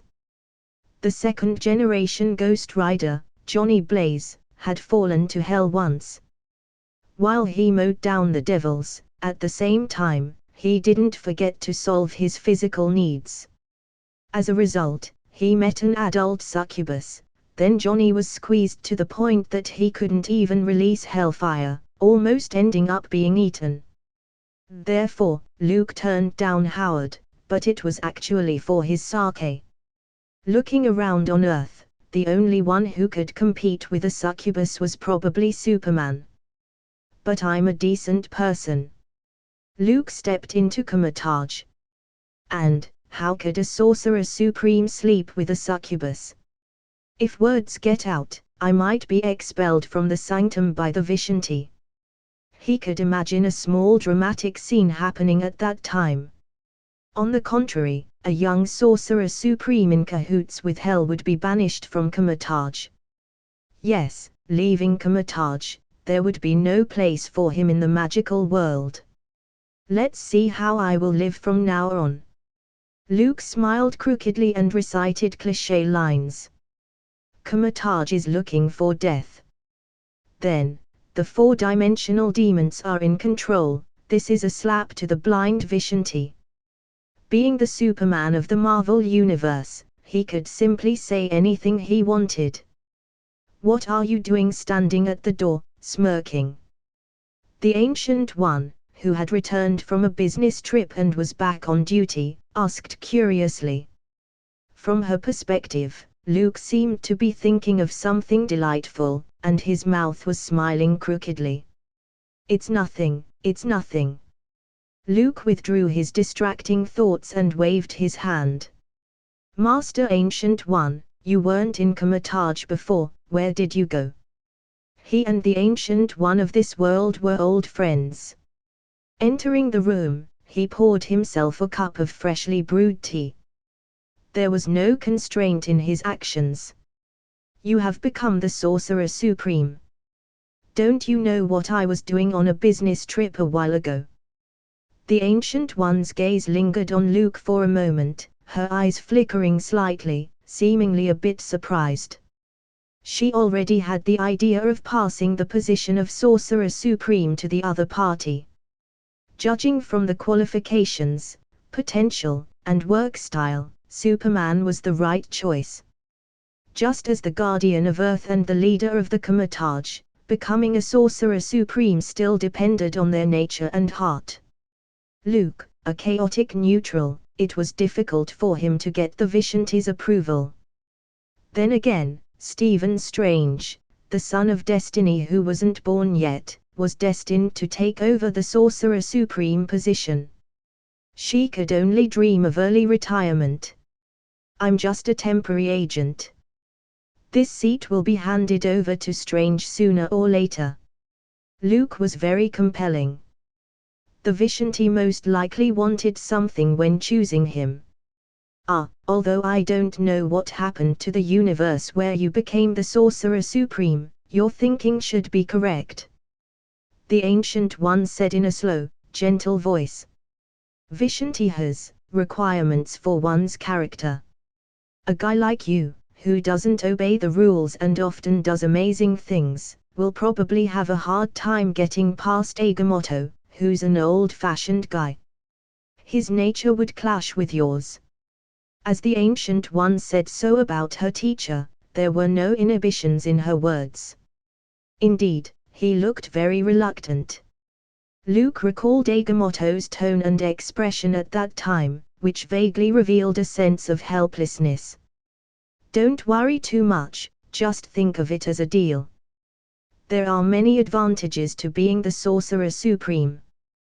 Besides the power given by Vishanti, you also have the right to command the Temple of the Three and access to the full power of Kamataj, including the magical weapons."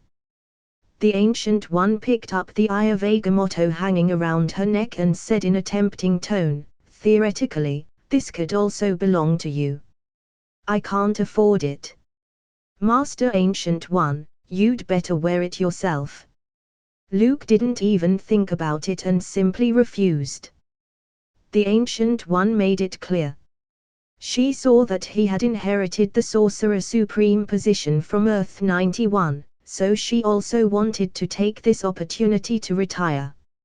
If he was greedy enough to take the time stone in the eye of Agamotto, he would have to assume the responsibility of guarding the Earth. No, thank you. When the time came, he would have to act like a firefighter. Whenever the Avengers were in trouble, they would have to call him to solve it. If the Earth were on fire, they would have to call him for help. Before crossing over to this world, he was already a 9-to-5 social slave. After crossing, he was expected to continue to work for the Vishanti. No, thank you. Comment. 17 comments. Vote. Chapter 374, Chapter 371 Turning a Blind Eye. Anyway, when you're the Sorcerer Supreme of one universe, you are also the Sorcerer Supreme of other universes. It's the same thing. What's the difference? The Ancient One pursed her lips and seemed a little unhappy. The Eye of Agamotto was the supreme artifact of Kamataj. There was a true infinity stone inside, which could distort time and retrace everything. All other masters would be ecstatic and readily agree. When it was Luke's turn, he directly refused it. Won't the Sorcerer Supreme lose dignity? Thank you for the kindness, Master Ancient One, but I just want to live a quiet life. Luke replied rather in a perfunctory manner. The Ancient One obviously dug a hole and waited for him to jump in. The Eye of Agamotto wasn't only the supreme artifact of Kamataj but also the inheritance token of the Sorcerer Supreme. If he really wanted to take it, it meant taking the initiative to take on the Ancient One's job. Although Luke had become a Sorcerer Supreme, how vast were the troubles of this universe? He hadn't figured it out yet. The Vishanti forcibly appointed him, and for the quest reward, he just took the seat. As far as the current situation was concerned, this universe was definitely more complicated than the movie universe. What if he just took the seat? Then the Celestials called, the Living Tribunal appeared, the 5 gods died, and the big event of restarting the multiverse began. What should he do? According to the norm, in the face of the great crisis sweeping the universe, they first needed to sacrifice a superhero. Superman in the studio next door, and the Flash would take this job. For decades, he just waited to be sacrificed. But in the Marvel Universe, it's much more complicated. Because there was no fixed candidate. Iron Man, Captain America, Captain Marvel, and others have all been sacrificed once or even more. Summing up the rules, Luke believed that the greater the reputation, the easier it was to get this precious opportunity. After all, no one cared about this shit. To sum it up, being this universe's Sorcerer Supreme was a big enough headache. If he became another universe's Sorcerer Supreme, Luke was worried that he wouldn't be far from being sacrificed. Look at the bigger picture, don't be so narrow-minded. The Sorcerer Supreme doesn't need to sacrifice anything. You just need to protect the Earth. The Ancient One seemed to have guessed part of Luke's thoughts. She shook her head and said, "It's most unlikely to suffer from suspicion and malice from anyone." Luke saw the Sorcerer Supreme put on an expression of "I am a positive person, why would I lie to you," and smiled. She was also a beacon of justice on earth, the light of the right path, so she occasionally did something that violated the rules. Superheroes only had a higher moral bottom line, but with the right purpose, they would make big mistakes and create disasters. This had become the norm in the Marvel Universe. For example, the Ultron crisis. Whether in the movie universe or in comics. At first, the purpose of manufacturing Ultron was a good cause. However, the result was unsatisfactory. The former led to the Sokovia incident and the Superhero Registration Act, which planted the seed of the Civil War incident. The latter was even worse. Ultron had become the ultimate villain, dedicated to eliminating all life on Earth, bringing endless death and destruction to the world, which could be called a lingering enemy of the Avengers. In addition, the Illuminati would banish the Hulk, which would lead to the subsequent World War Hulk. In order to prevent an invasion towards Earth, the Illuminati broke into the Skrulls people's planet to show their strength. They were captured, escaped, and chopped their enemies' heads off one by one, leading to the secret invasion. Doing bad things with good intentions made it impossible to end, and the innocent people paid for it. This was completely the traditional scene in the Marvel Universe. Therefore, Luke's trust in superheroes had always been kept at a barely passing level.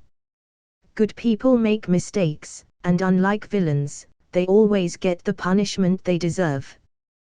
Good people would suffer from inner torment and fall into self-repentance.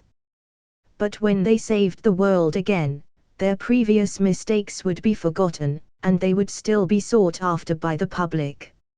Luke didn't think this was right. "So Agamotto was right about you. You're unwilling to sacrifice for others and have a strong sense of self, which hardly fits Vishanti's requirements." The Ancient One thoughtfully shook the wooden-handled fan in her hand. She didn't have any prejudice against Luke. Demanding others to make sacrifices was no different from being a bandit. The bald master just felt it was a pity. Superman's moral bottom line needed to improve to become the perfect Sorcerer Supreme successor. "I was appointed. If the Vishanti thinks that letting me sit in this position could change my thinking, then it's inappropriate for me to be the Sorcerer Supreme." Luke shrugged his shoulders and said so. The hot tea in the cup had cooled down. He took a sip and calmly looked at the Ancient One. "Then, I'll take back my previous comment." The Ancient One put down the eye of Agamotto after realizing Luke's resistance to words like responsibility, obligation, and sacrifice. She seemed to remember something, and the corners of her mouth curled up. "You should know that sooner or later, you will face a choice." The Sorcerer Supreme spoke slowly and meaningfully. "There is a saying in the East, when the sky falls, a tall man will hold it up. As you gain more power and have more strength, sooner or later you will have to step up, in front of the whole world and the whole universe.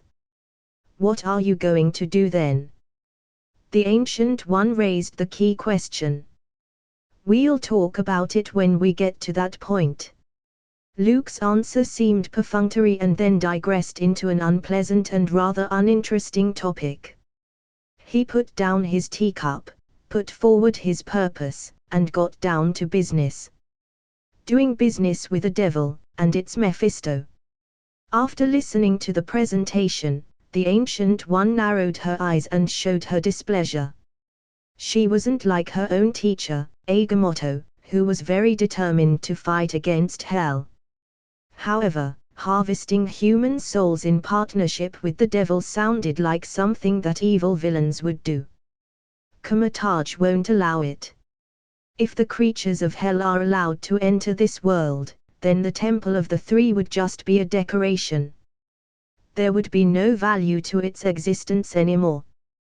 The Ancient One shook her head and refused. Luke had put forward many ideas. Some, she would agree to.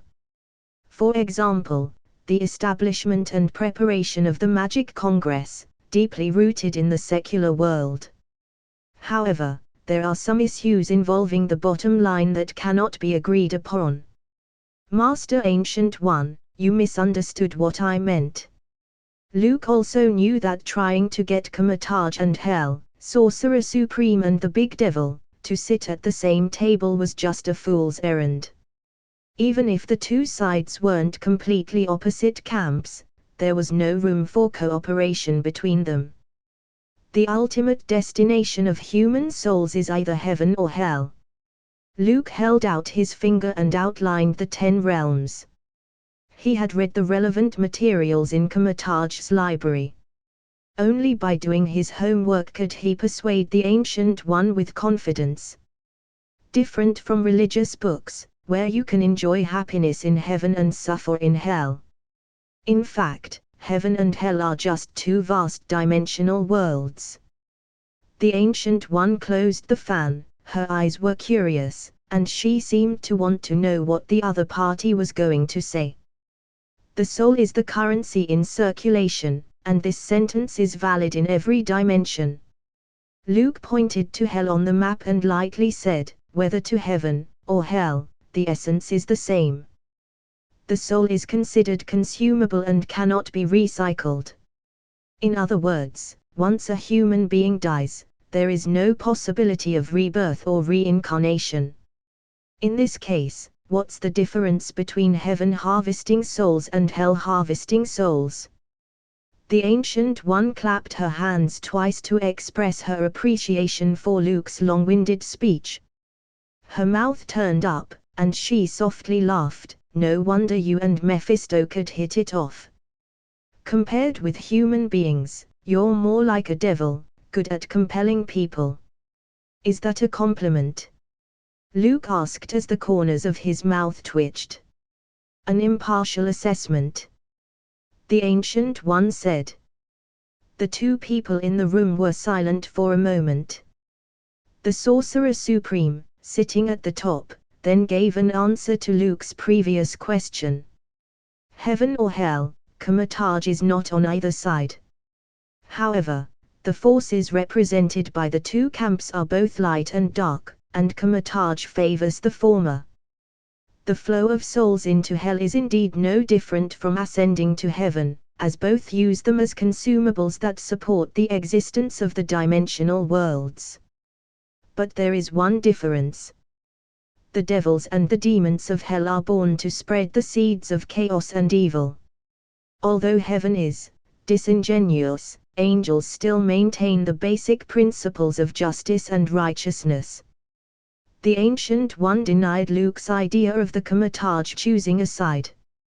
Between the black and white of heaven and hell, the Sorcerer Supreme clearly leaned towards the former. Then the three sanctums too. Luke didn't stop there, he had guessed the Ancient One's answer. Cooperation wasn't something easily achieved. To put it bluntly, the image of hell wasn't as bright as the surface of heaven. Companies need to face regulators, and the three sanctums could take on this part of the responsibility, which could constrain hell. Luke, as if the business was a cake, took the initiative to cut a piece and serve it to the Sorcerer Supreme. The rules and regulations are determined by the Kamataj, while the Hell group represented by Mephisto would need to play according to our rules so that most of the problems could be avoided. As for the so-called harvesting of souls, it is only to give them a stamp in advance for their final destination. This doesn't constitute a crime or being evil. Luke, who had his head held high and was very dignified, paused and then said, even the Vishanti wouldn't turn down a soul that came on their own. And Kamataj can also benefit from it. For example, use those reserved souls to repay the cost of casting spells. The Ancient One did not say anything. She was thinking. The interests of Kamataj shouldn't be based on the sufferings of innocent people. This was the Sorcerer Supreme's bottom line. Other than that, the Ancient One didn't have many commandments to follow. About the Hell Group, about soul currency. She could see that Luke was trying to build a strong and stable system through this. The prospect was bright, but whether it could be achieved was still unknown. The next time you talk to someone, don't make your interests so obvious. The Ancient One could turn a blind eye to some things. Kamataj won't cooperate with Hell, but whatever Mephisto does on Earth will be supervised by the three sanctums. As for the consequences of the success or failure of your plan to form an alliance in Hell, and what kind of consequences it would lead to. Seeing Sorcerer Supreme's expression and attitude, Luke understood it and naturally answered, "I'll take care of it myself." Comment. 21 comments. Vote. Chapter 375, Chapter 372 I will protect Superman's reputation. With Sorcerer Supreme's approval, Luke didn't leave immediately. Instead, he poured himself a cup of tea and tasted it slowly. He was curious about what the Ancient One had been doing on the business trip before. He asked a few words before, but the frank Sorcerer Supreme was secretive this time and didn't want to say much. If it wasn't for the Ancient One's gender and her usual sober demeanor, Luke might have thought of something indescribable.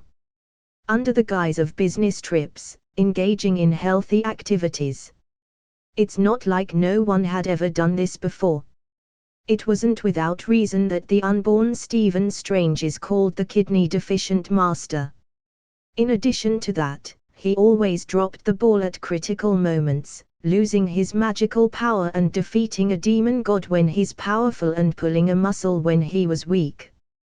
There were also some physiological reasons. Johnny Blaze, the second-generation Ghost Rider, wasn't the only one who had the rare experience of being hollowed out by a succubus and drained of physical strength. Master Ancient One, why do you think the Vishanti chose me? Luke changed the subject. There was no free lunch in the world. If so, he should be mentally prepared to lose everything. Because free was always the most expensive thing.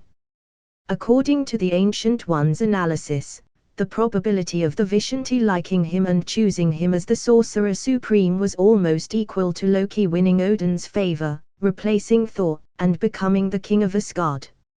It's not that it was impossible, but there had to be something fishy behind it. Just like Odin, if he had Alzheimer's, it was indeed possible to make Loki the king. In other words, the Vishanti may also be aiming at Luke's outstanding face value and extraordinary temperament, thus appointing him as the Sorcerer Supreme provided that their wisdom was declining. Although, the above advantages were all facts. But when it came to dimensional demons, it didn't make much sense. According to your account, Strange hasn't matured yet, and the me in the parallel universe was ready to retire. It would be normal for the Vishanti to choose a spare tire. The Ancient One had a look of teasing in her eyes. Spare tire. Luke's mouth twitched. You don't have to say it so badly. The Sorcerer Supreme position wasn't a fruit on a tree someone could pick at will. The glorified name, which was obviously highly regarded and competed for, sounded so cheap when the Ancient One said so. How many people wanted to get that spare tire but couldn't? In short, you don't have to worry too much. Even if the Vishanti really wanted something from you, what kind of problem can't Superman solve? The Ancient One praised insincerely. From the hidden smile on her face, people could see that the Sorcerer Supreme was obviously looking forward to the day when Luke would be pulled over to step up.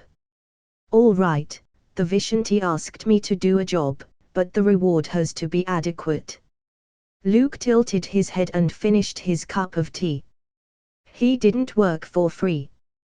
Want someone to work for free? Not a chance. After they exchanged pleasantries, Luke opened a portal, ready to return to Las Vegas and give Mephisto an answer. With the Vishanti's official certification, his ability to cast spells had greatly increased, and he could fully utilize the great potential of the Super Demon card. However, in order to avoid paying back the price, ending up like Strange, Luke's arsenal wasn't biased. He didn't only use an attack-based spell and studied all kinds of spells. Instead, he added his attributes to the illumination spell and tried to lean closer to Gandalf the White of Middle-earth.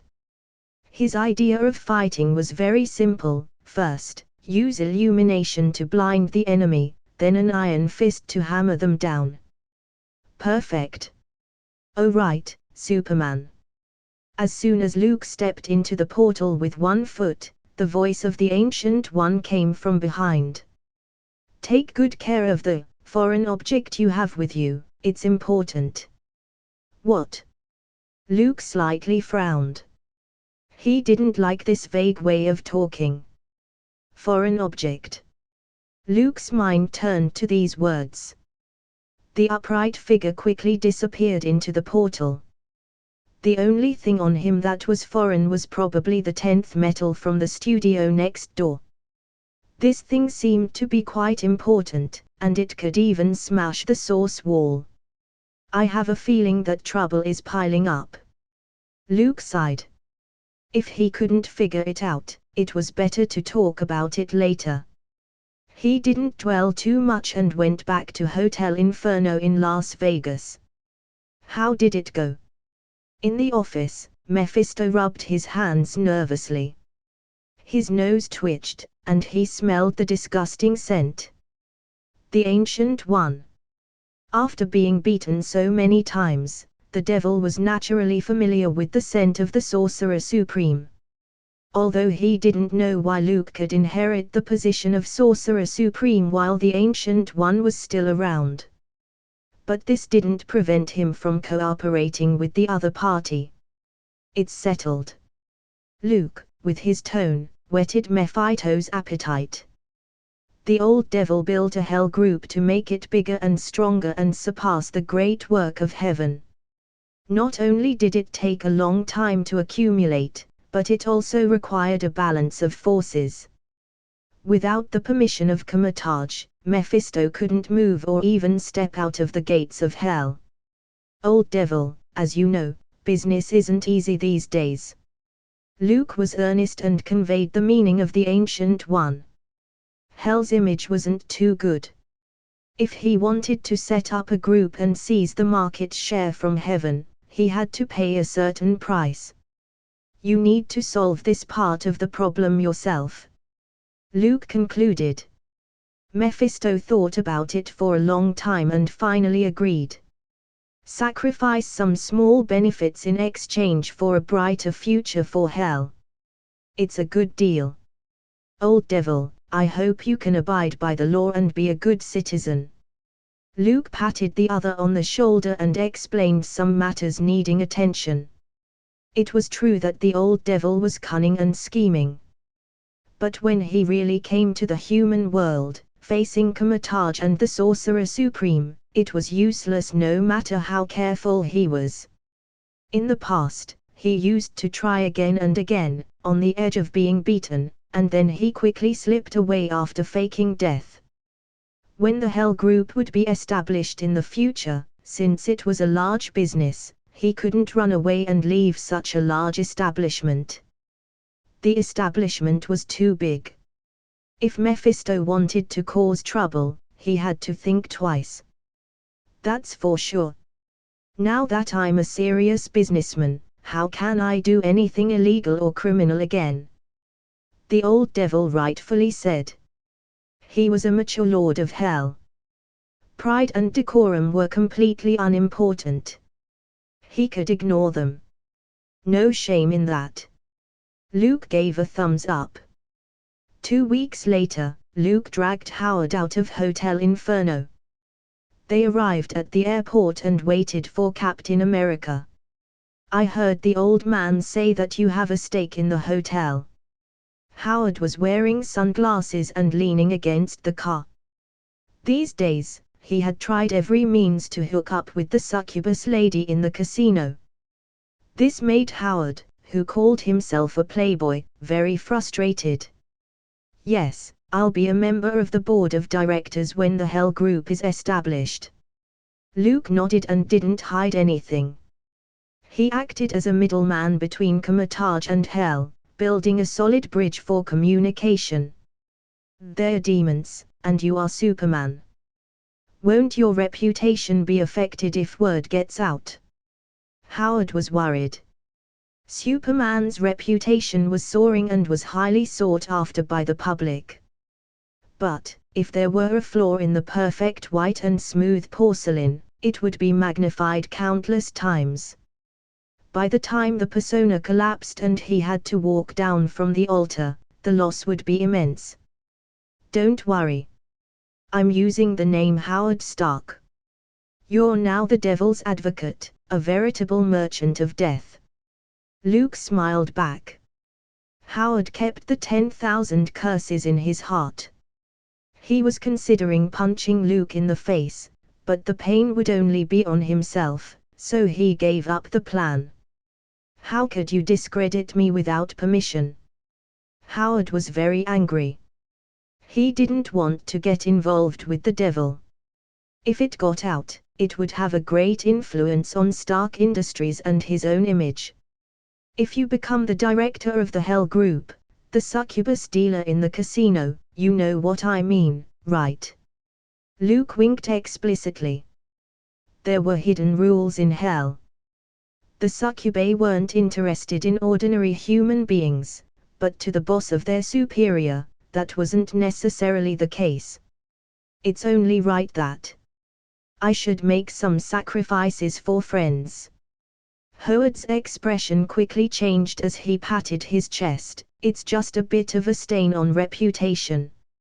It's not worth caring about." "Luke, don't worry. I'll protect Superman's reputation."